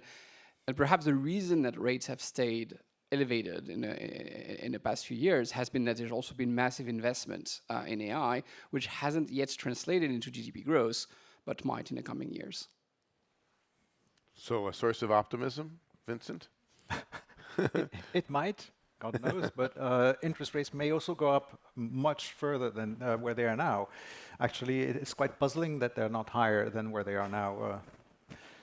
So if you talk about R minus G, yes, that has been an anchor for financial stability and sustainability so far, but it won't remain the case forever. Especially, you saw the CBO chart. The debt is exploding. So at some point, investors will start to ask embarrassing questions, including foreign investors. Right. Nicolas? A couple of years ago in this panel, we would probably have had to talk about modern monetary theory. You remember that? I do remember that. We no longer talk about that. Yes. Well, the general conclusion, I think, among my economist friends is that R star has been rising and will continue to rise for the foreseeable future. And so that will raise questions. That's on the real front. On the financial front, there is very ample, relatively recent evidence that although people are still willing to invest in the US in times of trouble, they are less and less willing to invest in Treasury securities. And that is, as I say, both due to some questions about the fiscal sustainability of the US and about the inconstancy of administration policy. So I think there may be room for optimism, and you may be right that growth will take care of all the problems. We've been hearing that story since the early 1980s, that budget deficits don't matter because tax cuts don't matter because growth will take care of the problem. So you might be right, but I think experience indicates that at least in the American context, it has not been right for 40 years, and maybe it will be right in the next 10. But in any event, on that perhaps optimistic note, we will close and turn it over to the next session. Thank you all for participating. I think voodoo economics. Right.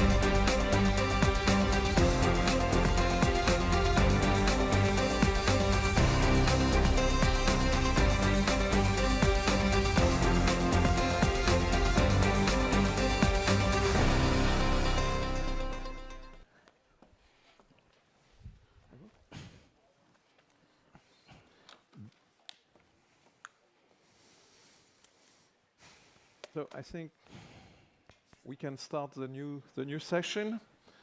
Minilateralism with the treaties, insight from the G7 and G20. I will speak French, being French. Je suis Philippe Etienne, ancien Sherpa G7 et G20.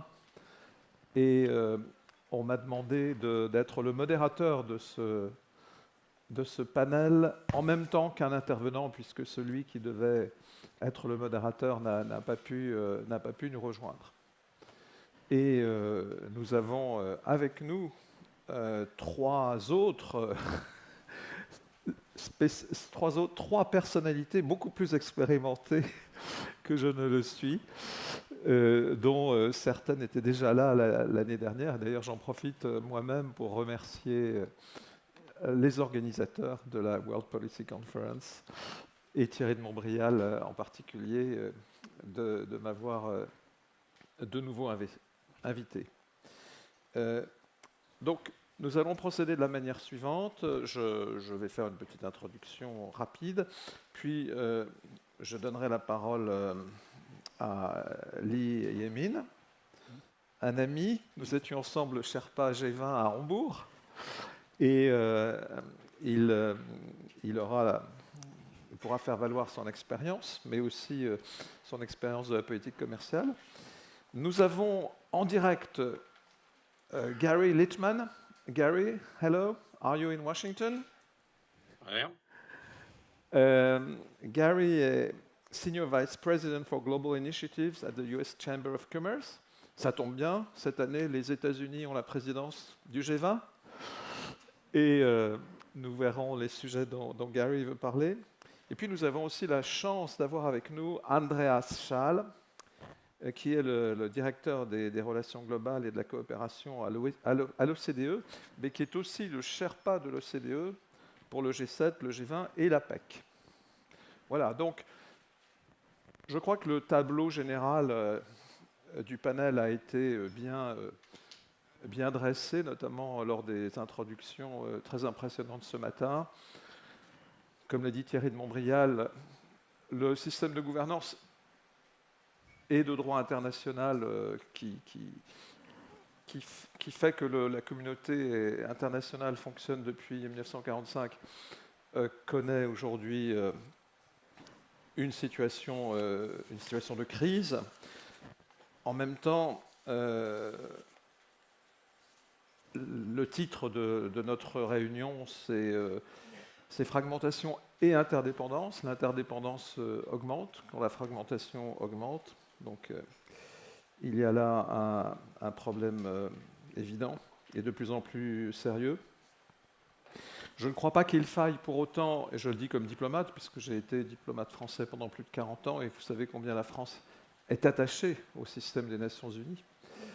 Je ne crois pas pour autant qu'il faille abandonner les Nations Unies, et en tout cas pas la Charte des Nations Unies, ni un texte aussi fondamental que la Déclaration universelle des droits de l'homme.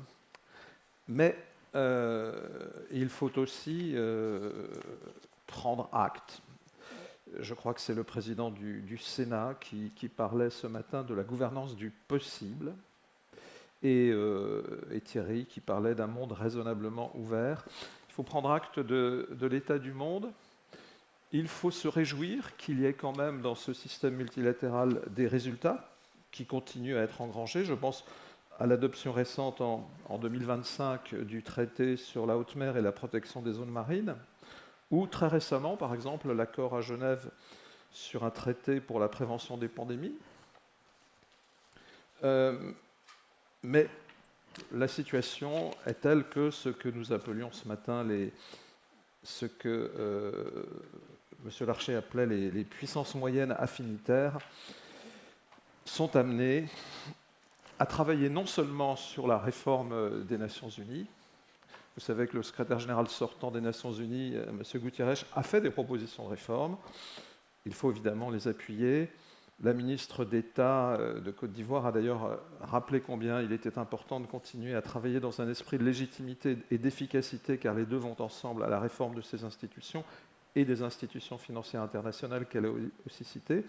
Donc ces puissances moyennes, affinitaires, elles doivent continuer à rester engagées, je crois, sur ce chantier pour rendre le multilatéralisme, comme le dit le président français Emmanuel Macron, plus efficace. Mais elles doivent aussi travailler, quel que soit le terme que l'on emploie, minilatéralisme, coalition de volontaires, coalition of the willings, et d'autres appellations. Elles doivent travailler à surmonter les défis actuels aussi, en travaillant, en réfléchissant ensemble et en œuvrant ensemble à adapter le système international.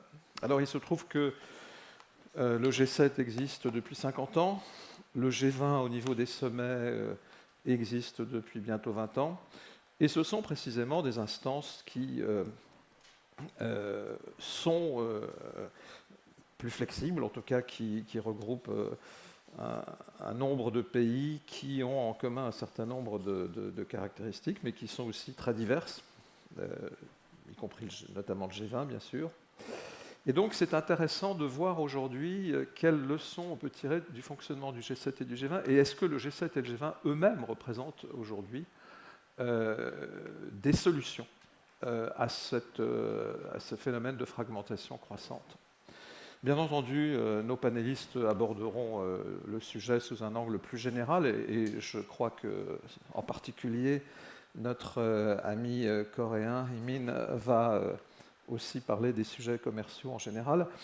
C'est à lui que je vais donner la parole en premier, et je reviendrai en dernier pour présenter le G7, mon expérience du G7, mais aussi par rapport à quelque chose de très précis, qui est l'actuelle présidence française du G7, puisque cette année, c'est la France qui préside le G7 et qui prépare le sommet d'Évian en mi-juin cette année. Et donc j'aurai l'occasion, après mes 3 collègues, de revenir sur le G7 et la présidence française du G7.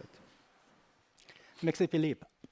Tout d'abord, je tiens à remercier Thierry et son équipe de m'avoir invité à cette 18e édition du WPC.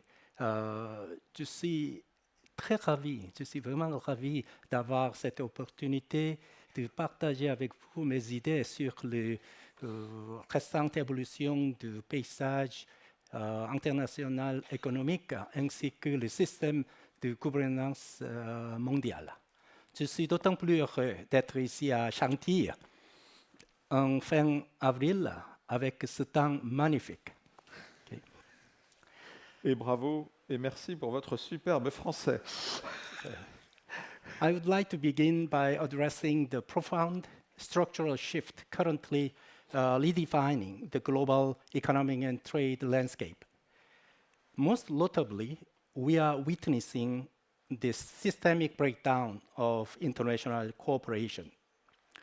The 4 G20 summit since 2022 demonstrate that the G20 could no longer have meaningful impacts on global issues, given the breakdown of the global cooperation mechanism, mainly caused by intensifying US-China conflict and Russia's invasion of Ukraine. In this backdrop, the G7 has regained its importance by coordinating international sanctions on Russia.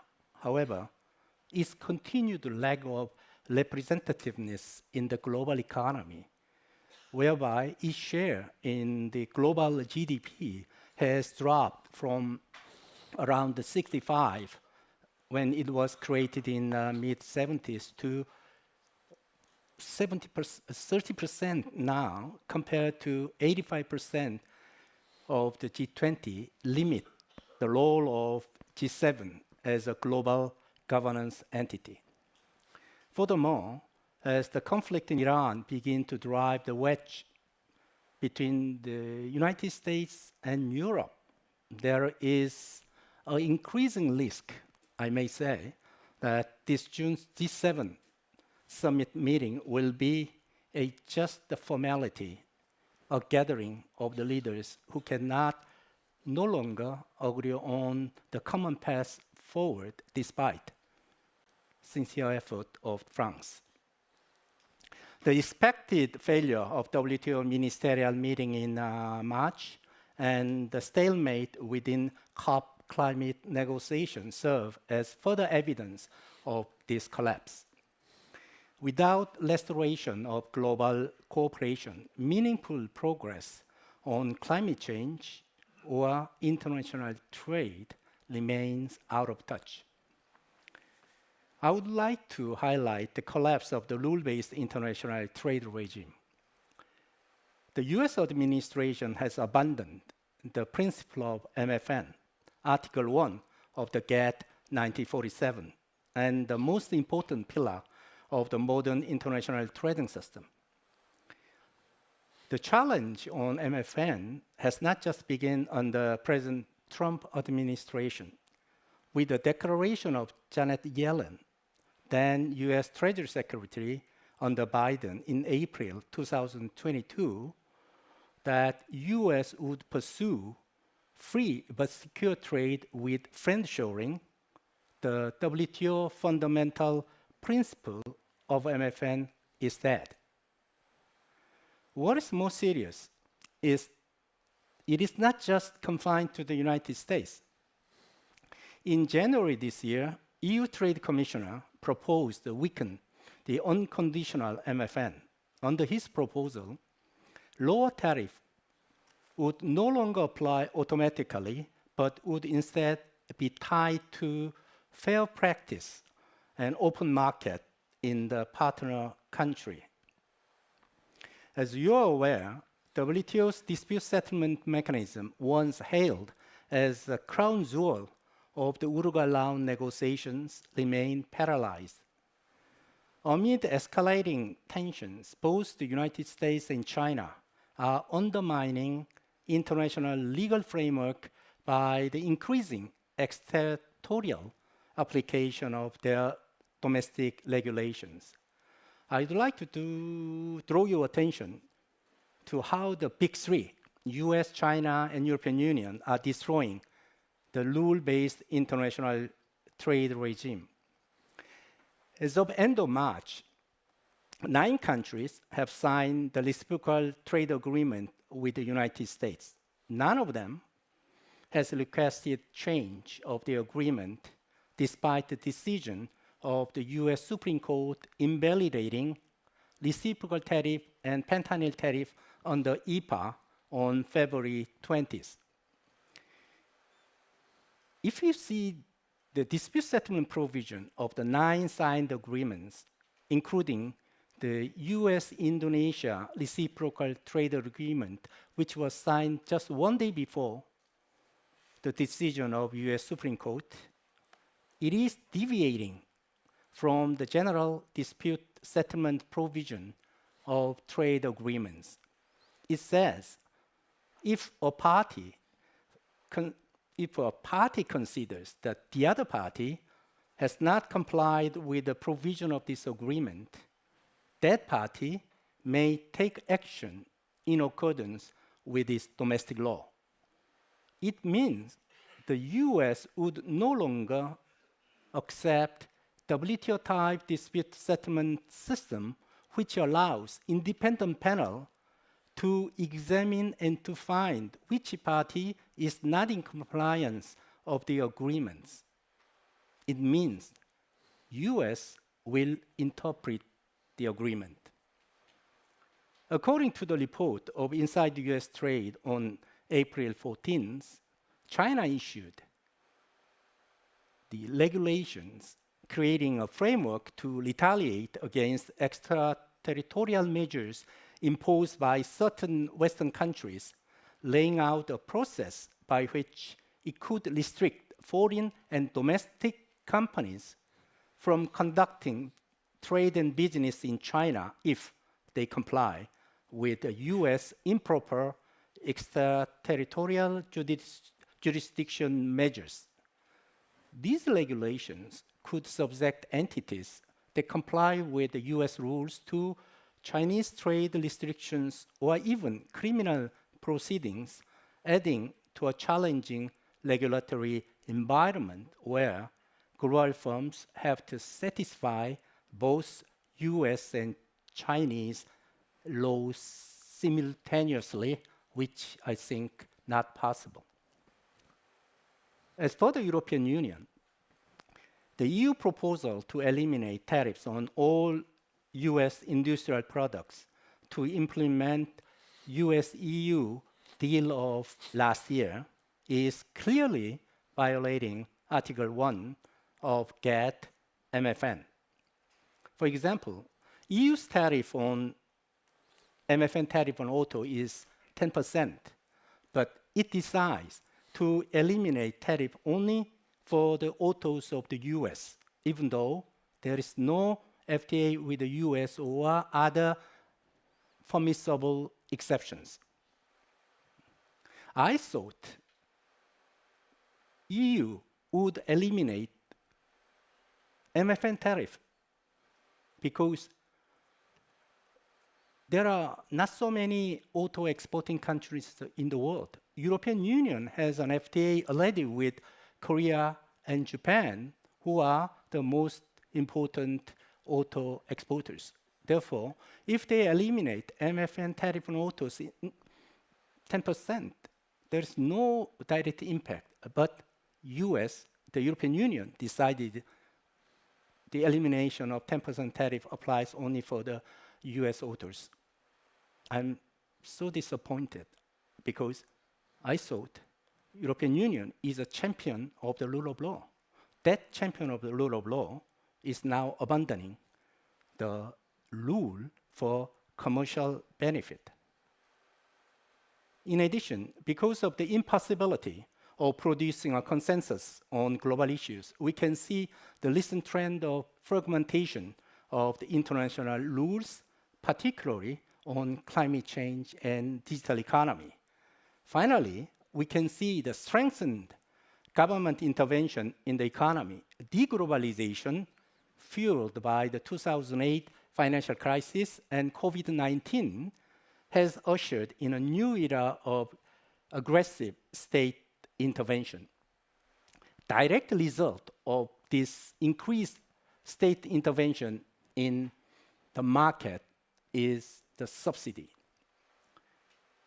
As a result, the European Union, United States, Japan are now engaged in a subsidy race to counter China's state capitalism and de-risk supply chain. I can say the invisible hand of the market is giving way to the visible hand of the state. Mesdames et messieurs, pour conclure, je voudrais reprendre les mots du général Charles de Gaulle. Les traités sont comme les roses, ça dure ce que ça dure. C'est pourquoi nous devons essayer de faire en sorte que notre engagement soit plus durable, même si le paysage mondial change constamment. Merci.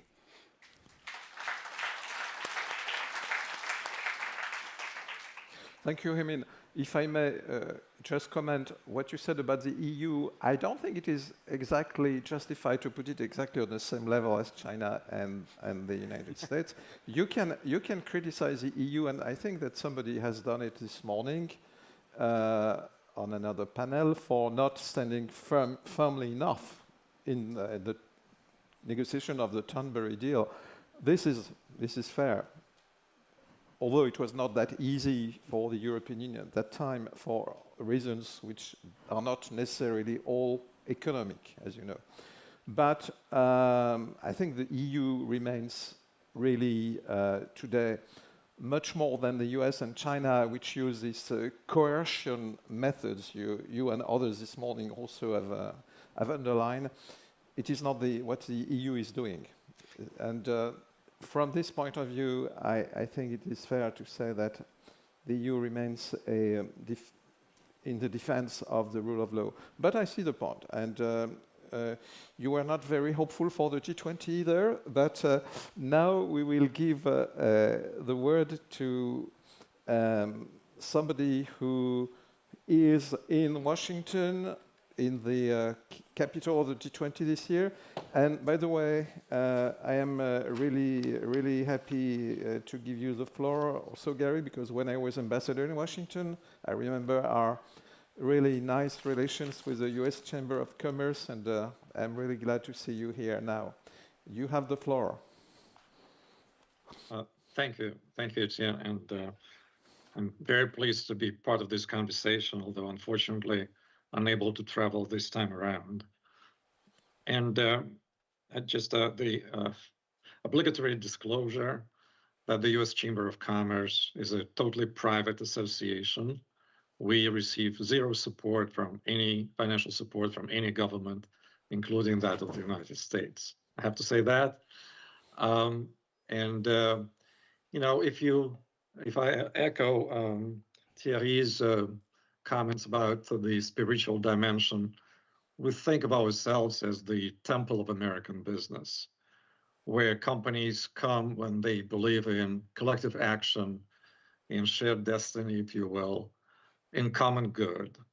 And I want to report to you that from the point of view of American business and a lot of multinationals based in the United States, multilateralism is still alive and well.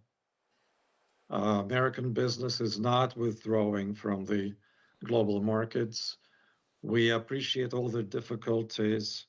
I agree with almost everything that has been said so far about the challenges. But from the private sector point of view, there's no option but engage with partners around the world, encourage the capital flows, the flow of goods, the flow of ideas. And that's what we're going to represent. And as been said, this year we are lucky to be the head of the Business 20, which is the counterpart to G20. And by the end of the year, November 9th and 11th, we will host in Washington the largest gathering of business in a generation in Washington. And we have no doubts that it will be noted by the political authorities, by everybody else, by the markets, that we are totally committed to working with our partners and making sure that we all contribute to global progress, prosperity, and wealth creation. Actually, this is 250th anniversary of the publication of The Wealth of Nations, so not a bad date for that. In terms of the G20, G7 global governance, it's absolutely true that they are challenged by the political realities domestically, and I think it's an important conversation for think tanks, for academia, for strategists to figure out why these institutions and multilateral institutions as a whole are experiencing the loss of confidence and incompatibility with with domestic politics and aspirations. That's looking back, and there's a lot that could be done there to understand better why what's happened. But we have to look forward. And we need to see what's going to happen in a world that is indeed fragmented. Fragmentation is a fact. No one's disputing that. It creates all new boundaries. It creates sharper edges between different markets. At the same time, it creates a diversity of growth paths, diversity of solutions, more opportunities to engage in a variety of debates where you don't rely on some universally accepted truths, some kind of language that's been around for 50 years and never challenged. And hopefully that will lead to proliferation of opportunities. In fact, that's the way the private sector looks at it, at least the American private sector. And when we talk to our peers from all of the other business federations around the world and many companies doing business in the United States, they're all future-oriented. We do a lot of analysis, but that's not the point right now. The point is to see where the opportunities lie, what should be constructed from the fragments that we all witness right now. The role of legacy institutions like G7 and G20 is a question mark. G7 is a legacy. No one would have come up with something like that today. The relative weight of economies is different. The aspirations are different. But, we live in the world of legacies, from museums to cultural legacies to everything else. It's not a criticism that it's a legacy institution. It just means that it has survived a lot of commotion over its 50 years of history.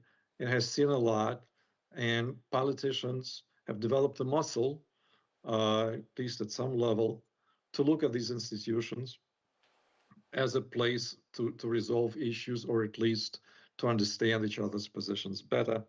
And the markets know what G7 is. You don't have to explain it. In fact, the way that they've been around, yes, it's a weight, but also it's kind of a brand, right? And it can have longevity and value in new circumstances. It depends on us. It depends on those people, those organizations, those stakeholders who work around it. Today, G7 is hosting a meeting, I think in Paris, of environmental and energy ministers, right? And we are participating in some of the events, we, the private sector, there, thanks to the French government and MEDEF.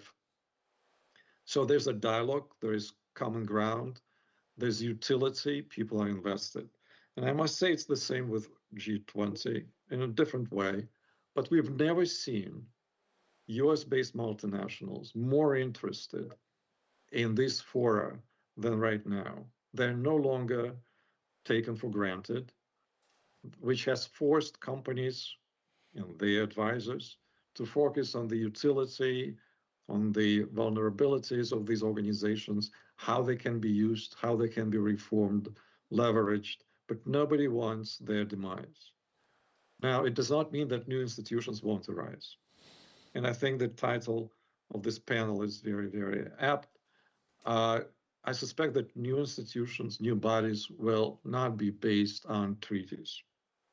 They will not have enormous staffs and beautiful buildings. They will be a lot less formal, a lot less fragile, a lot more flexible, but also the geometry of these organizations does not have to be rigid.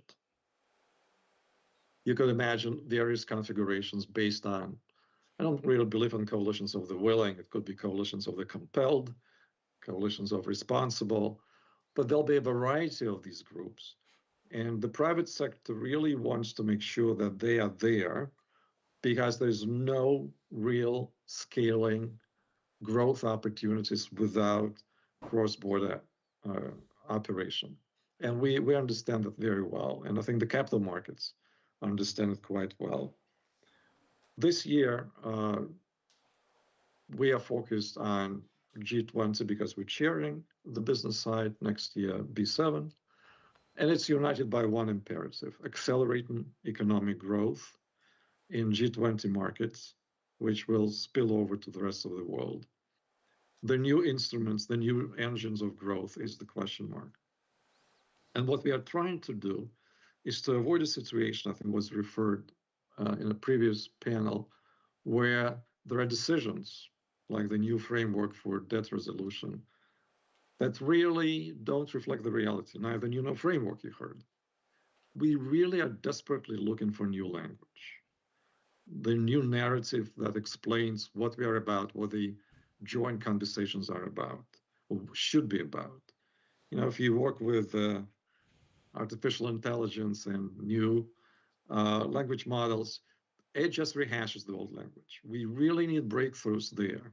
And I think this conference is an opportunity for that. In fact, I'd love to see conversation continue between the annual conferences, because what G20, G7, everybody else are lacking is a way to describe where we're going. And the private sector is thinking about that, but that's where we need collective talents. Let me stop there. I'm happy to talk more about what we are up to this year, but ultimately, I just want to reassure at least this audience that American business is not walking away from multilateralism.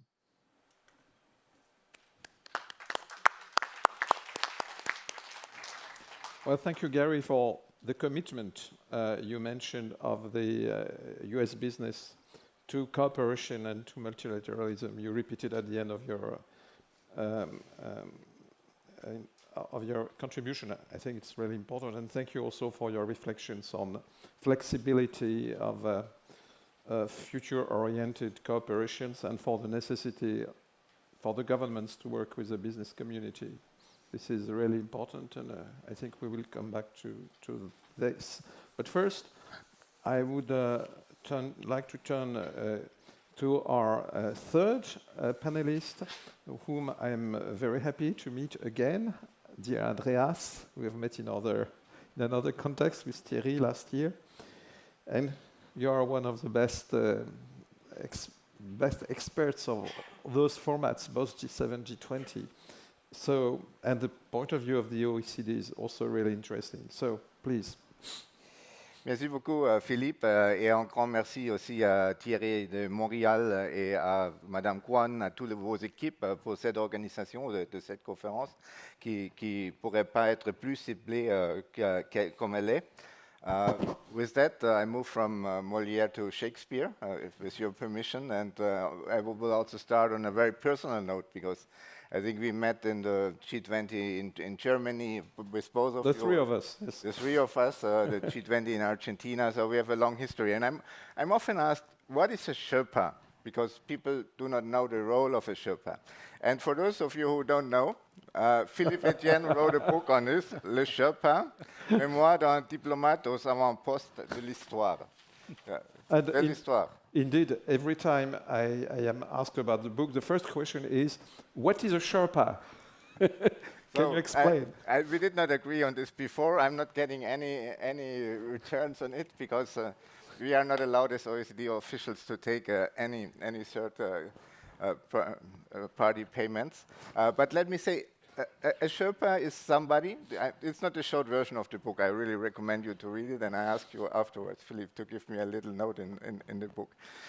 A Sherpa is a person who carries the tough dossiers, the complex dossiers for its leader to a summit, to a bilateral meeting. A Sherpa is supported by a sous Sherpa who is carrying the tough dossiers for the Sherpa, and the sous Sherpa is supported by a yak, you know, this big animal with long hair. And I mean, when I started my career, I had a couple of kilos less and a bit more hair, so I was looking more like a yak and I was working like a yak. It's kind of, that's why I'm a true believer in multilateralism, and I'm a true believer in G7, G20 formats. I'm a true believer in the importance of international cooperation. But the current situation shows, I believe, shows that we rather need more than minilateralism. We need multilateralism that is effective. Yeah. And we need to prove today, and this is also a lesson from the conversation we have with the US administration, we need to prove that this multilateralism delivers for policies, that it delivers for the people, that it improves the environment for the people, that it's not something academic. And of course, in this current context, geopolitical tensions are higher, consensus is harder to achieve, universal institutions are increasingly challenged, but this challenge have not diminished the need for this cooperation. And let me give you another, and then I stop with personal anecdotes. Last year I went, no, 2 years ago in India's presidency, I went to the Himalayas, to Ladakh. And on 5,000 meters, I was confronted with a billboard saying, when the going gets tough, the tough get going. And this is precisely the situation we are all in at this very moment, in the spirit of continuing promoting multilateralism. We have an economic energy crisis triggered by the evolving conflict in the Middle East. Critical mineral supply chain security is under stress. Excess capacities in key industrial sectors make it complicated for some of our industries in Western economies to further survive.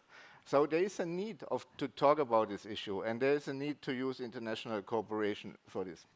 And this is my general message to you.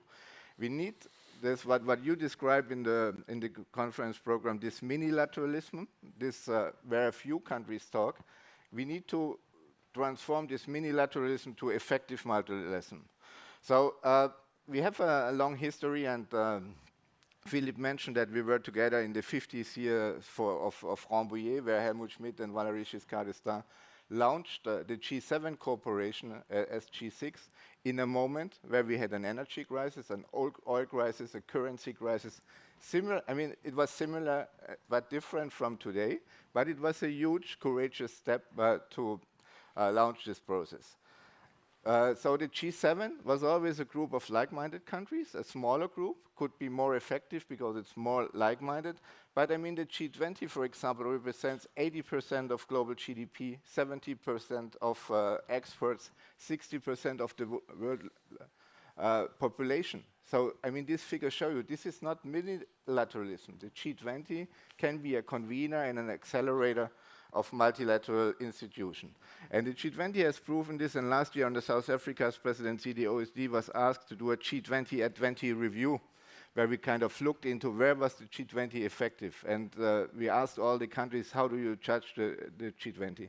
And the message is crystal clear in the 2008-2009 financial crisis, macroeconomic coordination, fiscal monetary policy stimulus, the biggest in our history in economic terms. It has helped to avoid protectionism at that time. It laid the groundwork for Basel III, for the Financial Stability Board. Our tax work in the OECD was conducted. So multilateralism, G20, can be effective. There was always a clear division of labor between G7 and the G20. The G7 with smaller, more aligned membership can move faster, can go further on politically sensitive issues, can work as a policy incubator. The G20, by contrast, has large-scale diversity, legitimacy, maybe bigger legitimacy in terms of inclusiveness, but it faces also greater constraints in reaching a consensus. I'll give you one example. This year, both presidencies, and Philippe will probably talk about it, have the issue of global imbalances on the agenda. The G7 and the G20. The G7 approach is very ambitious. Members are targeting shared diagnostic, concrete policy commitment scenarios, possible monitoring framework. G20 discussion is a bit broader, but also more inclusive, because it has, of course, also many emerging economies around the table. Developing a shared definition is important. Identifying measurement challenges, understanding the drivers of imbalances is key. So, in sum, on this part of my intervention, I would say, I mean, it's a very simplistic message. A smaller group can push further. Larger groups are needed to build global buy-in. And this brings me to the last part of my intervention. I believe here international organizations come in, because when we want to prove that multilateralism is effective, you need to have a commitment of leaders on a policy, and you need to have others who kind of do the monitoring, the surveillance, or the implementation. We have started, for example, with 38 members 15 years ago. It was still possible 20 years ago for individuals to hide money on the Cayman Islands. This is no longer possible. It was possible for countries like Facebook or Google to kind of count their profits, their profits and losses, so that they would not pay taxes anywhere. This is no longer the case today, and this is thanks to the work of the G7, the work of the G20, and this is something, and the OECD, and this is something we have started in the OECD to work with 38 members, then to bring it to the G20. Today we have 148 members in the base erosion and profit shifting inclusive framework, so almost global. And we have more than 160 members in the Global Forum on Tax Transparency, which is basically looking into that individuals pay their fair share of taxation. So these are examples for effective or efficient multilateralism, and these are I think, examples where we show that it's worth to work on them.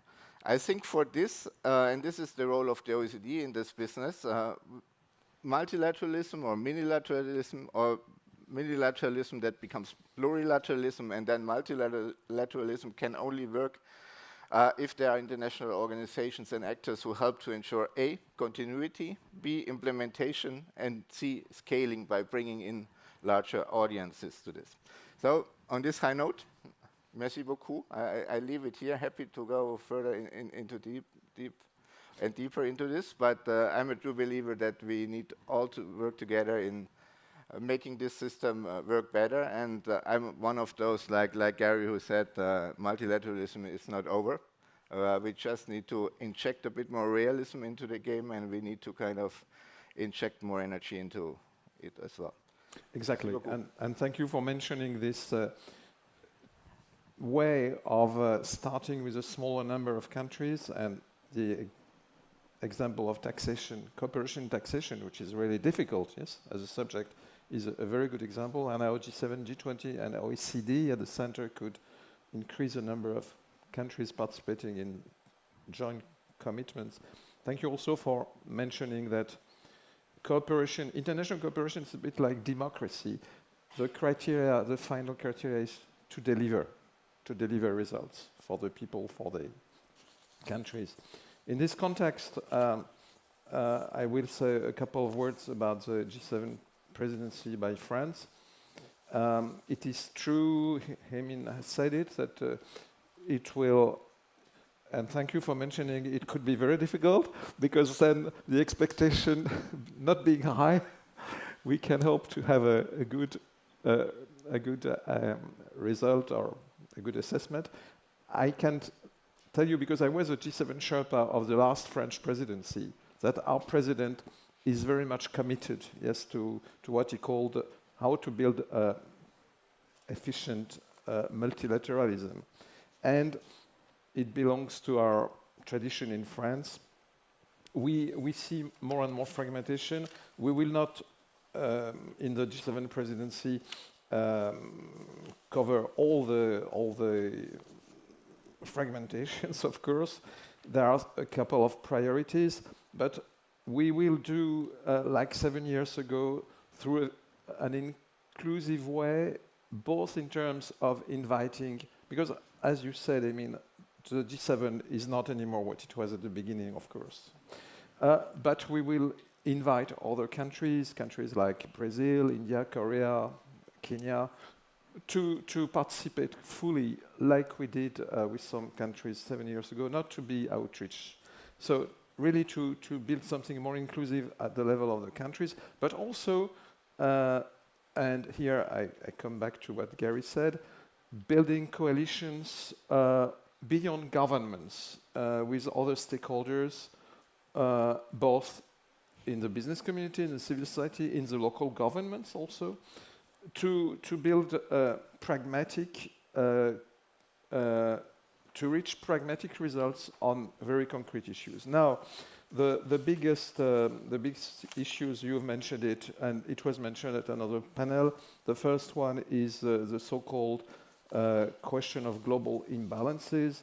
Our Chinese colleague this morning mentioned the meetings in Washington and the report published in France by a group of economists led by a French economist, remarkable woman, Madame Rey, who gives a basic judgment by economists from China, the US, France, and Germany, I think. And on this basis, we organized together with the G20, because it's also, as you said, a topic of the G20, so with the US government, a series of meetings. The objective is really to say that we will be efficient if we handle these imbalances in a cooperative way and in a joint way. And it includes, as Andreas said, the question of the monitoring. But first, we have to reach a common diagnosis. And here, I come back to your three big responsible powers: China, America, and Europe in this question of imbalances. Those are the three major contributors. And we recognize this. And of course, the question is to arrive, thanks to this report by some very, very good economists, to a joint diagnosis, and then to agree on how we could handle this and to be helped by international organizations to monitor how we can deal with this. It's very ambitious. It's very ambitious. But on the other hand, if we don't do it, the fragmentation will get worse and worse. The markets will be more and more closed, and what you have described for trade will be worse and worse. And it is not only about trade, it's also about financial debt sustainability, financial imbalances. So this is the first priority set by our president, even if we know that it is really difficult. So we will do everything we can to make some headway. Another priority is linked to the, and it's also something which the OECD knows very well, to the, I would say, the crisis of the paradigm shift of the development policies. And I think Masoud mentioned in the previous panel the crisis of aid financing, and he said it is not only the US, although very spectacular in the US, but also in Europe and in other countries.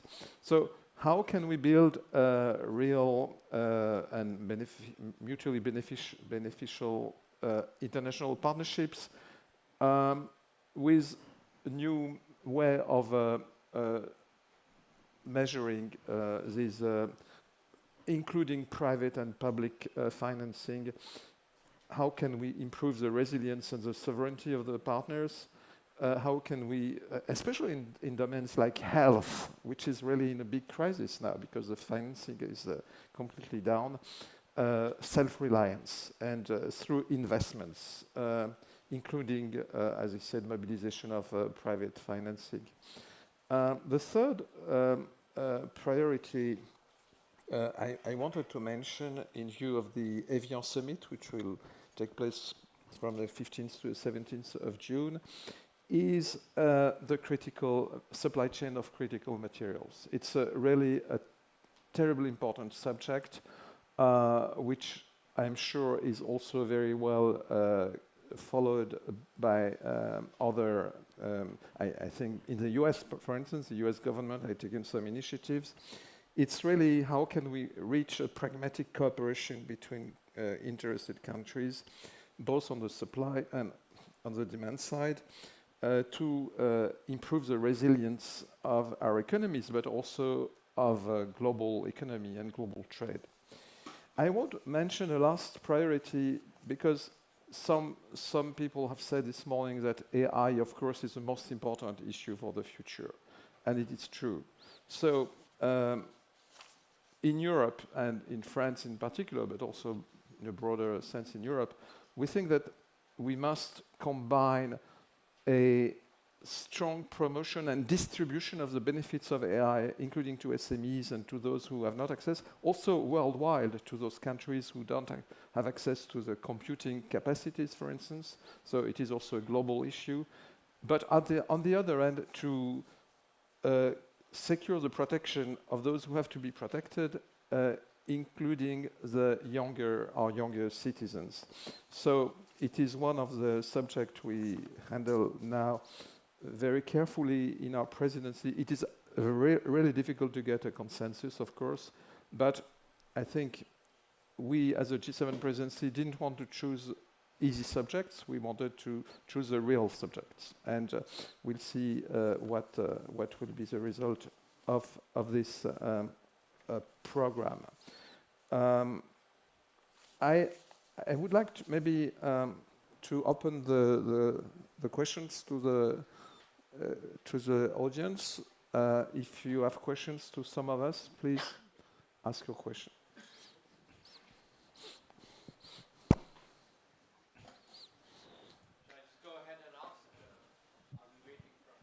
A microphone. You have two, Masoud. Thank you.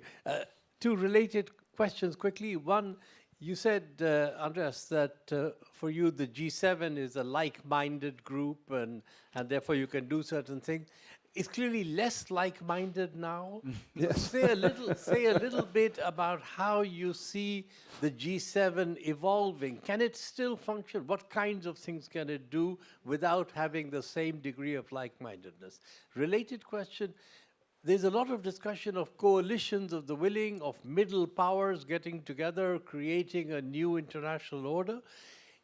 Do you think that a new international order without a hegemon is something that can be created and sustained, or do you feel you need a hegemon to have an international order?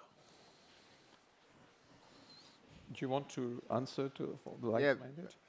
Thanks so much, Masoud. Very good two questions.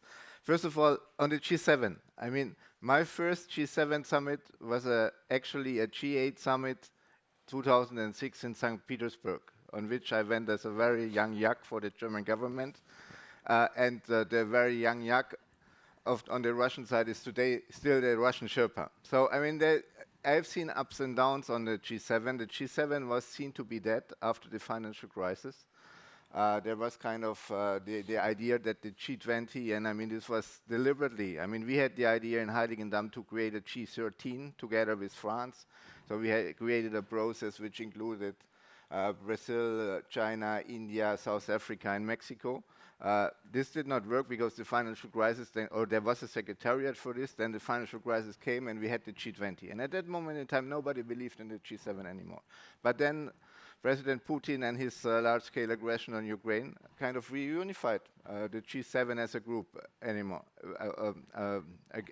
reunified the G7 as a group again. So this is the thing. I mean, the fact that we are currently have nuanced different views around the table, to put it mildly, does not mean that the G7 will not have a future. And I mean, I have to say, I mean, recent G7 finance ministers meeting chaired by France, or a G7 finance and energy ministers meeting, delivered actually a real good conversation. How do we deal with the situation that we have a blockage in the Strait of Hormuz? How do we deal with the energy? What is our coordinated action? So even if there are different views around the table, this is an important one. Last point on the hegemon. I took my A-levels in 1989. This was the year when the Berlin Wall fell. So large parts of my life I was kind of living in a situation where two superpowers, Russia and the US, were fighting each other. And we were on the streets against bringing us nuclear weapons into Germany. So this was the situation in my youth. I mean, and nevertheless, we have developed an international order against even against the background that there were two superpowers kind of in a Cold War situation. Today we have two other superpowers who might have their fights among themselves, and we will need to continue to deliver a multilateral order, which includes more countries, because we are living in a multipolar world, which also includes Korea, India, and others. I would also recall that the G7 has had results. The Japanese presidency, for instance, started the so-called AI principles of Hiroshima. There is a true coordination on AI, on Ukraine and Russia. You have mentioned it. And now we have the crisis, the war in Iran. And we have, you said it, like 50 years ago when we started with an energy crisis. And the G7 is really useful to coordinate the reactions on energy, the stocks, strategic stocks. So just to give some examples I should have given from the outset to show that it still works in spite of the disagreement between the United States and many other members of the G7. But I think you wanted also to add a word. Philip, I would like to talk about your three priorities on the French G7 presidency this year. First is the imbalance. Second is the supply chain of the critical minerals. And third is AI. Those three issues need cooperation of China. Without cooperation, China, yes, of course, it's nothing. No. It's nothing. China doesn't accept the imbalance is their problems. They do not understand that, and they will not agree with that. And this is the reason why we discuss with China inside the G20. It is what happened last week in Washington. Of course, no, you are critical mineral supply chain is against China. China will accept that. China, as I mentioned, declared the regulation to punish foreign and domestic companies who comply with U.S. extraterritorial measures, you see? Then it is against this critical mineral supply chain agreement. And third, AI. What's most important issue in the AI is the cybersecurity. Without China, without Russia, cybersecurity cannot be resolved. So I think ideal is like-minded countries, small countries plus middle power countries. That is an ideal. Reality, without big powers, there is nothing which can be resolved. The reality is, I may say, 2+2. US, Europe, China, Russia can be, I think, a vehicle to move forward the global agenda. Before we close, Gary, do you want to add a word? A final word. Final word. Well, I must say that we are exceptionally grateful to the French government for setting up the table in G7 and dialogue with Business 7 on all these issues. On the private sector side, we're not going to ask the questions the same way the governments have put it. I don't know that many companies worry about global disbalances or the restriction of development assistance. I think we have similar concerns, but expressed differently. And to have the dialogue between like-minded or less like-minded governments, we have to make sure that there's a dialogue between business and governments. And that's what's been our goal. We, during the financial crisis of 2008, we had similar conversation about the utility of Business 7, Business 8, vis-a-vis Business 20. And there was 100% agreement instantly that B7 would remain valuable. Why? As the seat of particular corporate culture, and most multinationals that are very proud of the independence of the states. But we all wanted to have robust dialogue with the states. So we have a say in how G7 agenda is set up and makes sense in the global world. And we're still at it. And we're doing the same with G20 on behalf of Business 20. So I'm quite optimistic that the government officials, institutions will keep receiving a lot of input from the private sector. On that you can count. Thank you. How the institutions take it in is the question mark. Thank you very much. Thank you, everybody, for this. I think we should close now, yes? Sorry for being a bit late. Thank you very much, dear colleagues.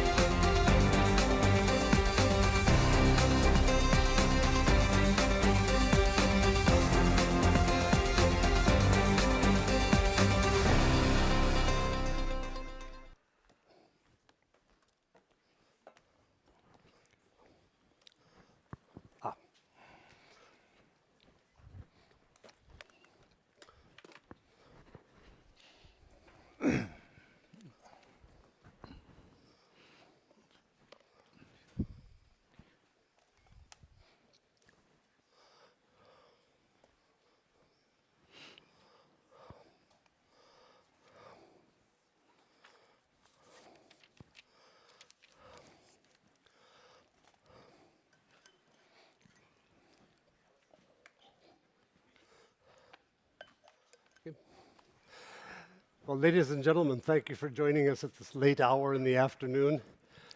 On behalf of my fellow panelists and myself, I would like to thank the WPC for inviting us and for remembering to include Asia as a topic when we've been so preoccupied elsewhere over the last 4+ years, and with the Gulf taking so much time and energy now. I would like this. This session has great possibilities and some limits. We've got possibilities because we have representatives from China, Northeast Asia, Japan, and Korea, and myself is sort of unidentified. But we don't have people here from Taiwan or the Southeast Asia. So we'll try to bring the conversation around to that topic as we proceed. I'd just like to say as a way of introduction and impose on your patience to note that 40 plus years ago, the Asia-Pacific region was being affected by the huge changes taking place in China. The US had extracted itself from the Vietnam conflict quagmire, if you will. The Chinese had made a decision under then effective leader Deng Xiaoping to start to recover from the damaging effects of the Cultural Revolution and to break out in the 1980s. Less well discussed is what happened in Taiwan at that time, because Taiwan was under pressure from the US to liberalize from the Chiang Kai-shek regime that had taken over after the end of the Chinese Civil War on Taiwan. Taiwan was being left behind because the US shifted its diplomatic relations to Beijing and was trying to promote the reforms that Deng Xiaoping was initiating symbolically and effectively on the mainland. There was a big transition going on. And the story that's not often told is of how Taiwan reacted to those changes. The leader at that time was Chiang Kai-shek's son, Jiang Jingguo, and he knew that time was running out for authoritarian government, that he had to experiment with democracy. The best friends in Congress were pushing for Taiwan to democratize and for the US to support that effort, even though Taiwan had lost diplomatic relations with the US. Looking internally, the Taiwanese had to figure out what to do with themselves. There's a man many people today whose name they don't recognize, but at the time, KT Li Guoding, was the premier under Jiang Jingguo, Chiang Kai-shek's son, and he was the man who, after discussing with his colleagues and bright people in the Taiwan economy, what should the place do about its future? They did quite successfully democratize their political system and shed some old institutions, but they also embarked ahead of the thinking, I think, of most countries, that on the path towards developing information technology. Now, in the 1980s, they probably didn't know what that meant too much, but they did create a company called Taiwan Semiconductor Manufacturing Company and associated supply chain firms that went with that. And again, much overlooked through the 80s and 90s. But today, TSMC and its role in the world of semiconductors is unmistakable. It's a big player. In this period, Taiwan has continued to lose diplomatic support. Today, it has 11 countries that still have formal relations with Taiwan. Just in the last weekend, Taiwan's president wanted to go to a ceremony with its last African friendship country in Eswatini, the enclave in South Africa, within South Africa, and China effectively prevented that. The diplomatic isolation has grown and grown for Taiwan. PRC has broken off official and unofficial, never had official, but had unofficial, quasi-official dialogue with the mainland and Taiwan in the period when Ma Ying-jeou was president from 2008 to 2016. But when that ended, the mainland broke off contacts between the two. And so we entered a period where Taiwan grew more isolated, had some strengths, but China went from its very difficult period in Tiananmen and sort of went into the international doghouse in the early 1990s, but recovered its reform spirit, entered the WTO, joined in 2001, entered properly in 2002, and went on to great strides in economic growth. So we've had this tremendous change in the dynamics of East Asia, and one of the major territorial unresolved questions, together with North Korea, South Korea, and their division at the DMZ, was the question of Taiwan's future vis-a-vis the rising power of the mainland. And it's in that context today that we're discussing how the nations of the region and China itself view the greater power and influence, economic and strategic, that China has acquired in this transition period, and what it means for hotspots. Now, 4 years ago when Russia invaded Ukraine, there was a lot of talk, certainly in the US and in security circles, about whether or not the implications were the US would be distracted by the fight in Ukraine and would not have the resources to provide adequate protection to maintain the status quo of Taiwan's autonomy in the Western Pacific.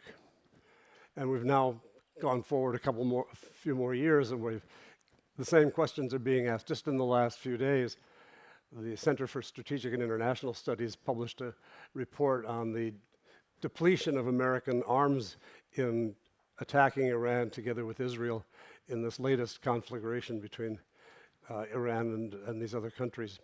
And the warning is that we are running down our supplies. American ships that are normally in the Pacific have been transferred to the Persian Gulf area, and a lot of troops have been moved. The Marines have sent a Marine Expeditionary Unit from Japan to the Gulf. So we've got a lot of change in the region and possible implications for the stability of the Asia-Pacific region.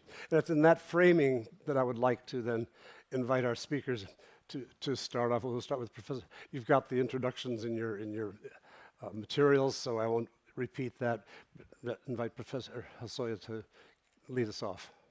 Well, thank you very much indeed, Doug, for your brilliant introductory remarks on the discussion that we are going to have. And also I'd like to repeat Doug's comment on thanks to the organizer of this conference, wonderful conference, here in a beautiful castle with so many eminent people in this room. It's always good to back to this community of the WPC. Well, it's quite ironical at this time to mention that perhaps Asia now is perhaps one of the most peaceful places in the world. A few years ago, many people thought about the possibility of a big war or contingency in the region. But having seen the war in Europe and also in the Middle East, we don't have any major war or conflict among leading powers. So we can say that we are very fortunate in Asia without seeing such a desperate, tragic wars. But the question is to what extent and how long we can maintain the current situation. I don't know whether this can be called as a stability and a peace, but so far, I think that the major power are restraining themselves of exercising their huge military power in the region. My answer to this question is that war is quite unlikely in the short and medium term. So that's why I think that we can still enjoy both peace and stability in the region. But at the same time, there must be big preconditions for this. But before that, I also like to mention about the fact that 5 years ago, a very famous American admiral, Philip Davidson, at the time commander of the Indo-Pacific Command, mentioned on the possibility of a war in the region, particularly between the United States and China, particularly in 2027. But recently, just a month ago, American intelligence community, a director of national intelligence, mentioned the Office of the Director of National Intelligence just published a report in which it revised the previous position on the possibility of the war. It said that the war in 2027 would be quite unlikely. So it means that their assessment, more or less, was wrong, with several comments in which they expected that war was coming. Why we saw and see some misunderstanding about that? There have been a controversy between Japanese security experts and American security experts. And the majority of Japanese security experts have been saying that it is quite unlikely that China would invade Taiwan soon. It would be extremely difficult for China to do that. And it is also extremely costly for China to do that. But at the same time, I understand why American security experts and the practitioner policymakers are saying on the possibility of the war. And actually, I talked with some of them on why they are saying that. They are quite worrisome about the weakening position of both the United States and Japan. According to many war games and also war simulations, always the United States is defeated in those simulations. In a war between the United States and China. So it is quite imminent for the US government to see the rapid increase of military spending of both United States forces and its allies, Japan and ROK, together with some other countries.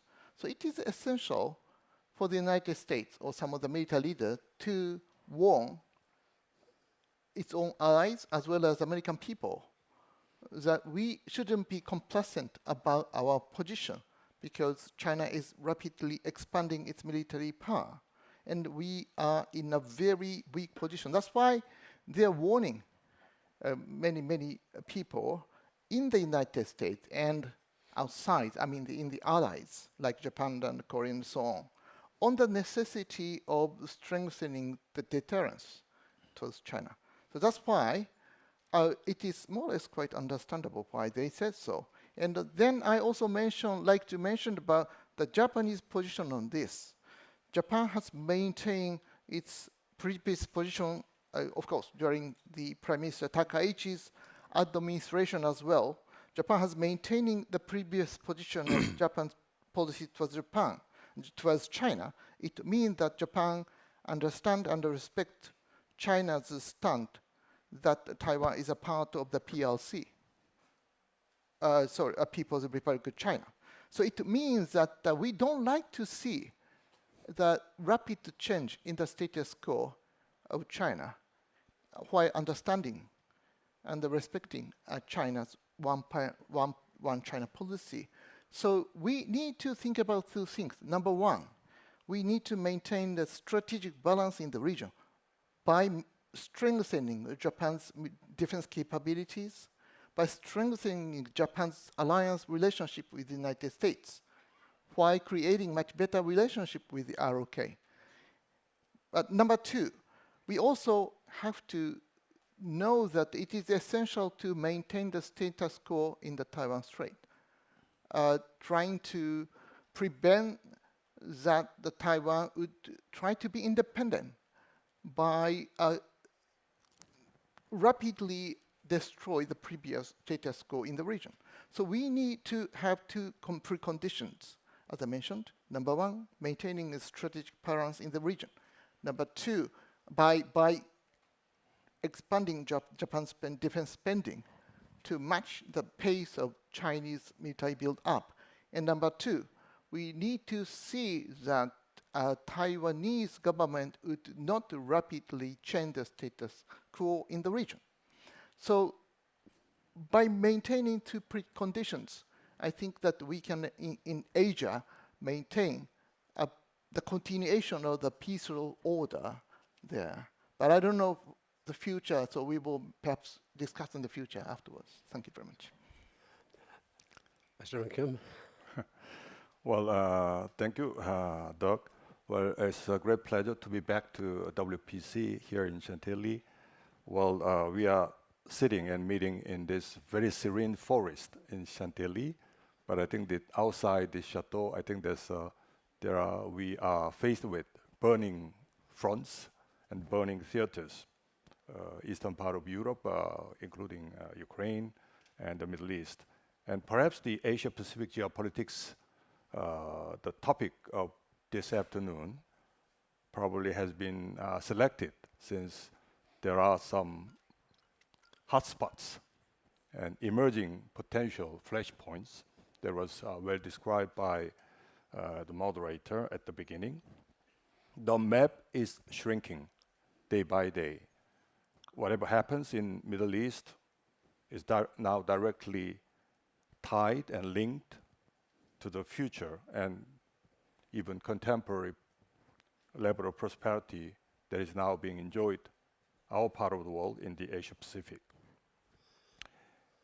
Well, I was a bit relieved and also very much in agreement with what Professor Soya has mentioned at his opening remarks. Asia is very fortunately is enjoying the absence of war and conflict. But still, I think this peace, we could ask ourselves whether it's eternal, lasting peace, whether this architecture is already in place to sustain so-called peace, or is peace with some elements of uncertainties and instabilities. Maybe that's the point that we could start with our conversation.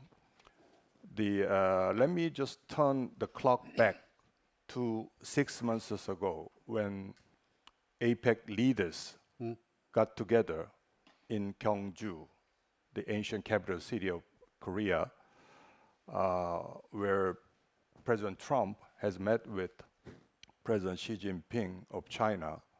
I think it's a historic get-together, and that we have seen a bit of truce or ceasefire in tariff wars between the United States and Japan, a bit relieved. Also, we have seen a bit of stabilizing kind of the milestone to lift up the global stock market a bit. But at the same time, on the sideline of APEC leaders meeting, in 11 years' time, President Xi has visited South Korea. And they had, President Xi Jinping and President Lee Jae-myung, newly elected president, just got to office in June 2025, last year. They first met in Gyeongju on the sideline of APEC leaders meeting. And more importantly, it was followed by the state visit by President Lee Jae-myung of South Korea to Beijing in the first week of January this year. It's kind of within 6 months' time, there was exchange of visits, high-level state visit by President Lee from South Korea and President Xi Jinping from China. Well, that is a bit illustrating the kind of status of this, how the newly elected Korean government is trying to manage its kind of the ties with Beijing. And according to the most of the Korean experts and also Western experts as well, both China and South Korea are trying to restore the relationship between Beijing and Seoul, and also try to get the momentum rolling off to cater to their economic demands. And perhaps that's why I think there's the general atmosphere between Seoul and Beijing getting warmed up in comparison with previous 11 years' time when there's no high-level exchange of visits were taking place. But on the other front, when Professor Hosoya has mentioned about kind of the current status of relations between Japan and PRC, the last summit meeting that was held between Japan and PRC, China, was, I think that's, if my memory is correct, is in 2024 on the sidelines of APEC leaders meeting in Peru. There was, I think, November in 2024 when Prime Minister Ishiba has just taken his office. So I think there's a bit of hiatus between 2024 November until now. I think that was well explained by Professor Hosoya on Prime Minister Takaichi's very firm and principled policy toward China. We are witnessing a bit of two different tactical approach. That's my understanding. I think Professor Wang might correct me if I'm wrong. Two different, two-tiered approach vis-a-vis Japan and South Korea. Economic coercion, economic kind of the control or whatever engagement with both countries are a bit distinctively different. Well, the China's kind of approach toward neighboring countries has not been that uniform, not one size fits all type of approach. Now, I think there's increasingly especially after Prime Minister Takaichi has taken her office, they're trying to put more pressures upon Japan, especially through regulatory control and regulatory coercive measures, and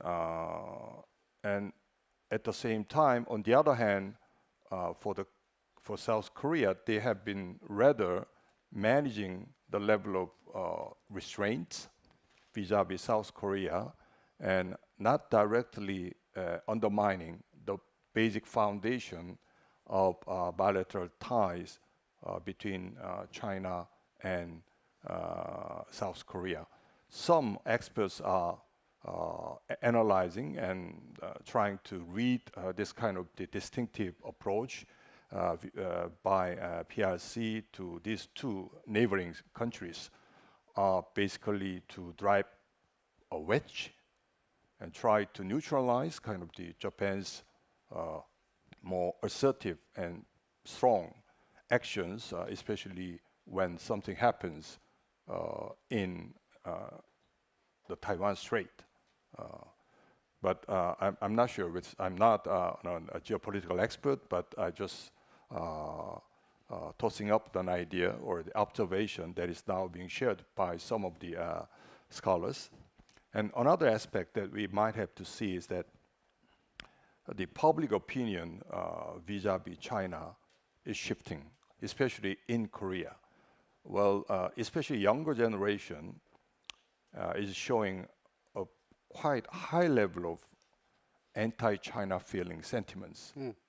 It's, of course, now it's being a bit slowed down, but the increase of kind of perception, which is very unfavorable to China as a whole, is very rapidly ascending.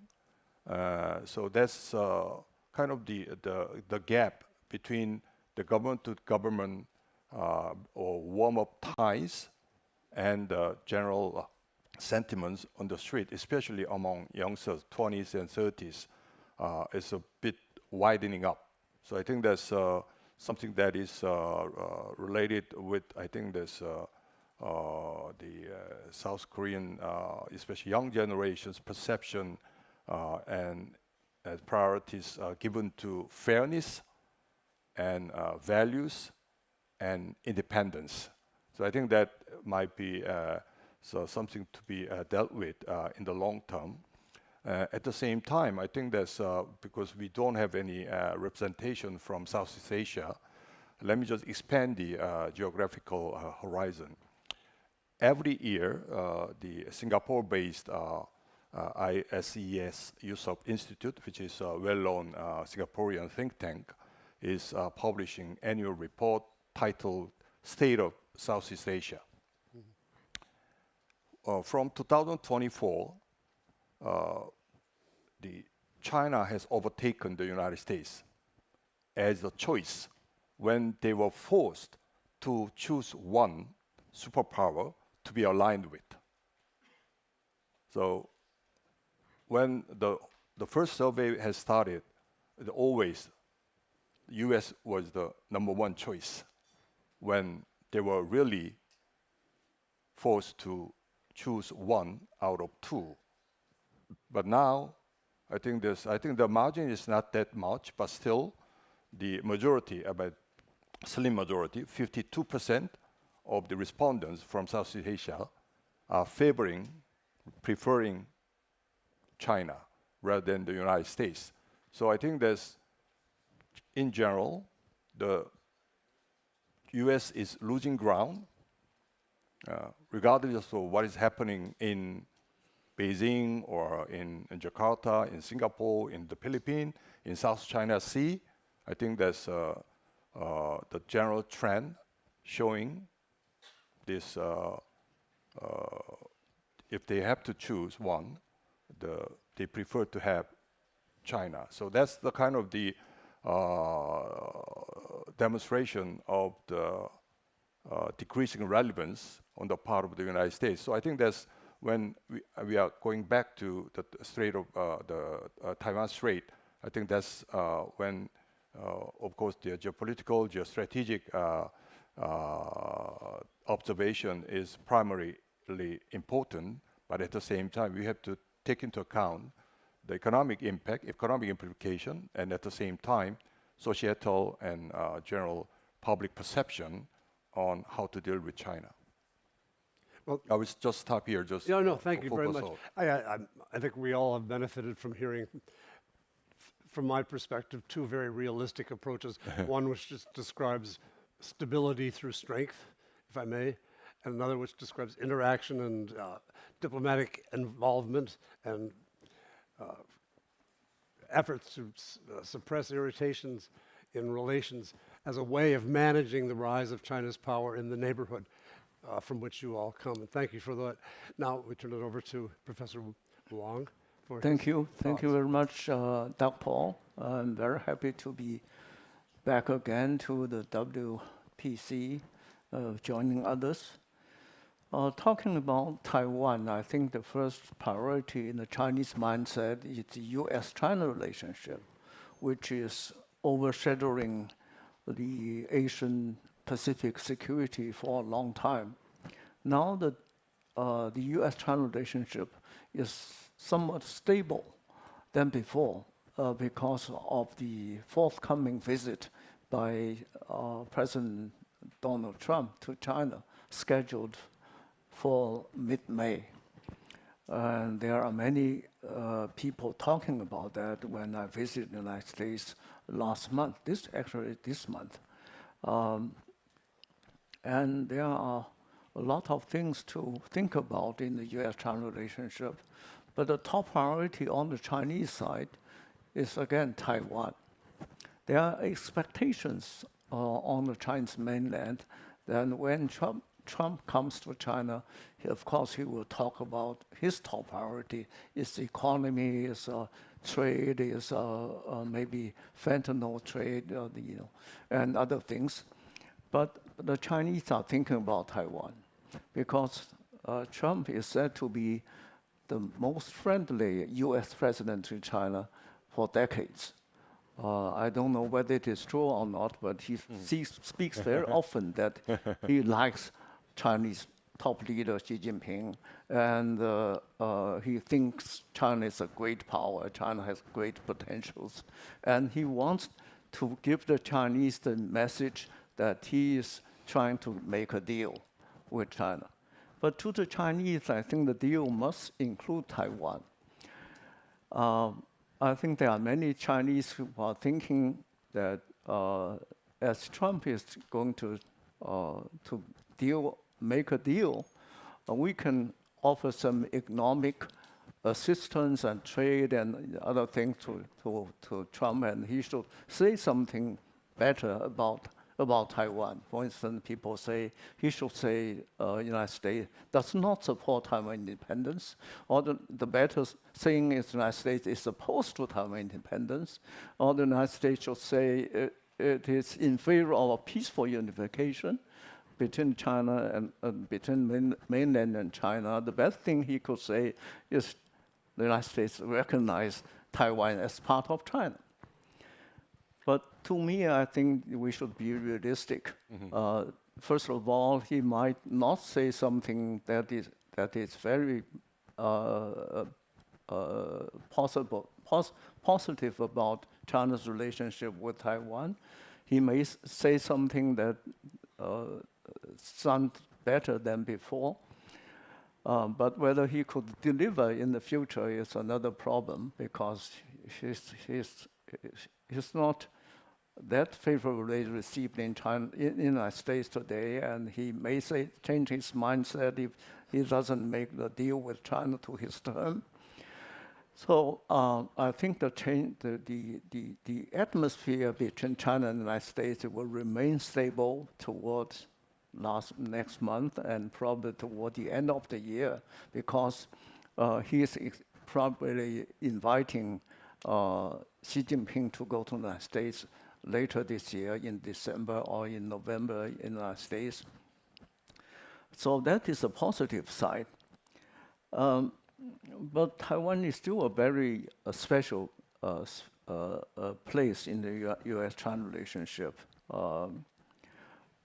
Trump may not be very interested in Taiwan, but some other people in the U.S. Congress, in the think tanks, among China hawks, they are pushing for some other agenda. So the danger is still there. That is my first point about the U.S.-China relationship. The second point is I'm joining my friends from South Korea and Japan in talking about, there are two countries' concerns about Taiwan. One thing I should mention is, the Chinese were very much worried when they heard the Japanese Prime Minister Takaichi saying something like the contingency about Taiwan is a contingency about Japan, something like that. And that offended the Chinese leadership, and the bilateral relationship deteriorated rapidly. In my own case, it's very difficult for people like us, scholars in international relations, to go to Japan. Not because Japan doesn't welcome us, but mostly because we in China are not encouraged to go to Japan. And the Japanese officials and scholars and business people do not come to China as often as before. That is a loss for both countries. I hope the situation will come back, but I don't expect the situation to change very rapidly in the near future, because not only because of the statement made by the Japanese Prime Minister, but because China has worried about Japan's connection with Taiwan, Japan's increased military budget, Japan's military exercises together with some other countries, that China as a background.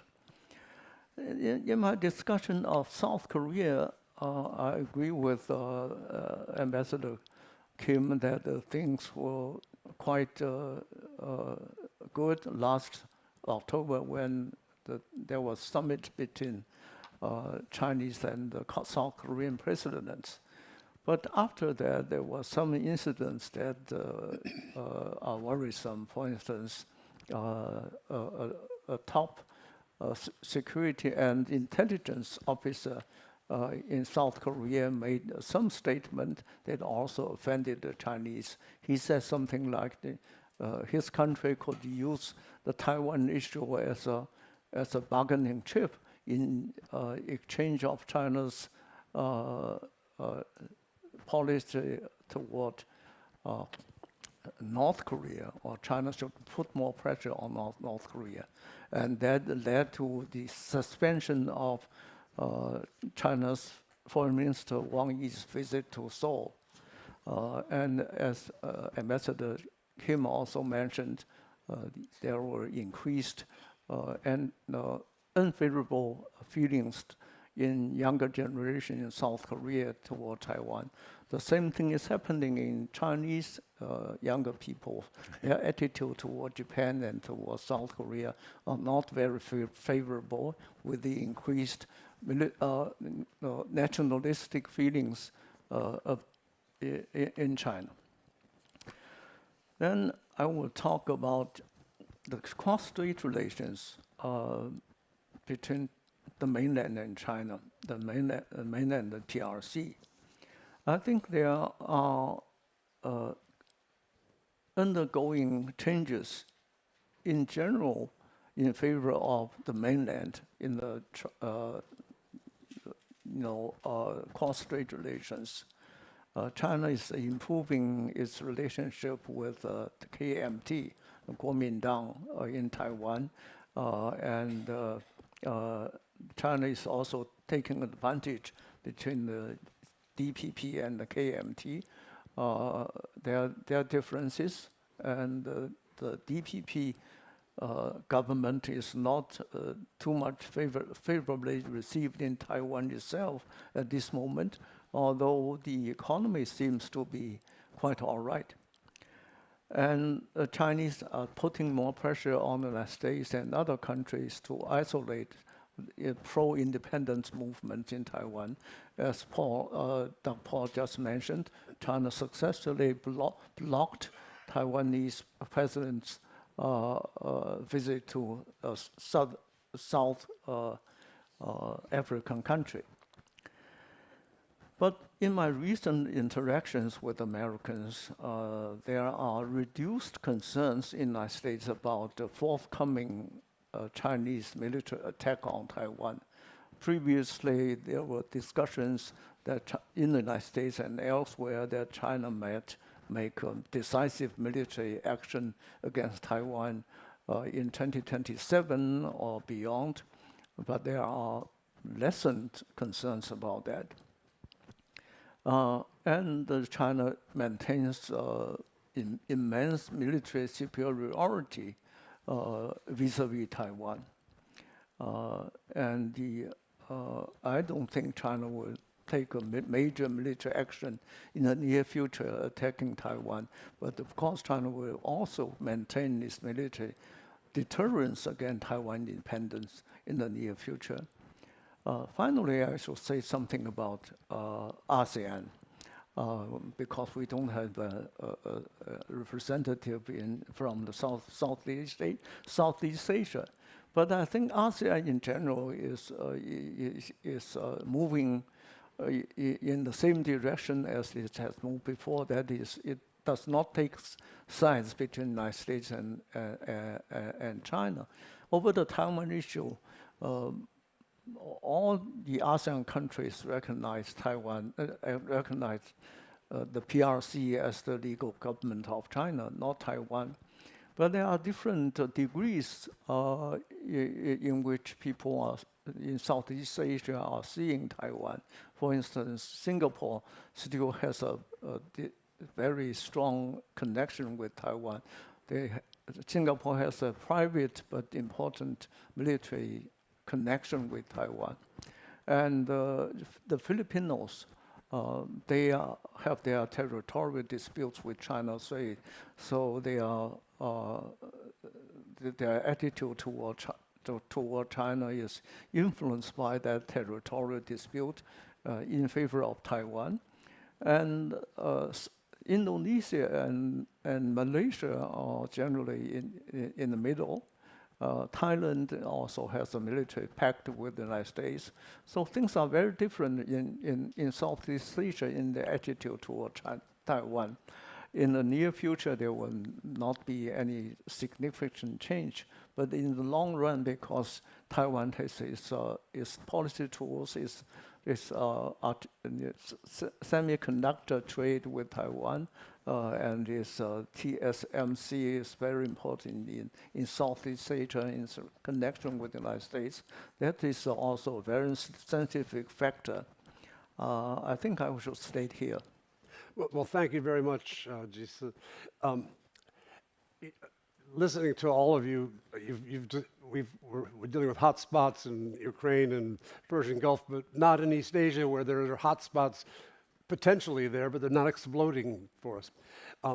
It's often cited that President Xi Jinping has said the West, China is rising, or the East is rising, and the West is declining. Would each of you subscribe to that view as to the U.S. role vis-a-vis China in the Asia-Pacific? Thank you very much. Well, this is perhaps one of the most essential misunderstanding at the side of China. United States remains really strong, both economically and militarily. The problem is, the trust of the trust in the future of American role in the region. Whether United States continue to engage in the region, whether we can trust American foreign policy, or whether we can trust American role in the world in preserving peace and stability. So even though the power, size of the power of the United States remains strong or even expanding, but the trust in the United States has been shrinking in American allies. That is quite problematic when we think about the peace and the stability in the region. So that matters to us all. Do you have views on that? Well, I think that's basically, I'm in agreement with Professor Soya. And the key is lying in the level of trust, level of credibility on the part of the United States, especially administration by administration. We are witnessing quite a turbulences and fluctuating kind of approaches and policies vis-a-vis in the Pacific or the Asia Pacific. And now I think there's, especially with that very unilateral and the non-multilateral approach taken by the Trump administration, I think there's increasingly people are self-questioning whether this strong commitment that has been awarded by the United States, especially for South Korea and Japan, will be sustained forever. So that is, I think that's at the opening session this morning that we have heard phrase like reconfiguration. There's the people, especially in the academia, are wondering whether reconfiguration, especially in the alliance structure, is really in need. Whether it's in really urgent need, whether it's for the midterm and long-term research, or it should be taken really seriously and be fed into war games and war preparations when something happens, especially even with the contingency plans for whatever flashpoints will break up, whether it's Taiwan Strait or North Korea. Professor Wong, do you have a thought on that? Well, as Dr. Paul just mentioned, East rising, West declining is a very popular notion in China, especially in social media. It is not a government statement, but it is very popular. I myself have some reservations about this. What is the East? Is Russia the East? Is Japan the East? If the East is rising, probably Japan and South Korea are also rising, but I don't want to take that as an issue. But people just say China represents the East, the United States represents the West. If China is rising, the United States is declining, I still have some reservations. The United States has a lot of problems, especially when the president has faced with challenges in the Middle East, in other countries. But generally speaking, I don't see it as a declining power. I think its share of the GDP in the world is the same, 25%, something like that for decades. its technological know-how is still #1 in the world.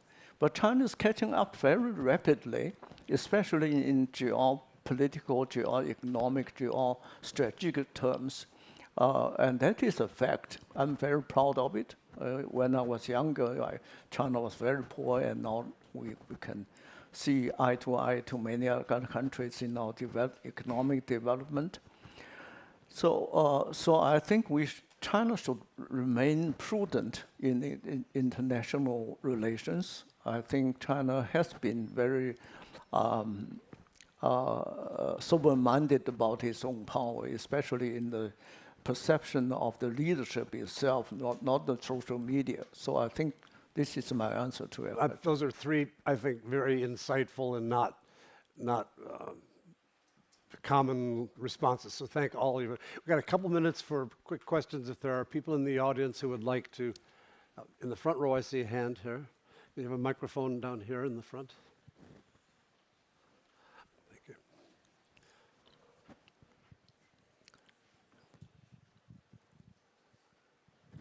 Very quickly,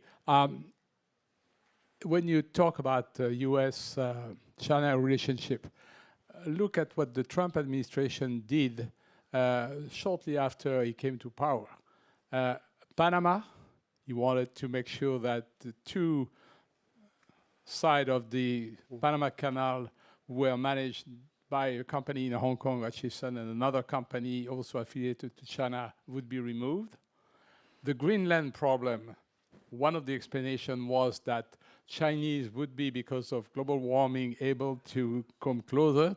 So, and one thing also is that Jimmy Lai was condemned to life in prison in Hong Kong, and there was absolutely nothing from the Trump administration. When Biden was elected, there was a meeting in Alaska, if you recall, and they were arguing for hours about human rights in the Uyghurs. And so at least the good news is that China is no longer a lecture about human rights. I'll take that as not a question, but a comment, unless someone would like to respond. Over here, we have another question on the front row as well, to your right. Thank you very much. Briefly, one of you gentlemen mentioned war games in which China always won in a war with the United States. I'm surprised because presumably that war would mainly be over Taiwan. And everybody knows that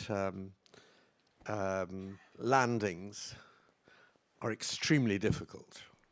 So if you could just say a few words, you know, how this war was supposed to play out, because most things that I've heard is that that landing would be enormously perilous and was very unlikely to succeed. Thank you.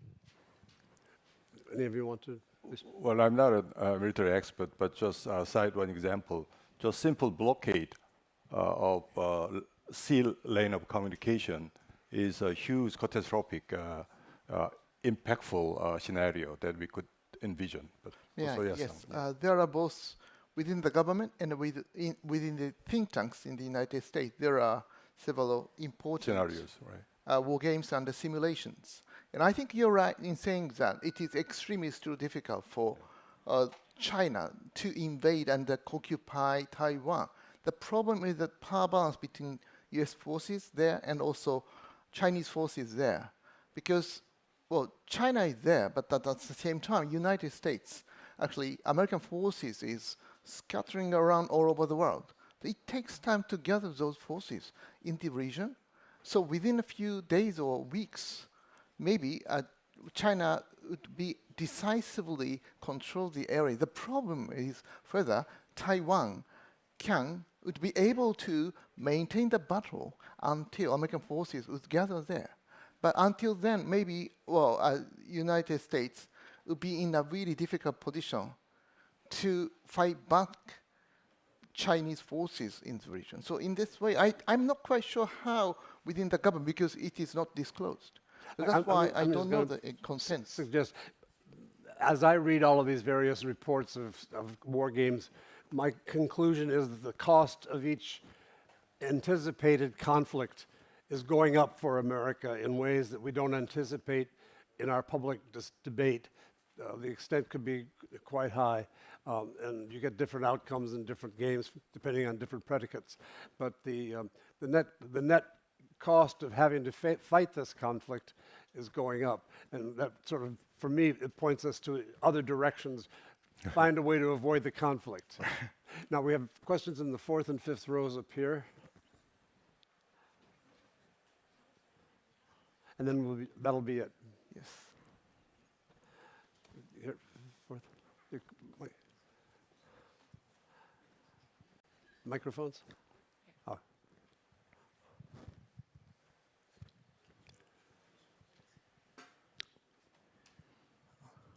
Well, my name is Im Sung-jun, former Korean Foreign Service official.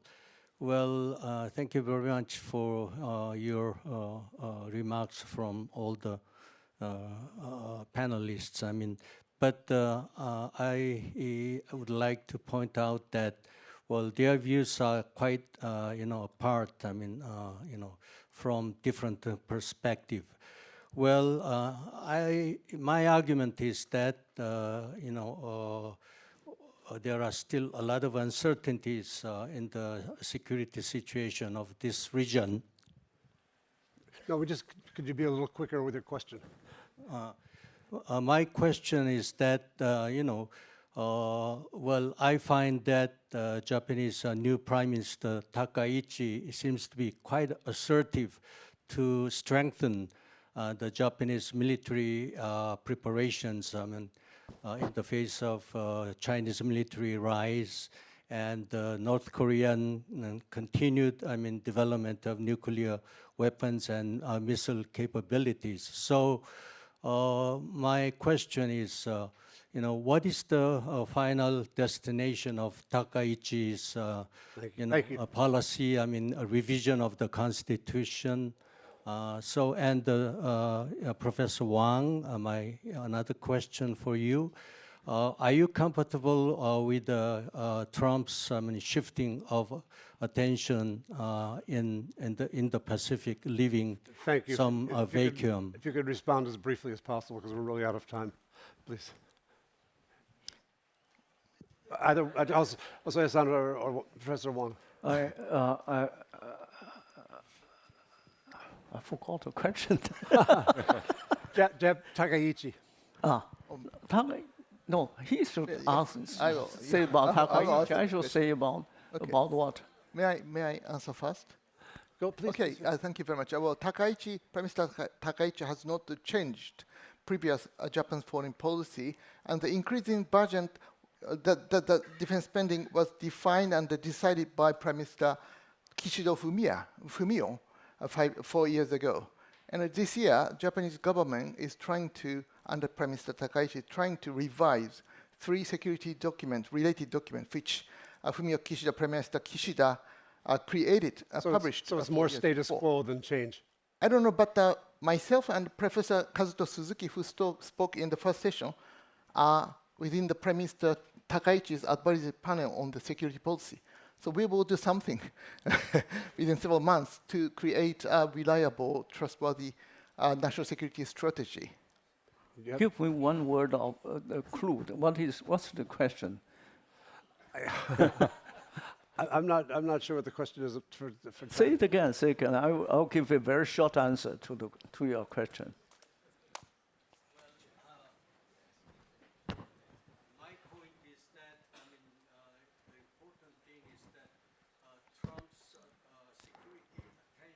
I see, yes. Now, a very short answer. Yes. I think China is pleased that the United States is distracting its own attention from Asia, from the general picture here, but he is focusing on South America and the Middle East and his domestic problems, and certainly China is happy with that. But the question I would ask others is whether the United States has changed its position about pivot to Asia. That is a long-term strategy, but I cannot have a good answer at this time. Well, we don't have time for a better answer anyway, so thank you very much. Thank you all for appreciate your comments.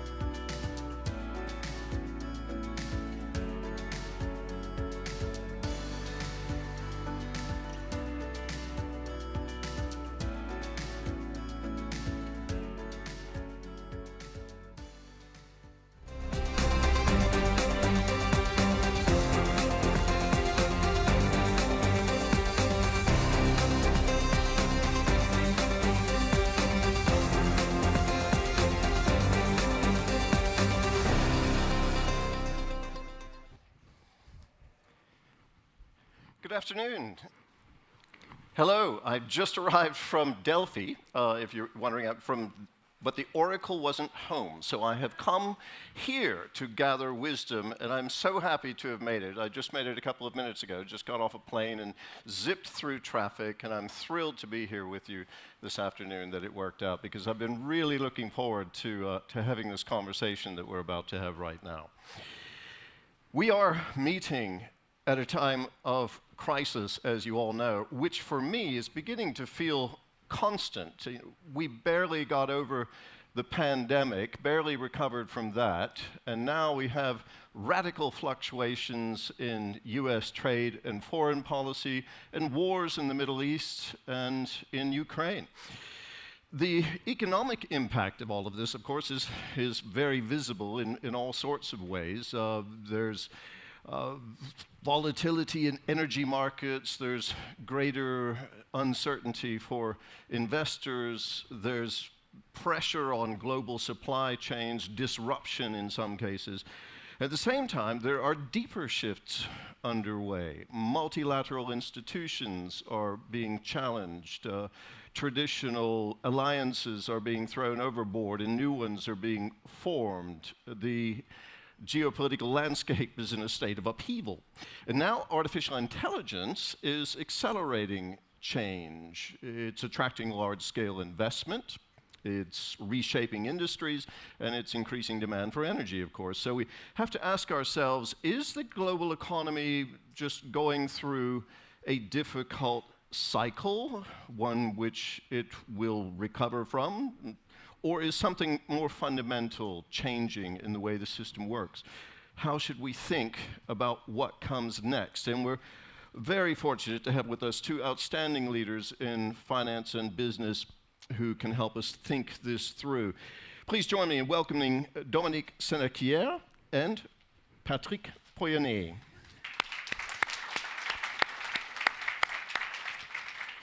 My name, by the way, is Terry Martin, but I'm not the important one here. I'm simply the job of asking a question. Thank you.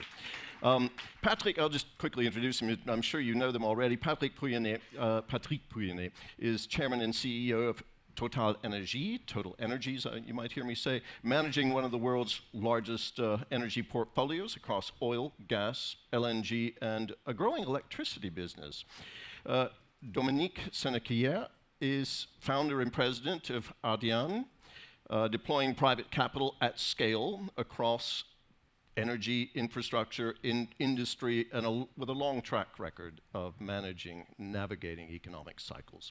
My first question is to you, Dominique Senequier. You've said in an interview recently, just last month, that it takes roughly 4 years to recover from a major crisis. Does the current environment fit that pattern, do you think, or is this time different? I think it's too early to tell. I think it's too early to tell, and we have to listen to Patrick, because the brand is very important to make a true analysis of what will happen. Depends, it's very short, long. For the time being, the stock exchange will come back later on. It's not expecting a long war, it's not expecting a big recession, but will come back. But I think depends really on the view of Patrick on the brand, and it's not my specialty. What would need to happen for you to conclude that this is no longer just cyclical, but that it is structural or systemic? The worst crisis was not an oil crisis. The worst crisis was the great financial crisis of 2007 to 2009, where the stock exchange went down by 66%. It was down, the S&P, to 666, okay? And then today it is above 7,000. And on the last 7 years, the S&P went up by 16% yearly, okay? So it means that on a long period, for the time being, the stock exchange has been very, very comfortable in its growth. This means also that for people who are looking very long term, and so it's quite rare, but even if the stock exchange was going down by 25% today or tomorrow or in the coming weeks, it will not be a disaster seen from 2019. Sorry.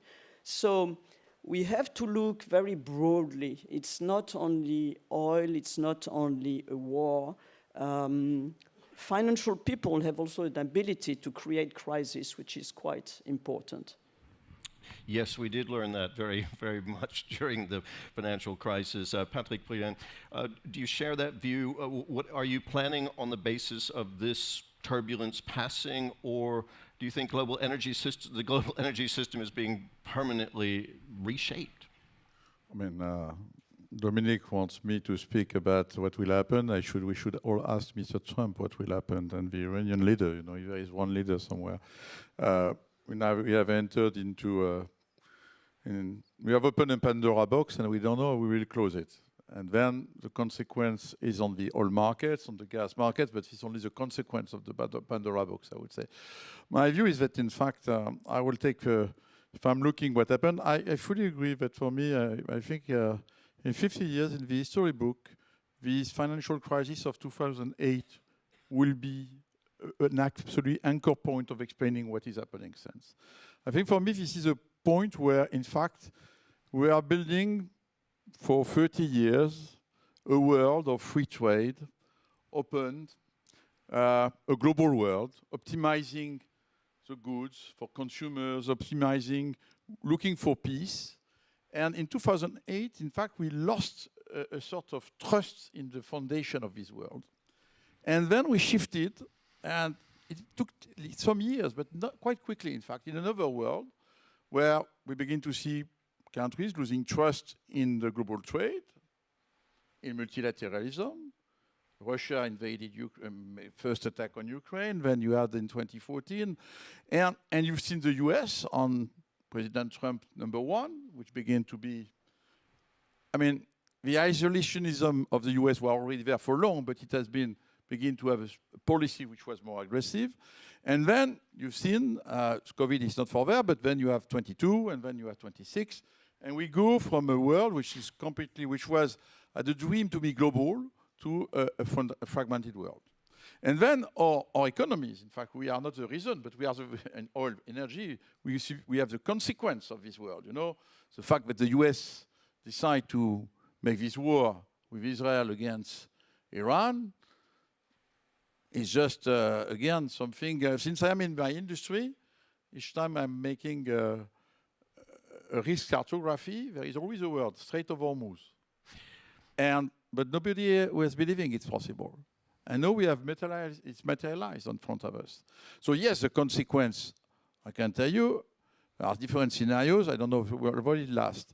For sure, for this year, we are already absorbed. You know, at the beginning of the year, the oil markets were bearish. Now we have absorbed already all the surplus because, in fact, the system continues with inventories. If it lasts 2-3 months more, we are entering in a world of scarcity of energy, which Asia countries already suffered. This scarcity is not yet on the Atlantic basin because we have other sources, but you cannot have 20% of the oil and gas of the planet being stranded and not accessible without major consequences. So all that it depends the duration.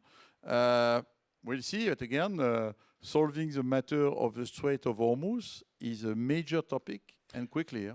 We totally understand that. I think most of us are feeling that when you said that there's not scarcity yet here, but we do see some planes being grounded by airlines, for example, that either are experiencing or anticipating that scarcity. And when you say that you're reacting to world events, I would suggest that perhaps both of you, given the amount of capital and resources that you control, you are also shaping events to some degree. But my question to you would be, the follow-up is, given this turmoil that we're experiencing right now, particularly in your business with the closure of the Strait of Hormuz and the damage to some of the infrastructure in the Gulf states, what has actually changed in your investment decisions so far as a result of this disruption concretely? I do note that the stock price of Total Energy within the last 3 months is up about 30%. Yeah, a little more. Yeah, but you know, it's we follow the oil. Suddenly, the planet rediscovered the interest of oil and gas. You know, we were the devil. No, we are certainly fundamental. No, but I mean, in fact, you know, since I've been chairman and CEO for 11 years now, and we go from crisis to crisis. And so we were very exposed to Russia. We had to backtrack from Russia. The consequence for me is we don't control these events, you know, even would like. So our strategy is to be diversified, to be strong on our fundamentals. Fundamentals for an energy company is to have a cheap, in fact, to lower our break-even as much as we can, so that we can benefit from. We can be resilient when the prices are low and benefit when the prices are high, which is the situation. Today, in fact, TotalEnergies, we have lost 15% of our production in the Middle East because we are quite exposed. So 15% has disappeared. But 15% for me, I compensate it with $8 per barrel. The barrel is up from 60 to 110. So, you know, I'm fine. So, but then the other planet is to look to the planet where to invest elsewhere, to continue to diversify. Should we lose trust in the Middle East? No, it's difficult for an oil company to avoid the Middle East. You know, this is 25% of the resource. It's very cheap. But what is sure is that, and we have not been very good, is that we will, if we invest in the Middle East, we need to invest as well in the resiliency in the system. The fact that today you don't have enough escape routes out of the Strait of Hormuz, that in Abu Dhabi we can only produce 2 million barrels of oil per day going to Fujairah and not 5. That in Saudi Arabia they have 7 million barrels a day, but it's not 12. But in Iraq we are completely stuck today.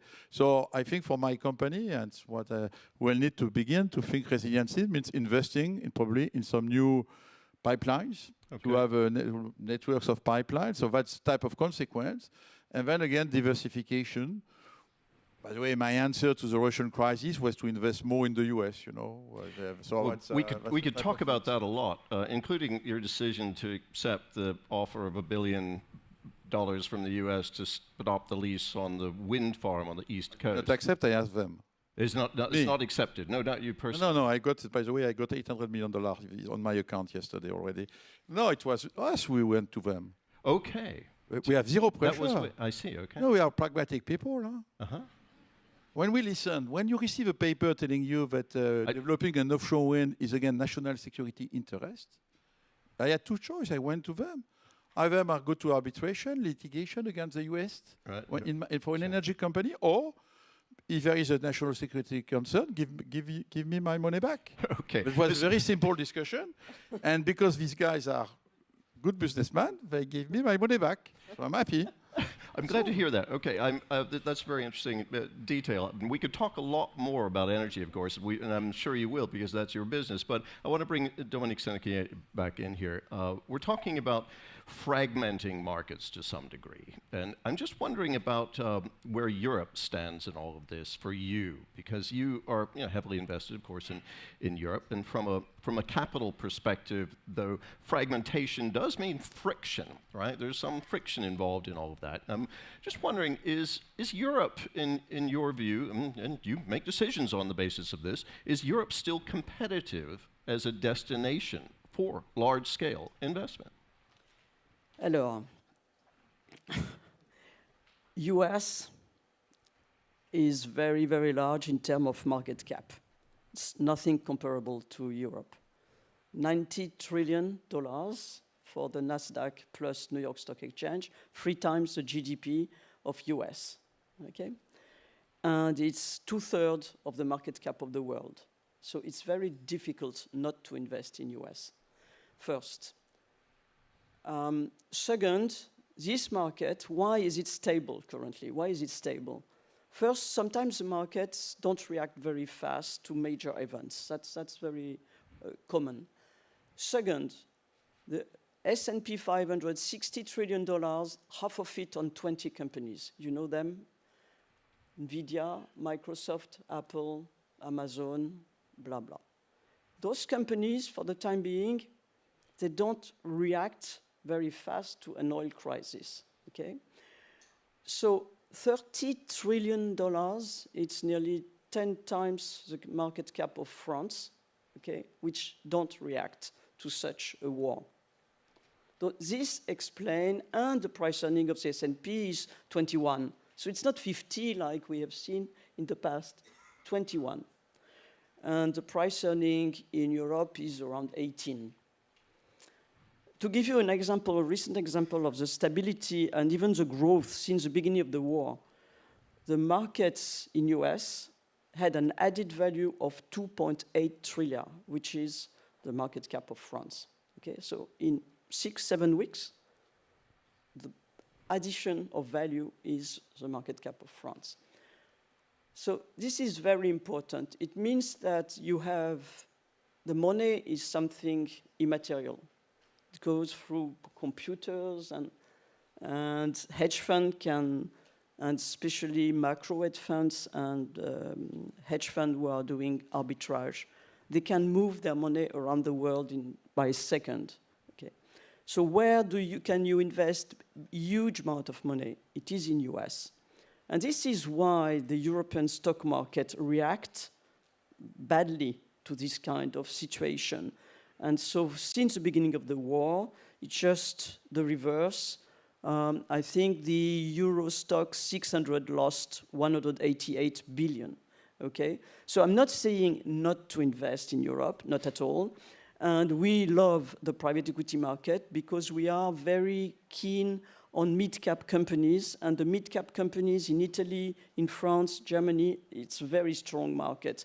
And it's less competitive than in US. In US, there are so many private equity firms that they compete and the prices are quite high. So it's still very good to invest in private equity.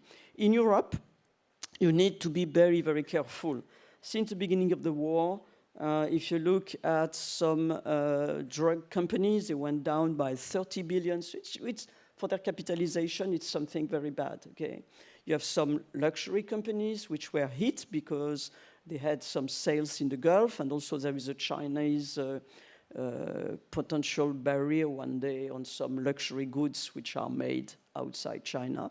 So I think for all that reasons, of course you need to invest in Europe, but you need to be, maybe you choose Total. No, it's not a joke, because the price earning is very low, okay?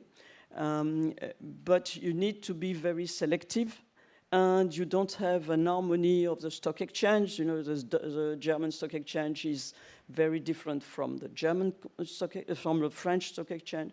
So I think you can, but in terms of volumes, you are forced to go to the States. I understand that there are differences in scale and perhaps exposure as well. But you know, we do know that the U.S. market is not infallible. It is capable of having mistakes, as we learned very much during the credit crunch, the prime mortgage lending crisis, which contributed so much to the financial crisis.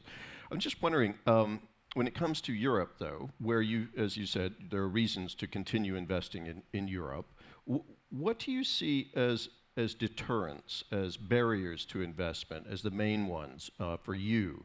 Is it regulation? Is it energy costs? Is it scale, as you were mentioning, or is it policy uncertainty right now?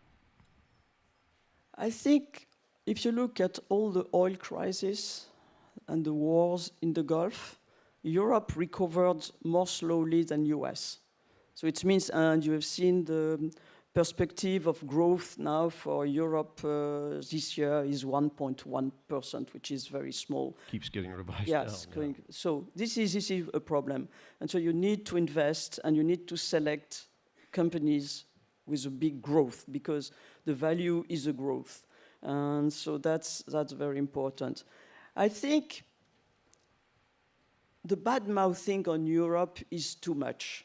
Okay, there are many strong managers, many strong companies. You have good companies if you have strong managers. And I've learned that because I've been on the unlisted market forever.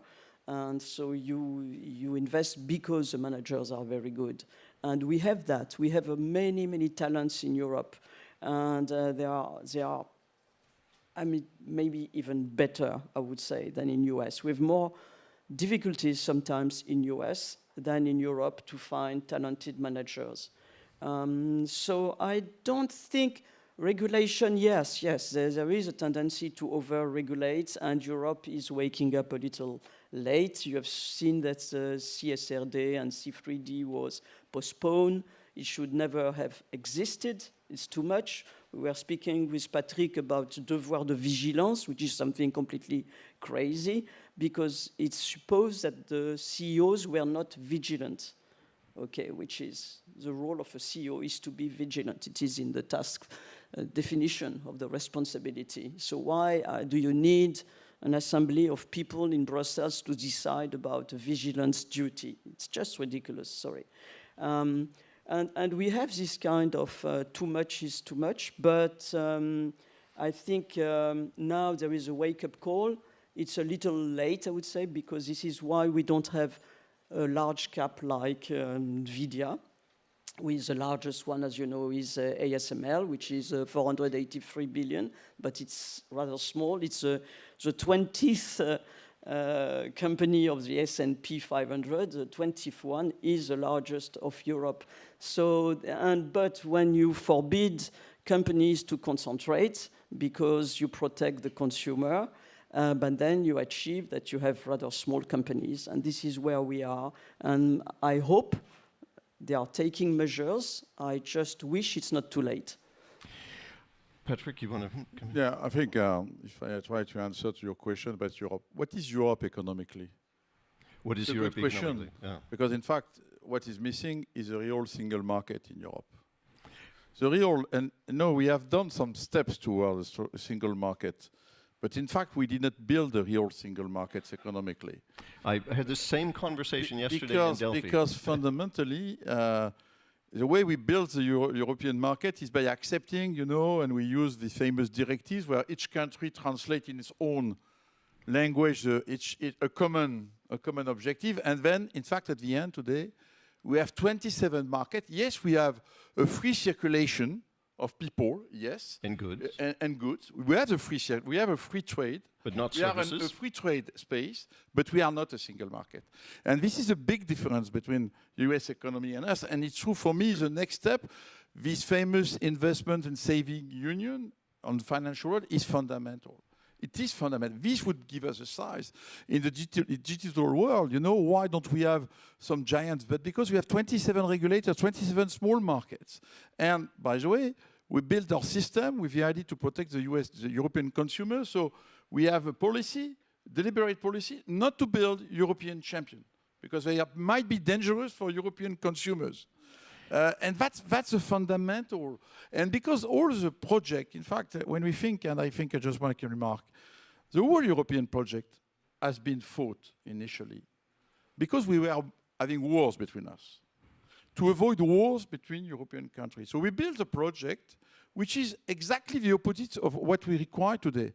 I would say an anti-power project. Europe has never been conceived as a power. On the contrary, it has been perceived in a way that we must find some consensus between us in order to keep peace between the European countries. And that's a project which was fitting very well until 2015 in this world. But suddenly, we are entering into a new world, a world of power, where strength is more important what happens in the United Nations. Look, in this war, did you listen one day to the General Secretary of the UN since the US and Israel have declared the war to Iran? I think it's completely out of the game. So all these institutions have disappeared. So we are in a world where you have the US, you have China, you have Russia, and then Europe, which has never been conceived as a power, must rethink completely. We have a problem of reset. But it's not the essence of our projects. And so I would say, and then the consequence in that world is that we must go quick to adapt. We don't have the institution to go quick. Building a consensus of 27 countries requires time. And when you want to undo the consensus, it's even worse, because you know to do.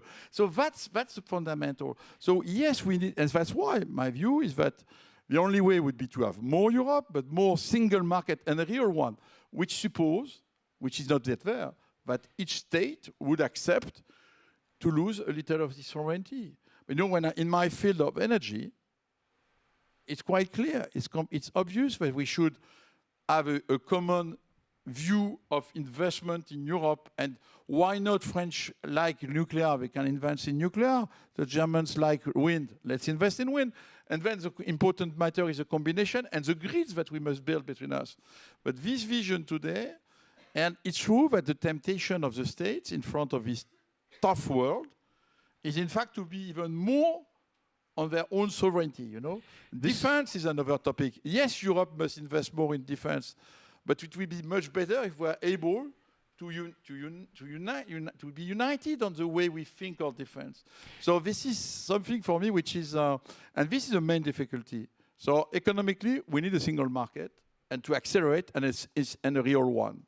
And for that, some would say you also need a political union, which simply doesn't exist. But we don't need to get into that. That's a completely different ball of wax. But one thing you did mention that I think is very relevant for this discussion, for everything that's going on here today, and at this conference in general, is this harder-edged power politics that we're looking at. The world of in terms of, I'm sure Thierry de Montbrial would appreciate the distinction between a realist version of international affairs versus international relations versus an idealistic version. We're going from a transition, indeed, it would seem, from that idealistic world that the European Union, the model, was built upon, and into a different world of hard-edged geopolitics. I think that's driving a lot of the discussions that we're having right now. And indeed, when at the conversation I had with the leadership of the employers group within the European Economic and Social Committee yesterday in Delphi, some of these very same topics came through. And what I'm wondering from the two of you, given that you would like to see within the European market greater unity with a bigger, a true single market, maybe something that would encourage investment more. What are you hearing from the people who are responsible for running the European Union within the Commission or at the Council? What are you hearing from them about that when you make your appeal for them to move in that direction? Let's start with you. Alors, en français. Please, forgive me. Par exemple, en finance, il parle de l'union des marchés des capitaux. Et c'est vrai que sur le plan pratique, before speaking of union des marchés des capitaux, on pourrait commencer par dire unification du droit des faillites et régime fiscal plus harmonieux. Alors, je vais dire en anglais. I'm getting that. Go ahead. No, en Europe, we use sometimes words, union des marchés des capitaux, union of capital markets, okay? And my preference as a practical person would be to say, okay, first, harmonization of bankruptcy law, and second, harmonization of tax, okay? Because in Union des marchés des capitaux, we can invest, I can do everything I want in Germany, I can do everything I want as an investment manager in Italy, everywhere, in Holland, everywhere, okay?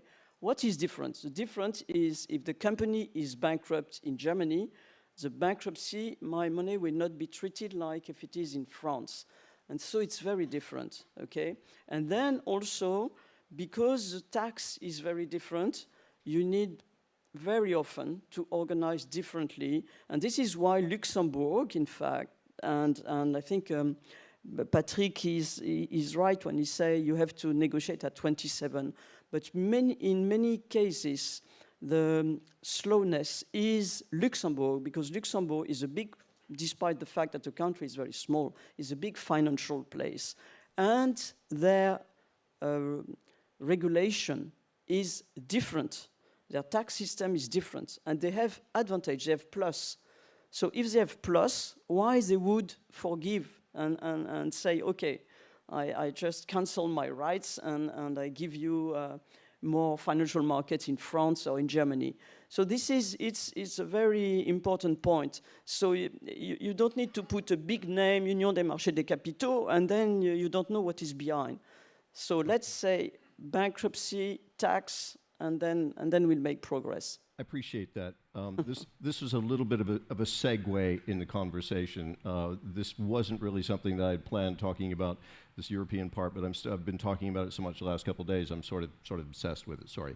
There was something I wanted to talk to you about, Dominique Senequier, because you mentioned this in past interviews, about AI, about artificial intelligence, and I know this is also relevant in energy terms for anybody working in the energy sector. We're seeing large capital flows into AI, infrastructure, data centers, chips, energy supplies. The numbers are staggering that is going that. In your framework of cycles, is AI, would you call it a long-term disciplined investment, or are we looking at a potential over-allocation of capital? I think it could be a bubble. I think it could be a bubble because they are speaking about $2 to $3 trillion of investment, and they are expecting 20 to 30 trillion of revenues. No one can be sure of the 20 to 30 trillion revenues.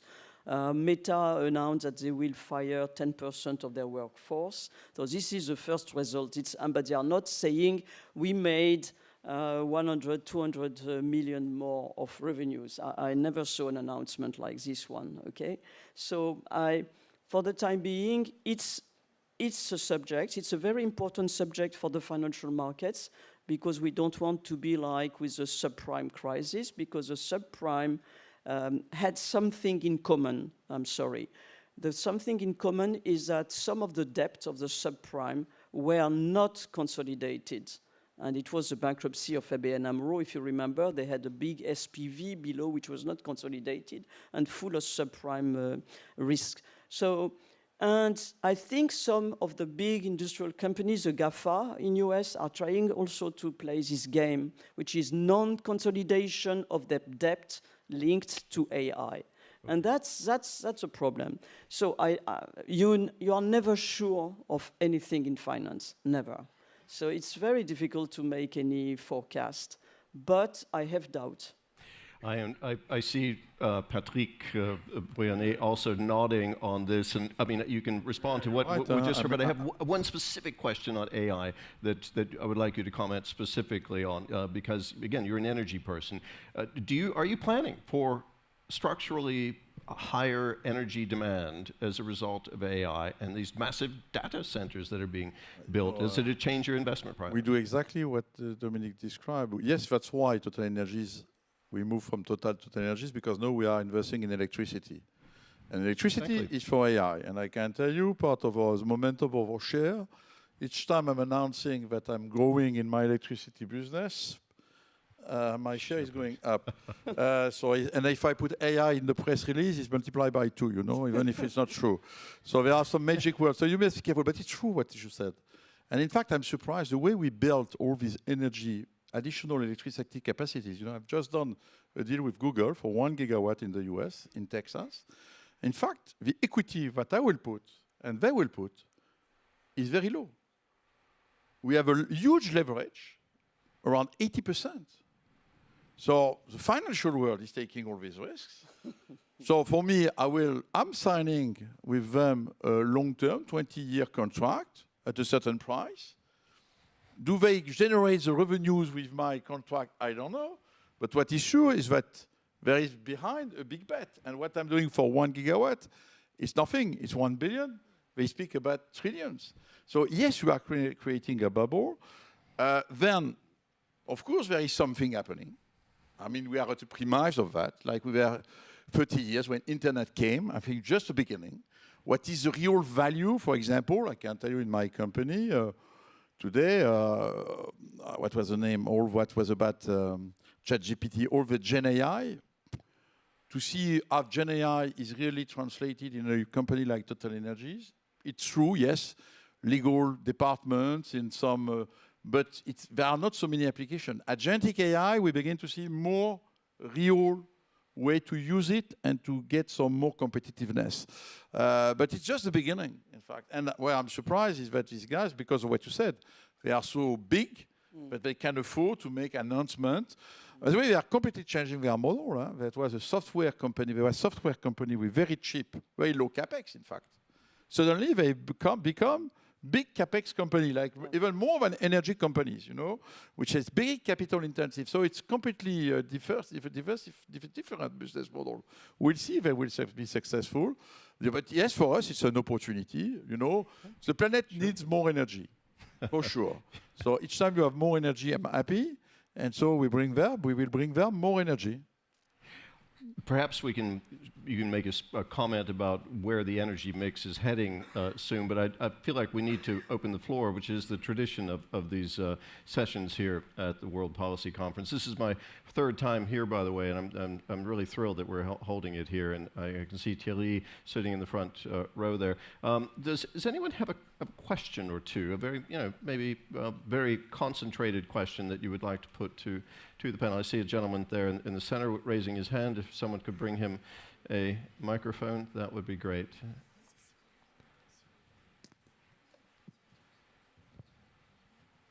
This is a marvelous venue, by the way, for what I've seen of it so far. That's very nice. Hello.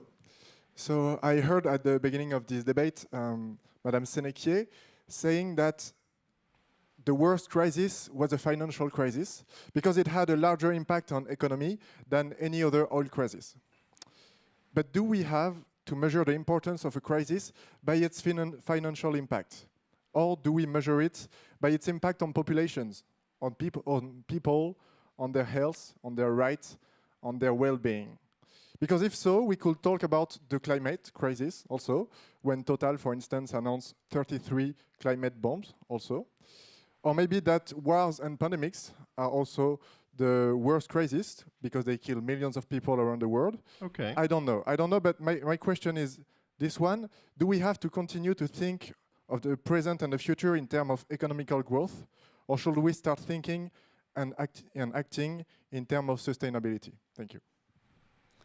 I think we act in terms of sustainable because for the last 10 years, when we make an investment, we do first due diligence on the business and ESG, and we have KPI, and so all sustainable criteria are taken into account. I think when you do this kind of conference, you take high-level numbers, and so my view was to explain that the decrease of the stock exchange was 2/3 in 2009. The recession was big also, but it's true that I will tell you something. Today, the south of Lebanon and 1 million people who have been chased and who are without homeless, certainly the worst aspect. I'm sorry to speak in front of Patrick, who is in charge of an oil company, so he has many more concerns than me. But for me today, this Lebanon crisis is the worst of the worst that we have seen since 7 weeks. But to come back on what you said, sustainability is important for sure. But when you look to the energy world, we have a trilemma to address, which is the security of supply. And suddenly today, it's a concern. You will see the reaction of people when we will announce then that we have a lack of diesel in our country by summertime. It's a question of affordability, and it's a question of sustainability. And yes, the sustainability is a part and a trilemma, but it's not over the rest. Because for the daily life of our people and of today, the main debate in our developed countries, which are not poor, is the affordability of the gasoline and of the energy. And this is what this is the complexity of the sustainability debate. We cannot think only on one way. We must be able, and that's the challenge for the energy transition, of do we combine going to a more sustainable world, but keeping the affordability and the security of supply. And yes, you are right, we could aspire to, and we are all aspiring of a more sustainable world, but at the end, the reality today, what is happening today, in 26, is people are afraid to have a lack of oil and gas. And ask to Indian people today, we don't have access to LPG to make their food. ask to Thailand people who are today rationed, or to farmers in Philippines who have not enough diesel for their tractors, not enough fertilizer, which is the reality today. And so that's the difficulty of all this transition. So the transition must take place, but for sure it will take time, and it has to be combined with, again, ensuring the reliability of the system and the affordability. And so that's, I would say, my comment. You cannot just have one axis, because our world, our daily life, is more complex than that. I have a question I want to put to you myself that I've been waiting to put to the two of you, because you carry great responsibility within your industries and within, obviously, your companies, sitting at the top of these gigantic companies. I'm wondering, what keeps you awake at night in this time of poly-crisis? Space. Space. You know why? Because Mr. Musk is sending too much satellites. He's planning to send 1 million satellites for data centers with the light of the sun, so there will be less electricity. But then we won't see the sky. It will change our view of everything. And there is another man, I don't remember his name, who is planning to send other satellites to redirect the sun and to have light 100% of the time on some part of the world. So this is very dangerous. And some scientific magazines are explaining that, and I'm surprised that it's not reported more by the newspaper. Fascinating. Patrick Pouyanné. For me today, is to ensure to bring enough energy to our customers. You know, I can tell you it's a real issue. It's a real issue today. Steward, but yes. no, it's true. It's a real issue. And then I will tell you, to see the price of energy going too high is a problem. My company will benefit from that, obviously. Yep. But in fact, it's not a good news for us, because we'll destroy demand, because we will face angry customers, angry governments, angry people. I experienced that in 22, and I would prefer to avoid again. So, in fact, today, yes, and unfortunately, I just spent some days in the Middle East to visit the head of states of the United Arab Emirates, the Qatar, and the Saudi Arabia, to understand where they were. And it is tense there. It is tense there. We are here in Europe discussing about it. But like you said, and for Lebanon, obviously, it's a catastrophe, absolute catastrophe, what is happening. Transforming South Lebanon in Gaza is not acceptable. This is what happens in front of us, in fact. And so, yes, our planet, honestly, is it's not easy to sleep very well when you see the status of the planet today and the crisis that we are, human beings, but leaders, we lost some wisdom. And we have lost our ideal, which was there after the Second World War, which was to create a peaceful world, as if the big cycle of history is coming back. And after years of peace, we need now to enter into a world of wars, which is quite unfortunate. We're running out of time. Very briefly, just a quick comment, if you can. When we look, project yourself 10 years into the future and look back at this time, what do you think we'll say was the defining shift of this period? And try to keep it just to 1 or 2 sentences, if you can. First, Dominique Sénéquier. Useless of bombing. I don't know. What? It's useless to bomb and bomb and bomb.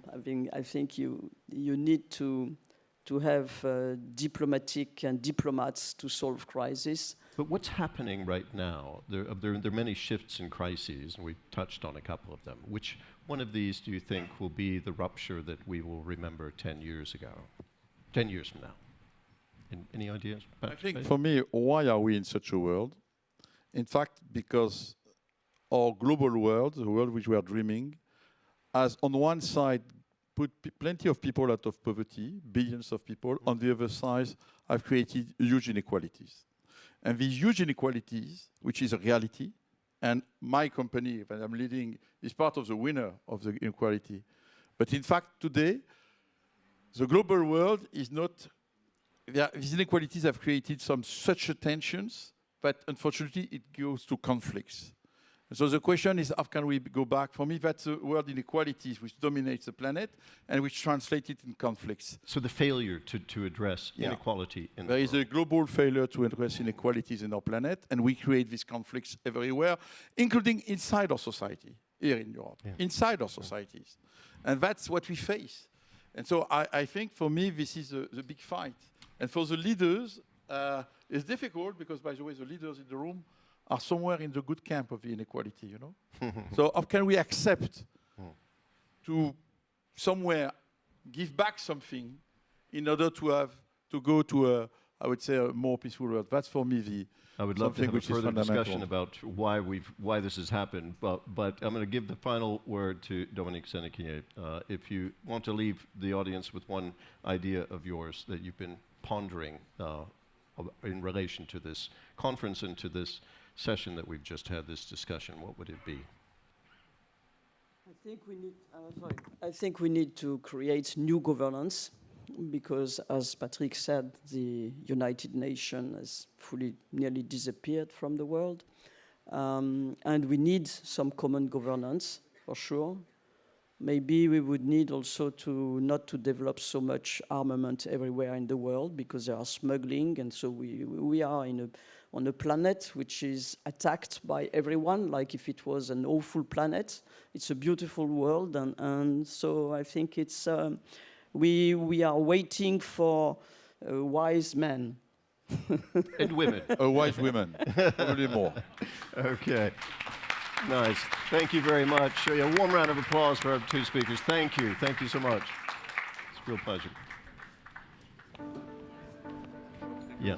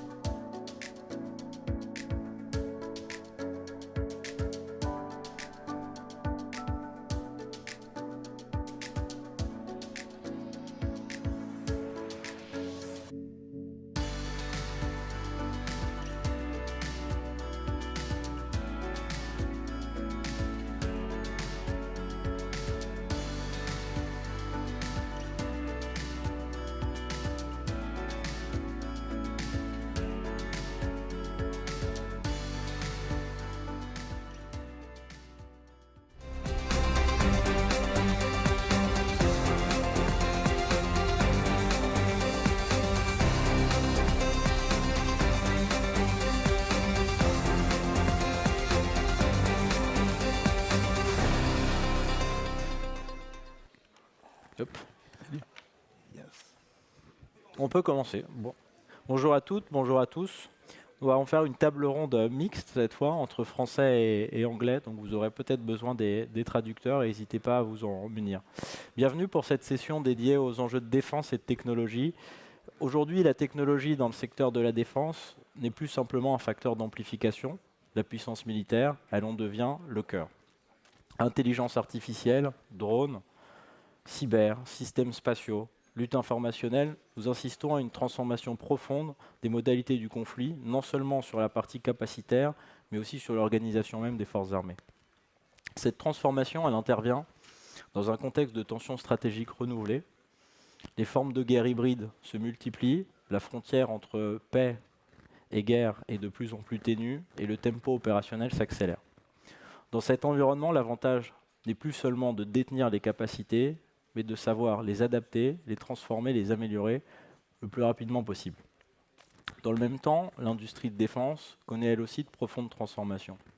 À des cycles très longs de développement, nous avons connu, se succèdent des cycles d'innovation de plus en plus rapides, marqués par l'arrivée de nouveaux acteurs. Et aujourd'hui, les grands donneurs d'ordre de la filière, les PME spécialisées, les entreprises du numérique, les acteurs de start-up de la DevTech doivent travailler ensemble, parfois avec des horizons de temporalité différents et des appréciations du risque différentes. Cette évolution, elle crée à la fois des opportunités, à la fois des tensions. Les forces armées ont besoin de davantage de rapidité, davantage d'excellence opérationnelle. Les industriels ont besoin d'être plus agiles. Et nous allons évoquer ces différents points dans cette table ronde. Elle va s'organiser autour de 3 axes de réflexion. Un premier sur les évolutions technologiques en cours sur le champ de bataille, clarifier lesquelles nous voyons d'ores et déjà maintenant. Un second temps sur le commandement, le contrôle, les responsabilités et la manière dont elles ont évolué à mesure que l'intelligence artificielle et les données sont entrées sur le champ de bataille.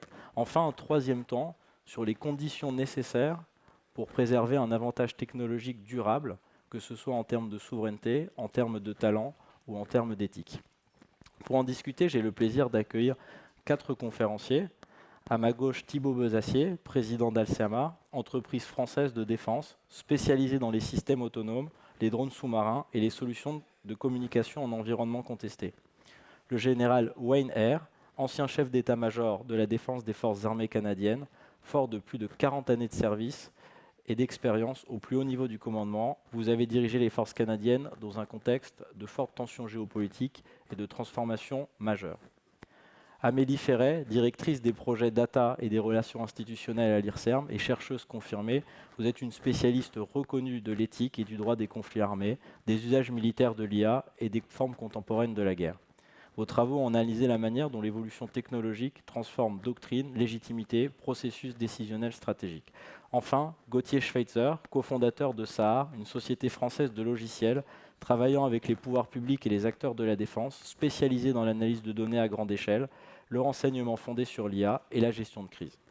Votre travail vise à transformer des environnements complexes en informations actionnables tout en garantissant la maîtrise humaine et la souveraineté. Merci à tous les 4 et commençons donc par ce qui est déjà tangible sur le champ de bataille. I quickly switch to English to ask you the first question, General Eyre. From your experience leading the Canadian Armed Force during a period of rapid technological change, what have you been witnessing on today's battlefield? How is the technology moving forward? How is it becoming an advantage? Alors, bonjour tout le monde. Ça me fait grand plaisir d'être ici parmi vous pour partager quelques idées. Merci pour l'invitation. Je vais continuer en anglais. And I don't think there's any doubt out there that we are witnessing massive changes in how wars are fought around the world. But if there's a theme that goes through my talk, it's going to be there is no technological determinism. If history is any guide, there's no one single piece of technology that is going to win wars. So let me unpack that. The nature of war continues to be a contest of human will. We're seeing that in Ukraine, we're seeing that in Iran. Humans matter. Human agency, human leadership matters. War is still the realm of fog, friction, chance, surprise. It's bloody. But the character, how wars are fought, is always evolving. You know, nothing focuses the mind like war, and it spawns an adaptation cycle where you've got two complex adaptive systems, enemies, that are constantly in play, adapting to each other. And any technological advantage that you may have will be fleeting because the enemy will adapt. And so it's not just technology, although that may be the centerpiece. It's the ecosystem around it, the political context, the social dynamics, the military culture. And throughout history, it's been the integration of capabilities that has mattered. You know, going from combined arms, you know, think about Napoleon's army with infantry, artillery, cavalry, elevating or evolving to joint operations where you've got land, air, and sea operating together, to what we have now with multi-domain operations, adding in cyber and space, along with other elements of national power. So it's all about integration. The technology needs other aspects as well.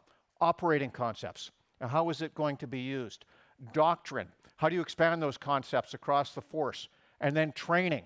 How do you enable people to use the technology? Especially in a mobilization context where you have to do it at scale. It's all with an aim to solve operational problems. And we're seeing a few of those today on the contemporary battlefield. You know, some are analogous to the First World War, where you have a confluence, where we had a confluence of technologies.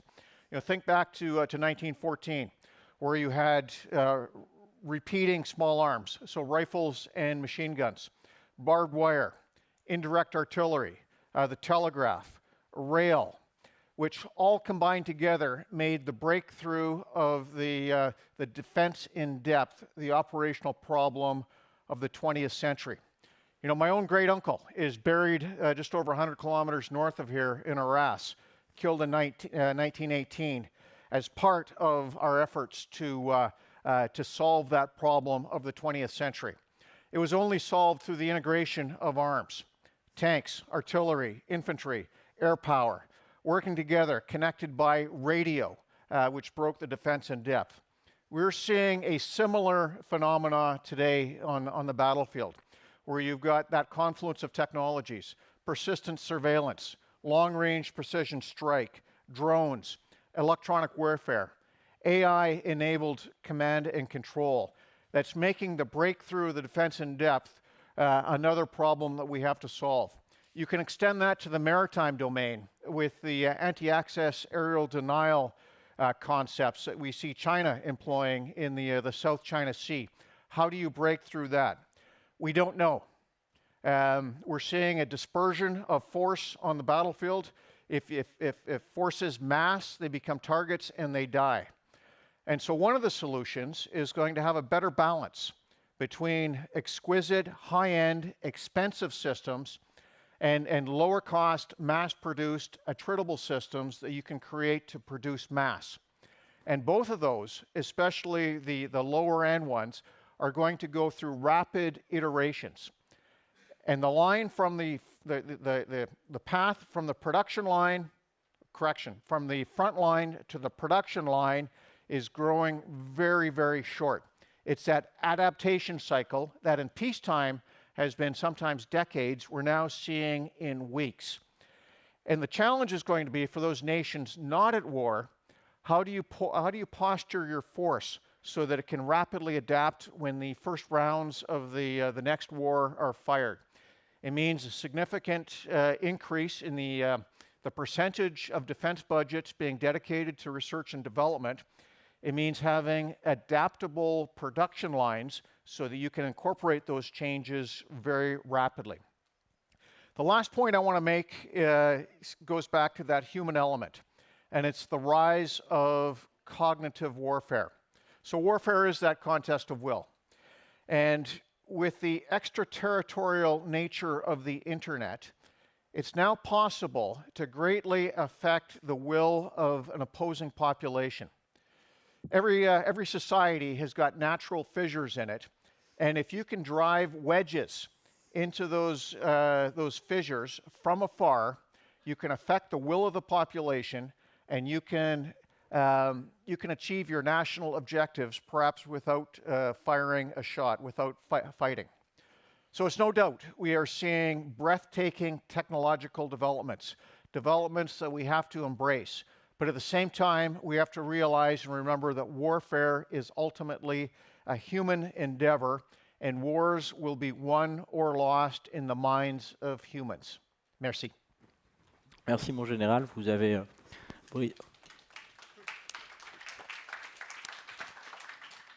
Merci, mon général. Vous avez rappelé l'importance de l'humain dans les guerres. J'aimerais passer la parole à Amélie pour faire le parallèle. On a beaucoup évoqué dans le propos du général la notion d'histoire, l'évolution. Amélie, vous avez étudié les conflits modernes en Ukraine, à Gaza. Est-ce que les tendances qui ont pu être montrées par le général, vous les retrouvez dans ces conflits? Est-ce qu'il y a une évolution, je dirais même philosophique, de la notion de la guerre à cause ou grâce à la technologie? Oui, alors merci beaucoup pour cette question. Effectivement, je ne me suis pas concertée en amont avec le général, mais j'ai à peu près la même lecture. Donc, ce qui ne veut rien dire sur la pertinence de cette lecture, on vous laissera juger. Mais ce que je dirais sur en fait l'histoire de la technologie dans la guerre, c'est que justement, en fait, la guerre, il n'y a pas de nature de la guerre. On parle souvent de est-ce que ça change la nature de la guerre? Non, en fait, la guerre est par essence un phénomène social, un phénomène justement humain, et donc il est de fait appelé à évoluer. Par contre, ce qu'on peut voir en termes de tendance, c'est effectivement, du fait du progrès technologique, une évolution en termes de puissance de feu. Et je suis très contente que le général ait parlé de la Première Guerre mondiale, parce qu'effectivement, la Première Guerre mondiale, quand on se plonge un peu dans les discours historiographiques sur cette période-là, c'est considéré comme la première guerre industrielle, une guerre qui change de nature, justement, une guerre d'anéantissement, justement, du fait de cette puissance industrielle mise au service de la puissance de feu, en fait. Et depuis, le progrès technologique n'a pas cessé d'impacter la manière de faire de la guerre et aussi d'être pensé par les échelons militaires. Vous avez parlé effectivement des multi-domain operations, qui sont aujourd'hui le terme qui est utilisé à l'OTAN pour essayer de mieux saisir, appréhender cette manière dont la technologie influence la guerre. Mais on pourrait parler aussi de la Revolution in Military Affairs, qui a occupé fut un temps les échelons stratégiques et qui pensait déjà que l'information en fait allait révolutionner justement la manière de faire de la guerre. Donc, globalement, dans toute la question, c'est est-ce que cette technologie porte un progrès moral ou pas? Et dans ce débat-là, on a toujours deux positions qui s'affrontent et qu'on retrouve, qui est une première position disant, en fait, la technologie dans la guerre, c'est neutre. Donc, c'est simplement une manière plus efficace d'arriver à la même finalité.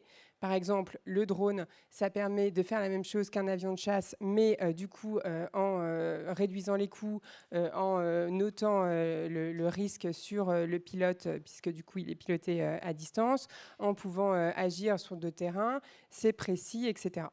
Et de l'autre côté, vous avez les gens qui disent, en fait, il y a une performativité de la technologie, c'est-à-dire que la technologie change la finalité de la guerre. Je reprends mon exemple du drone. Ça va être des gens qui vont plutôt dire, en fait, justement, parce que ça rend la guerre plus efficace, eh ben, du coup, ça va rendre l'usage de la guerre moins coûteux, et donc les puissances vont être plus enclines à aller vers la guerre. Et aujourd'hui, on retrouve en fait ce même débat sur l'utilisation de l'IA. En fait, est-ce que l'IA, ça va être plutôt une manière de mieux justement intégrer l'information, parce que c'est quand même ça le gros changement, et de ne pas laisser la data mourir, et donc de pouvoir justement nourrir des informations, enfin des opérations, et donc avoir une cadence beaucoup plus importante.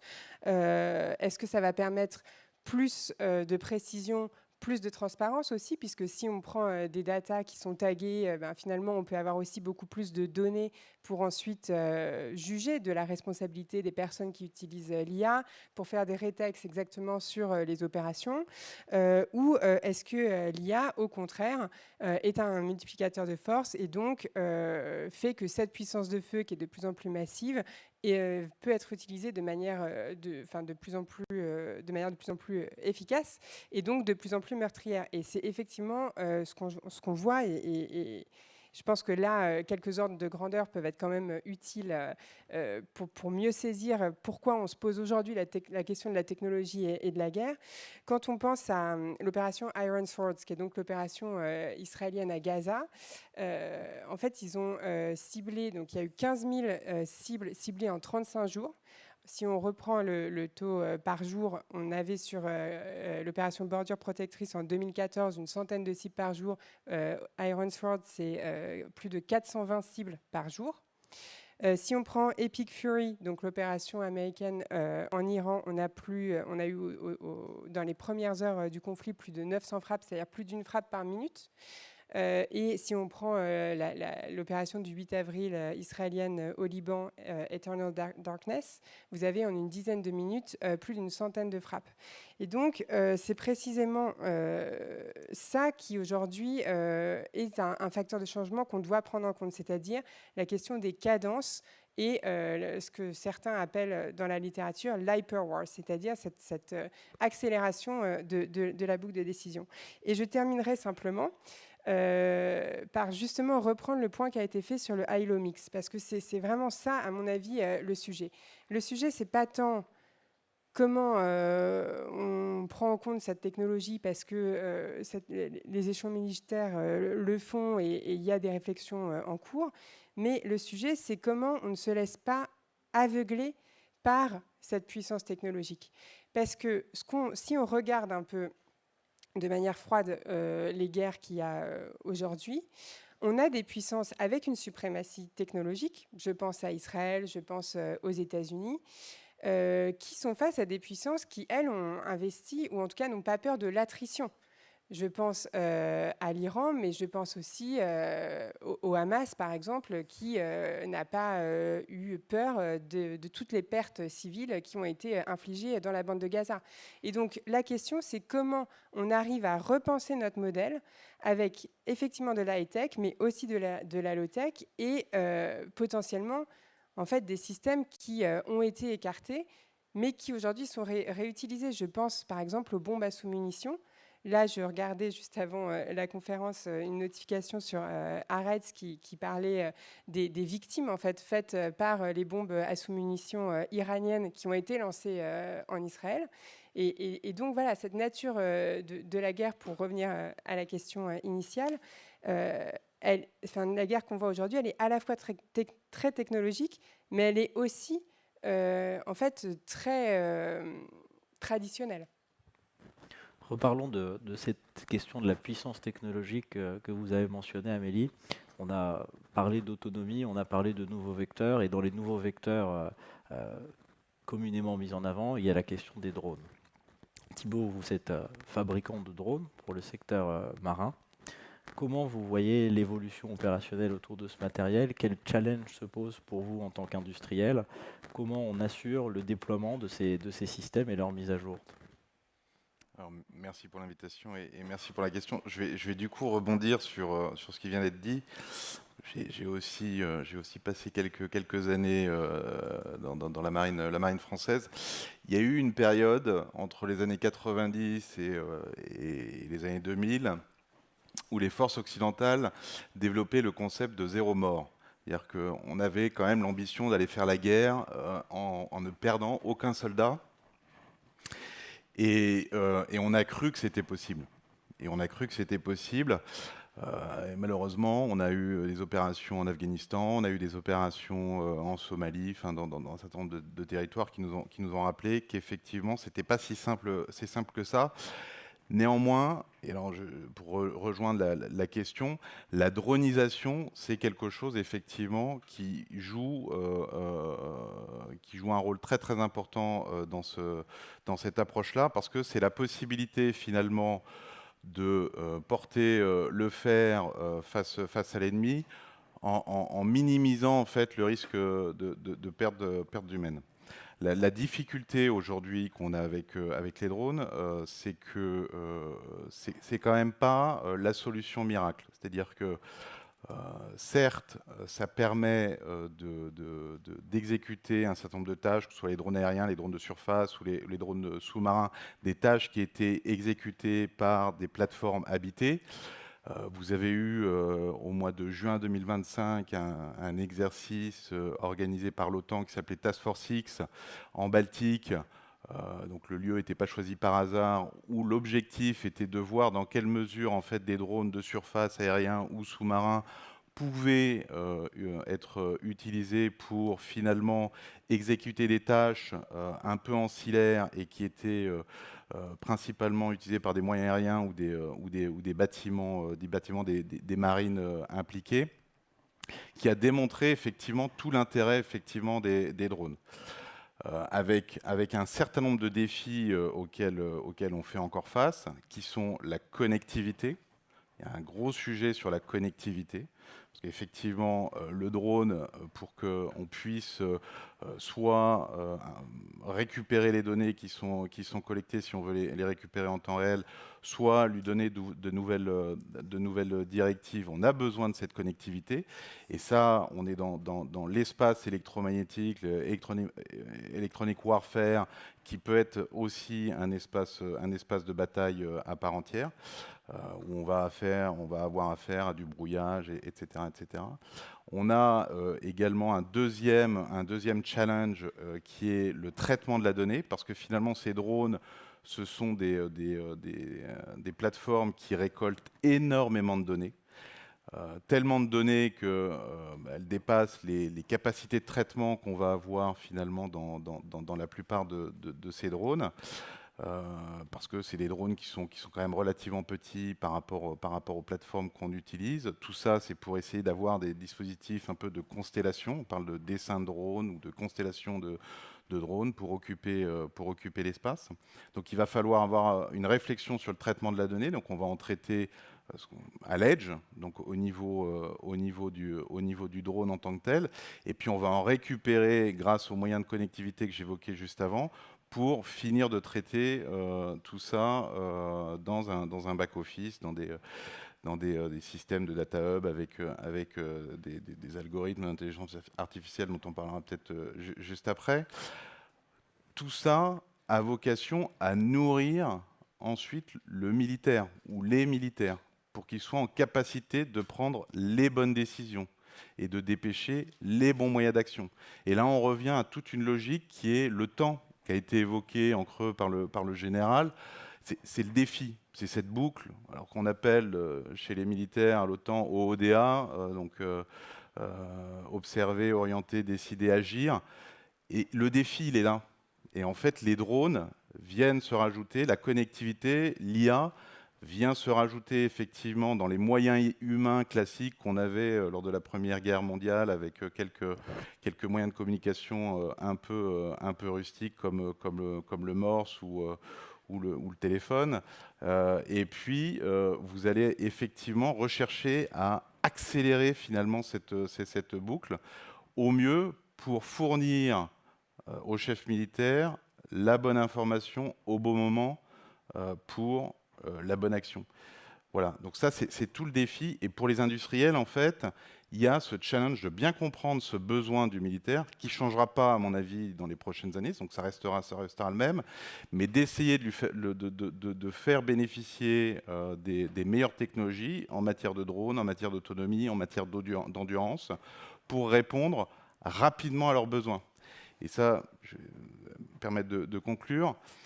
L'enjeu aujourd'hui, il n'est pas de répondre au mieux aux besoins du militaire demain, mais de répondre bien maintenant. Et ça change un petit peu la trajectoire en fait programmatique qu'on avait par exemple en France avec la DGA, où on s'inscrivait sur des temps longs de programme. Il faut qu'on soit capable d'aller beaucoup plus vite. Il faut qu'on arrive à finalement faire converger la logique des plateformes, ce qu'on appelle le hardware first, avec la logique numérique qu'on va résumer par le software first. Il faut qu'on arrive à trouver un bon point d'équilibre pour répondre aux besoins des soldats qui, eux, vont avoir la responsabilité effectivement de porter le feu. Voilà. Merci Thibault. On a évoqué l'espace physique des conflits. Général, vous avez mentionné l'espace informationnel, et Gauthier, c'est justement votre spécialité, c'est chez Sahar. Est-ce que vous pouvez nous indiquer comment fonctionnent vos outils et comment ils permettent d'aider à maîtriser cette base de données, parfois hostile, parfois fausse, parfois juste, et éclairer les décisions justement de nos décideurs militaires? Oui, merci pour cette question. Hein. Effectivement, ce qui a été dit sur l'espace physique, on le retrouve à fortiori sur l'espace informationnel, hein, en termes de vitesse, de nécessité d'adaptation, de volume considéré. Sauf que là, on ne va pas chercher, dans notre contexte, à abattre un objet, mais plutôt à abattre un récit, ce qui peut être paradoxalement encore plus compliqué parfois.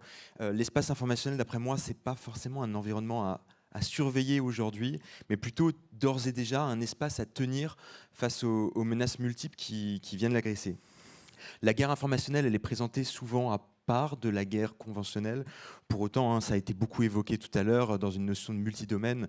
Elle ne doit pas, d'après moi, être dissociée des autres, puisque c'est pas parce qu'on est sur un domaine immatériel, comme dans le volet cyber, qu'il ne peut pas y avoir des conséquences physiques qui peuvent être des conséquences physiques lourdes.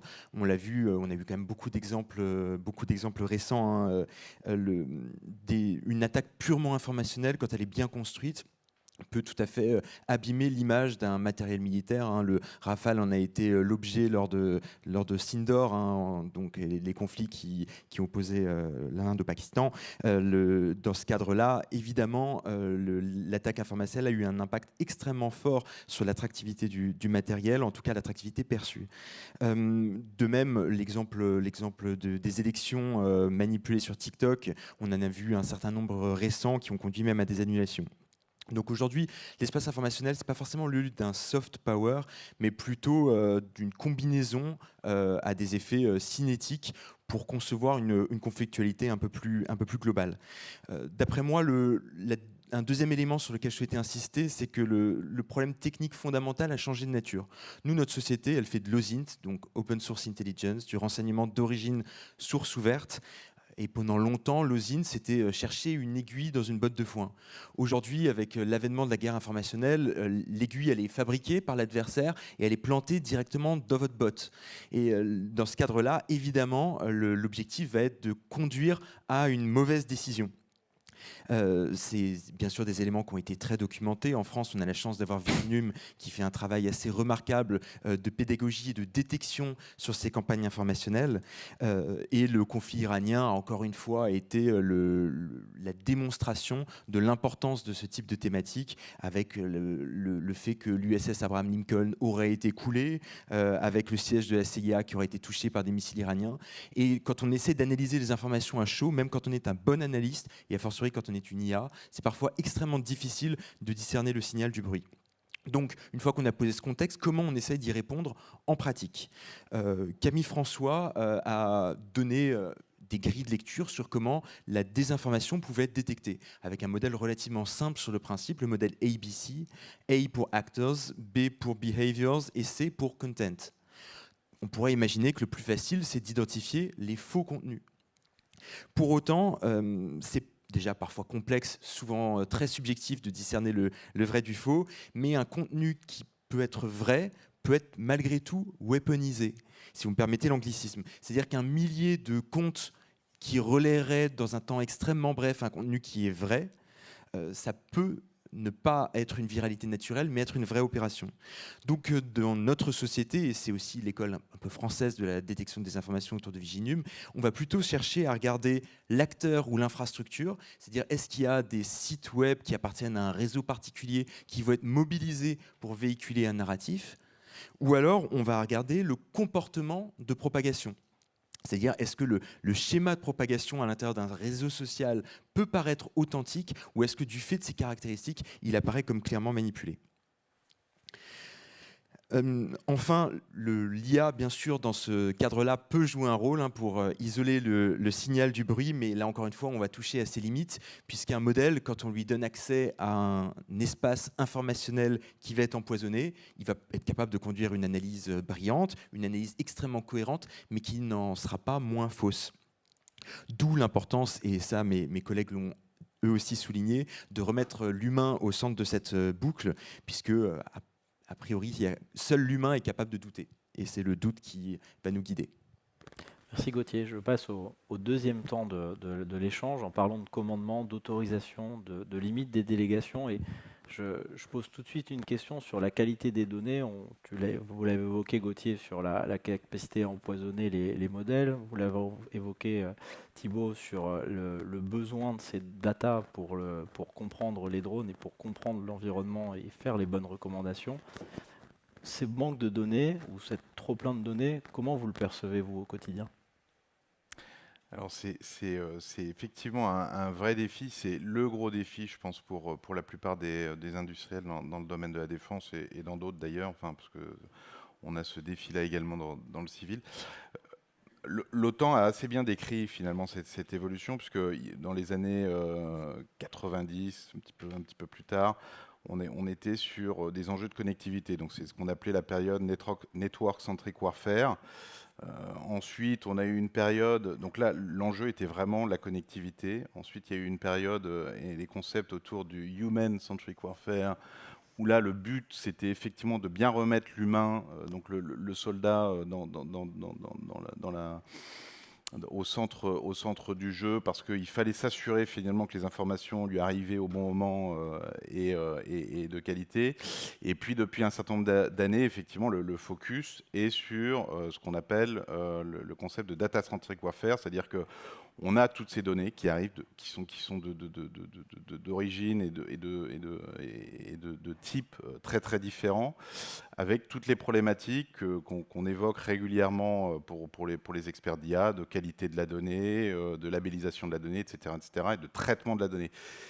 Et le sujet, encore une fois, c'est de trouver le bon équilibre entre mes capacités de traitement qui sont de toute façon limitées par nature, en particulier par les puissances de calcul que je vais avoir au plus près du capteur, ou les réserves d'énergie, donc parce que je cherche généralement, et c'est le cas dans les drones, d'avoir des objets qui sont frugaux, donc qui consomment très peu d'énergie, donc du coup avec des phases de calcul qui sont limitées.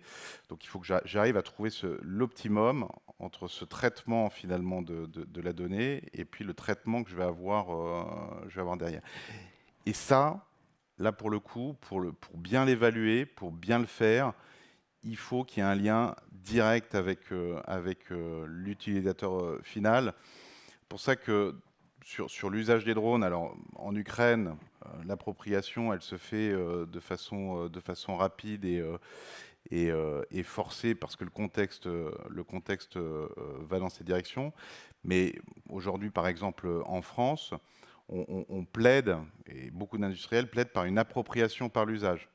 Donc plutôt que d'arriver finalement à un objet complètement fini, abouti, qui va être acheté, acceptons finalement de développer des POC ou des MVP, donc des preuves de concept ou des produits minimum viables, pour la traduction en français, que vont utiliser en fait les forces et qui va permettre effectivement de jauger en fonction des moyens dont ils disposent quel est le bon équilibre entre le traitement à l'edge et le traitement en back-office, obligeant de toute façon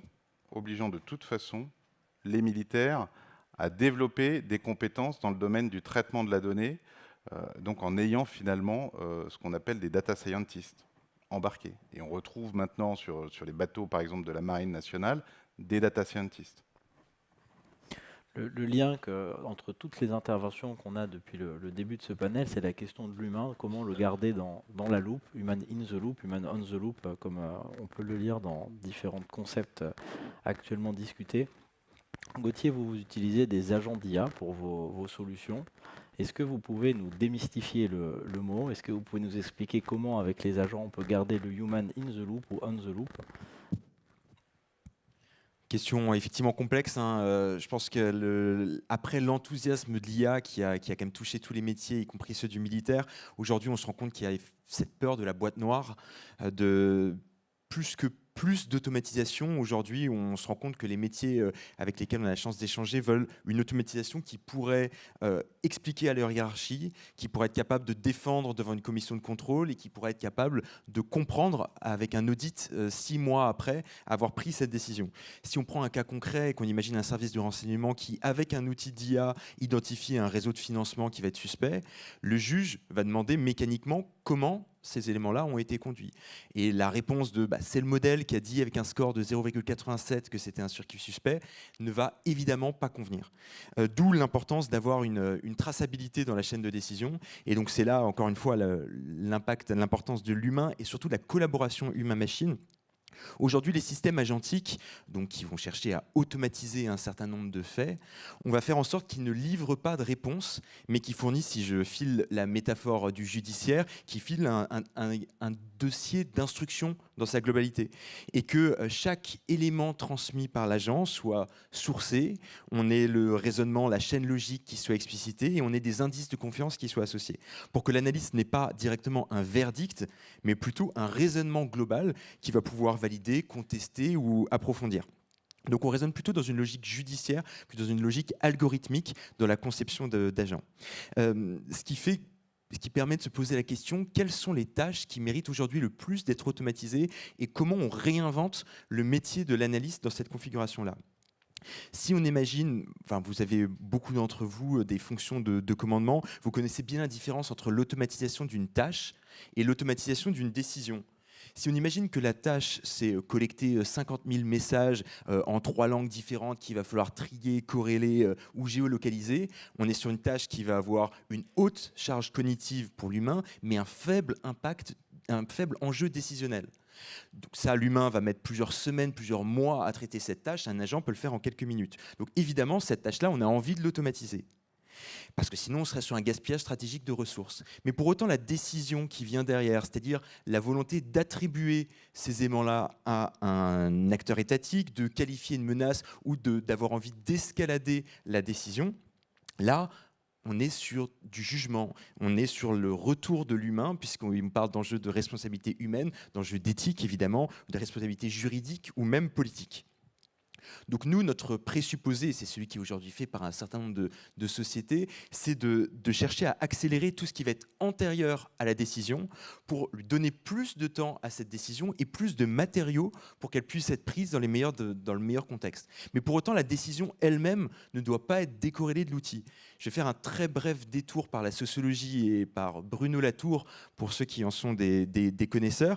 Bruno Latour, si on reprend ces concepts, on pourrait dire qu'une note d'analyse, une note de renseignement, ça va être une coproduction entre un humain et des outils.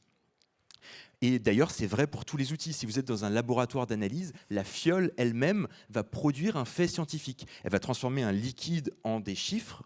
Et dans ce cadre-là, elle va participer à la création d'une analyse. Le système agentique, comme on l'évoque, c'est simplement l'exacerbation de cette réflexion et la visibilisation du rôle de l'outil dans la prise de décision. Notre choix pour matérialiser ça et le rendre clair dans la tête de nos utilisateurs, ça a été de personnifier nos agents. Ça peut paraître un peu étrange, mais on leur a donné un nom, on leur a donné un rôle, par exemple l'agent commandant de police qui va organiser les opérations, l'agent nerd qui va être un spécialiste de la collecte de données sur les réseaux sociaux. Et de cette manière, le travail de chacun va être visibilisé, le processus de décision va être affiché et le niveau de confiance va pouvoir être challengé. Le dernier point, et je conclurai là-dessus, il est autant politique que technique, c'est-à-dire que cette nécessité de traçabilité, on pourrait croire que c'est un frein au déploiement. Pour autant, je pense que c'est au contraire un accélérateur de celui-ci, puisqu'on voit autour de nous beaucoup de projets d'IA qui restent un petit peu coincés et qui ne sont pas mis en production, pour la simple et bonne raison que c'est un manque de confiance institutionnelle plutôt qu'un manque de qualité technique qui va bloquer leur mise en production. Les RSSI, les juridistes et les inspections générales, si elles ne sont pas mises dès le début dans la boucle avec une volonté d'observabilité forte, vont évidemment bloquer ce type de système. Et aujourd'hui, je pense que la construction d'une confiance va être plus un avantage compétitif pour une société comme la nôtre ou pour un État comme la France qu'un coût de conformité. Thank you. General, we heard that the final decision goes to the military command, the military power. You have been the military power. how can you use all these tools? How will you use them? What are the barriers you will use to do this automatization, use these agents? So there's no doubt that responsibility of commanders is not reducing, it's actually increasing. And so in our training system for commanders, we need to double down on judgment, on accountability. More autonomous systems are coming, and that's a good thing. They provide tremendous benefits, but the commander remains accountable for their actions. You know, autonomy adds speed, precision, awareness, consistency, risk reduction. It helps calculate probabilities and patterns. But autonomy is also challenged with novel situations, with conflicting rules. Commanders sometimes need to break rules, but you don't want machines breaking rules. That's a slippery slope. Machines have a hard time handling moral ambiguity. They can't be held morally or legally responsible. So all of this, I believe, is going to increase the burden of command. Commanders need to understand the systems that are helping them. They need to understand autonomy. They need to understand AI. They need to understand how it enables their operations. They need to be able to set parameters for it, especially if it's making autonomous decisions.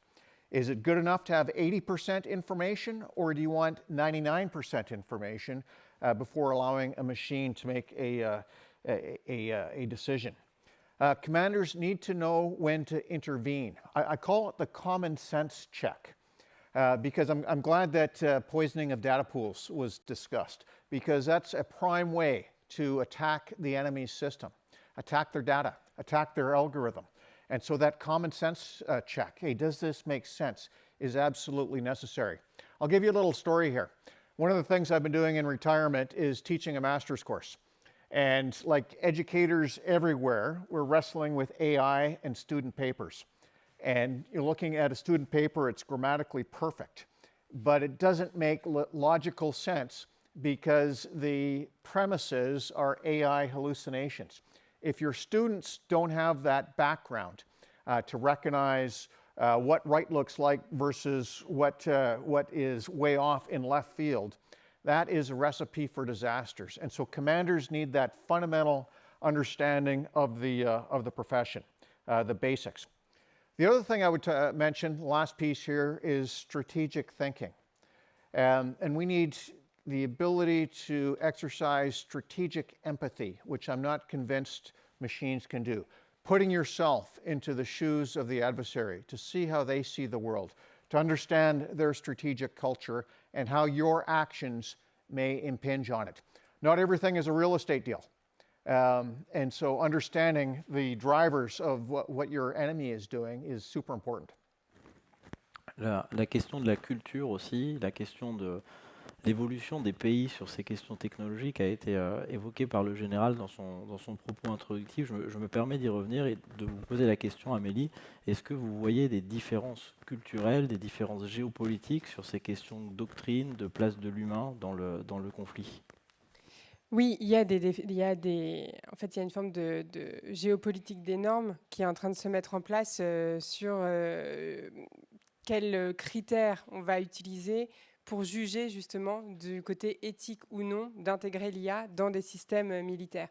La France, par exemple, a mis en place en fait un comité éthique pour réfléchir pas seulement à la question des systèmes létaux autonomes, mais aussi des soldats augmentés, enfin de tout un tas d'innovation technologique, et il y a une différence qui est faite entre les SALA, donc les systèmes létaux autonomes, et les SALIA, les systèmes létaux qui intègrent l'IA, mais qui du coup ont quand même un contrôle humain.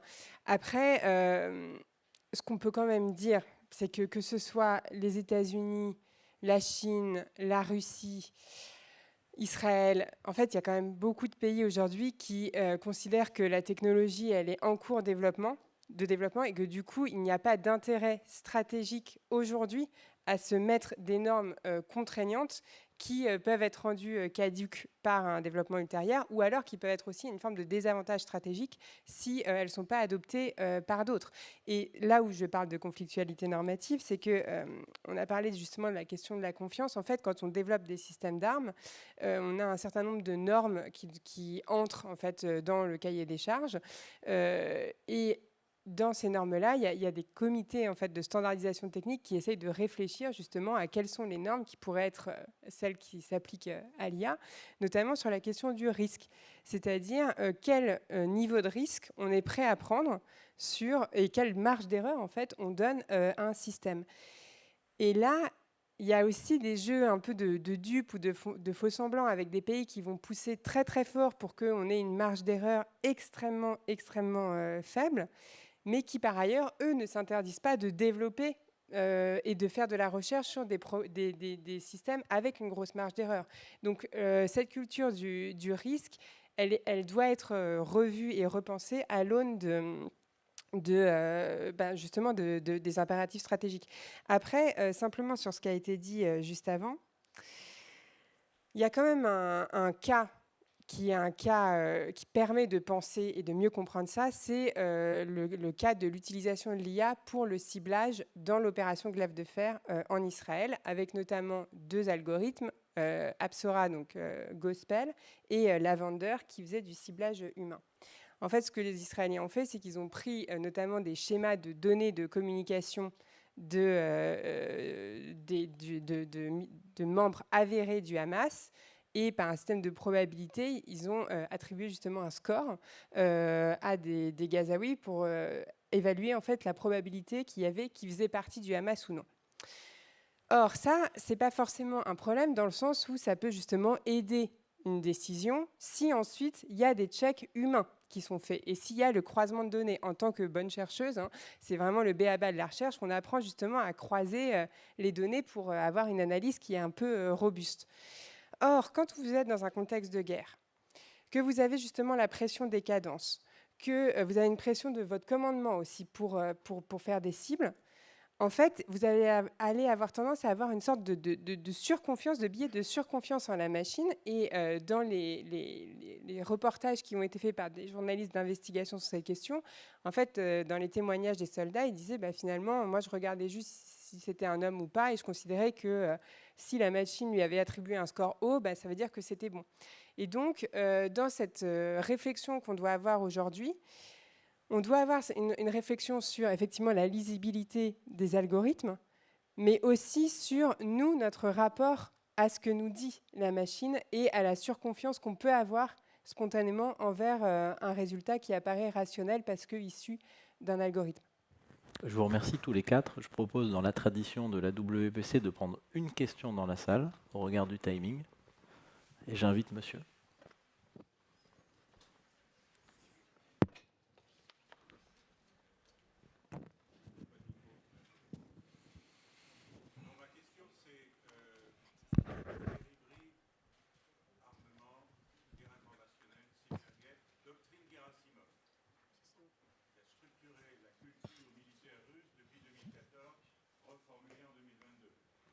En Ukraine ne sont pas tout à fait évidents. Quel est votre bilan de l'application, puisque ce sont les Russes qui ont le mieux, à mon avis, intégré toutes les dimensions classiques, cyber et informationnelles?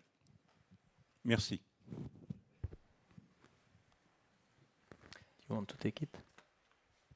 Moi, en tout cas, je peux dire juste que quelques éléments. C'était moi. Ouais. Okay. En fait, donc il y a la doctrine Gerasimov, ce n'est pas une doctrine, c'est un article en fait qui a été fait, mais qui a été considéré comme une doctrine, mais qui renvoie à toutes les réflexions sur le contournement de la force armée. Et c'est vrai que le développement en fait de ce qu'on appelle les outils non cinétiques, c'est-à-dire les outils non matériels, donc le lawfare, le cyber, les armes informationnelles, mais aussi les armes économiques. Ça a été longtemps vu comme une forme de substitut, parce qu'on se disait, finalement, au vu du développement de la puissance de feu, de l'interdépendance du système global, le coût de la guerre, il est tellement important qu'il est prohibitif, et donc il vaut mieux passer par des outils immatériels pour imposer une coercition. Et en fait, ce qu'on a vu avec la guerre en Ukraine, c'est que c'est pas à la place d'eux, c'est avec. Et ce que dit Zelensky quand il va à l'Assemblée générale des Nations unies il y a un an, il dit en fait on a des conventions pour réguler justement des armements conventionnels, pas de phosphore, enfin oui, le phosphore blanc c'est pas forcément un exemple, mais par exemple pas de sous-munitions, pas de mines antipersonnelles, pas d'armes chimiques, voilà, mais on n'a pas de convention pour l'arsenalisation des dépendances. Est-ce que demain, un influenceur qui partage un contenu qui en fait fait partie d'une stratégie militaire d'un État ennemi, est-ce qu'il peut être jugé pour crime de guerre ou pas? Et c'est ça aussi une des questions que pose justement cette éruption des outils immatériels dans la guerre. Je voudrais ajouter quelques points. Je pense que vous avez mentionné la culture. I think Ukraine shows the importance of military cultures as well. And what we need, and what we should take away from the West, in the West, is we need our soldiers thinking more like entrepreneurs, willing to take that risk as they work with industry to rapidly iterate at the lowest levels, iterate technologies, iterate capabilities as part of that adaptation cycle. But that means they must be well-trained. They must have the character so that they can be trusted to do the right thing. They must have the timeless military virtues of selfless service, of loyalty, because they are applying force on behalf of the nation. And they have to be trusted. They have to be empowered to be able to do that. But really, it's that entrepreneurial spirit, which in some militaries, including my own, is somewhat alien, that we have to have that culture change within the organizations to be able to embrace the speed of technological change that the world is facing. Alors, il me reste à vous remercier tous les quatre pour les interventions. Nous ne pouvons pas prendre plus de questions, mais vous êtes tous les quatre disponibles à la sortie de la conférence si vous voulez échanger avec eux. Je vous invite tous à rejoindre la tente pour le dîner avec le président Paul Kagame qui commencera à 19h30. Merci à tous